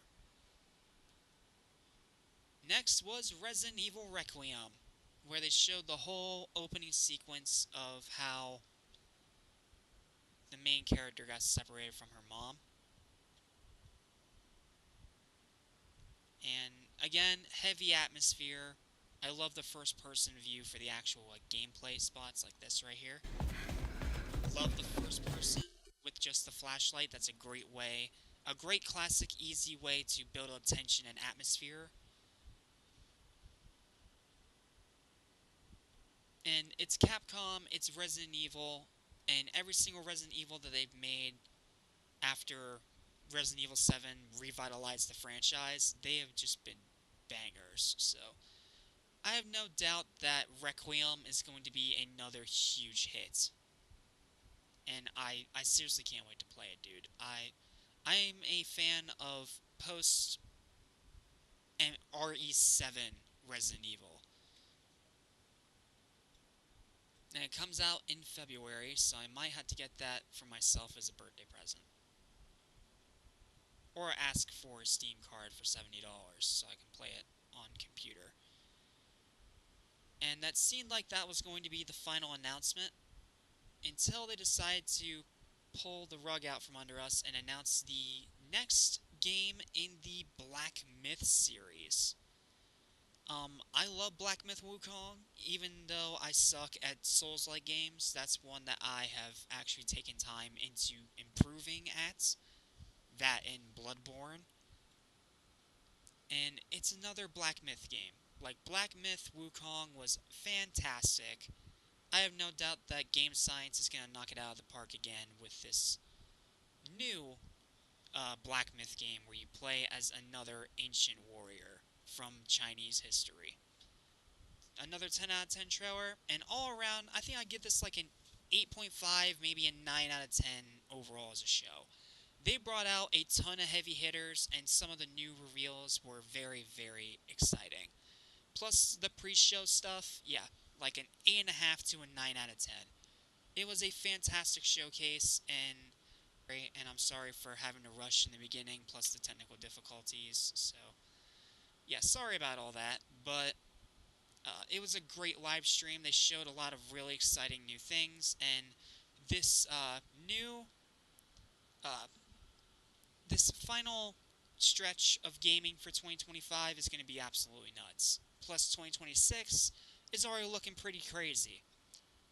But, without a doubt, the highlight of this entire show, and it still is the highlight of this entire show, because, I mean, how the heck could it not be? Even though, props to Sonic and Pac-Man, though. That's number 2. But, by far, the best thing here was, in fact, where was it again? Yeah, was, in fact, Lego Batman Legends of the Dark Knight. Like, not only does this game look even better than Skywalker Saga, it looks to possibly be the best game Lego and Traveler's Tales have ever done. And after having some Lego games like Lego Battles and Lego Horizon, where it was made by people that weren't Traveler's Tales, it's nice that after 3 whole years, we finally have Traveler's Tales back with a brand new Lego game to add to their incredibly star-studded catalog. But I am still crossing my fingers that we're going to get a Skywalker Saga version of Lego Harry Potter sometime soon as well, because I would pay very good money for that, because those are games that deserve an update, plus the Fantastic Beasts stuff. So, yeah. But this right here is by far the best thing they showed. And with that note, that is going to be the end of this nearly 4.5-hour live stream. This was a very long one. So, thank you guys so much for watching, and oh, wait a sec. I almost forgot. I promised you something at the end of this stream, and now it's time for me to make good on that promise. So, prepare yourself, everybody, because now it's time for the thing that I promised you at the beginning of the video, which is where you will be getting the live premiere of my latest cover, Unholy Hymn by Fable, based on Demon Slayer. So, give me a minute to download it to my phone here. I will put it on Google Drive, and we will listen to it together there.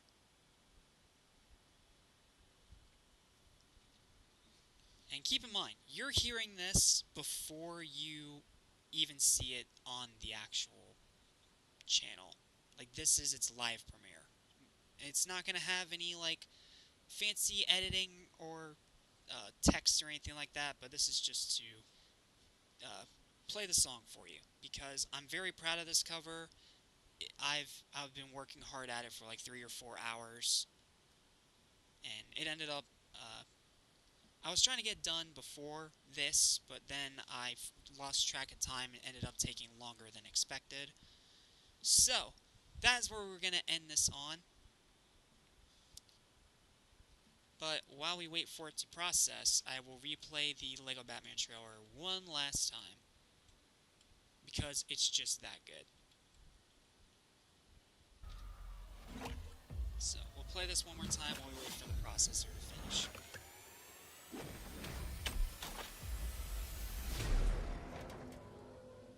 And again, this game looks amazing.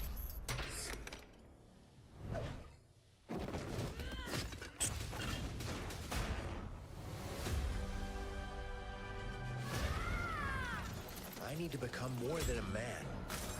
I need to become a symbol. What did you have in mind?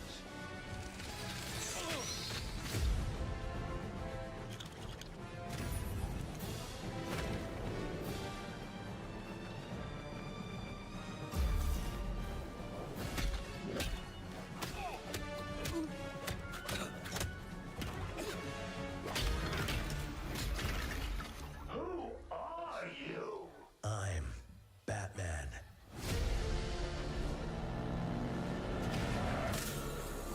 Why so serious? You want to get nuts? Let's get nuts. I'm allergic to nuts. Who's the man behind the mask?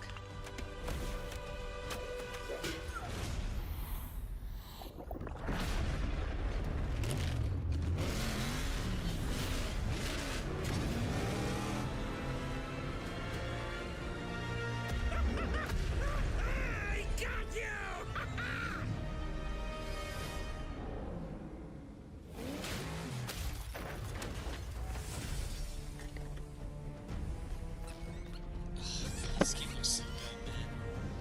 I've seen this trailer like 4 or 5 times now, and I'm getting chills. Oh, you think darkness is your ally. You merely adopted the dark. I was born in it, molded by... Ah! Who put that there? I could have really hurt myself.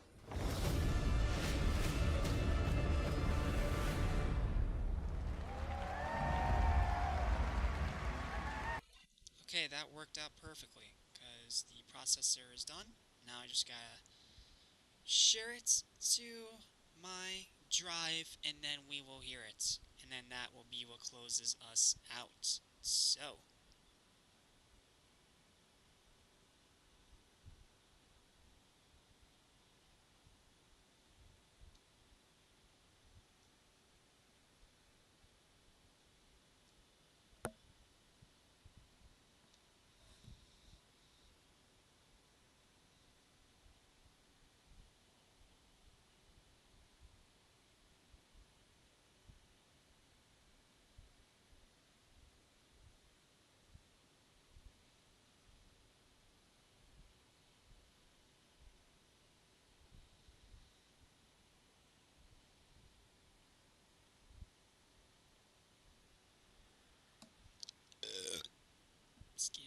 Sorry.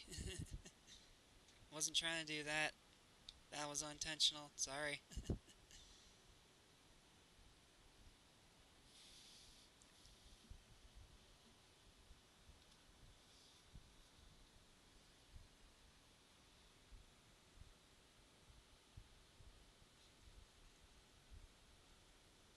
Alright, there we go. It's in drive. Alright.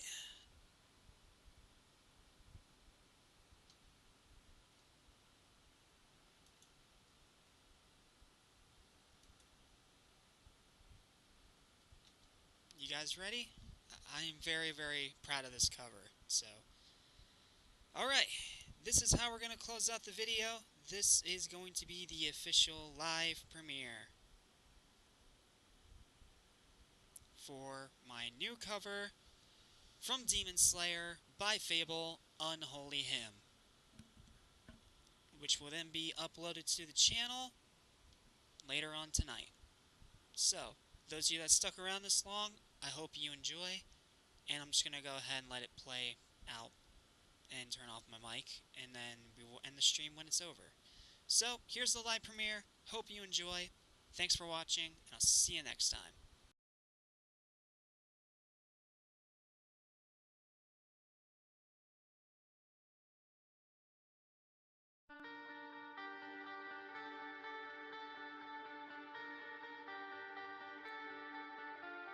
How come everything that's supposed to fix me always feels I'm doomed? The voices of reason inside my head are screaming out of tune. I gave up every drop of hope to stand and rot inside a tomb. I dug myself. I hate myself, you never knew what I've been through.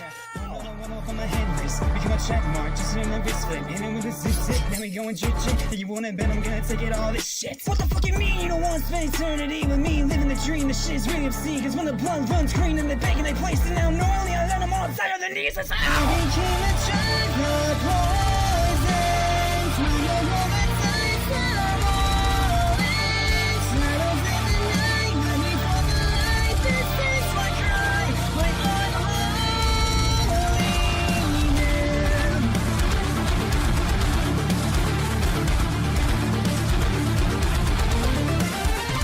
See, we grew up in the dirt, cause I grew up in the dirt, and you ain't like me. Had a light cheat, still even cure, just to stand on my feet, so I had to awake that beast. Now peace on the weak, every soul that I keep plugged deep, just a wolf trying to find my sheep. Take a look in my eyes, this thing I'm gone. Take a picture in your mind, cause you're about to meet God. You don't fucking believe that, I mean that. Listen to you think I receive wrath for being mad at the world master, giving you dirt pad while others are burn past and watching you bird crash. You know they say your life's not fair, but I'm H.I.M. Drink my blood, do I think I am? Join me to come and take my hand. Look to the moon when we sing that hymn. I became the drug, the poison. Through the moments I said I'm all in. Shadows in the night, let me for the light. This is my cry, my unholy. I've been cleaning every mirror, trying to expose myself. Shattered glass will edify me and remind me of this time. Shadows in the night, let me in the fight. My unholy hand.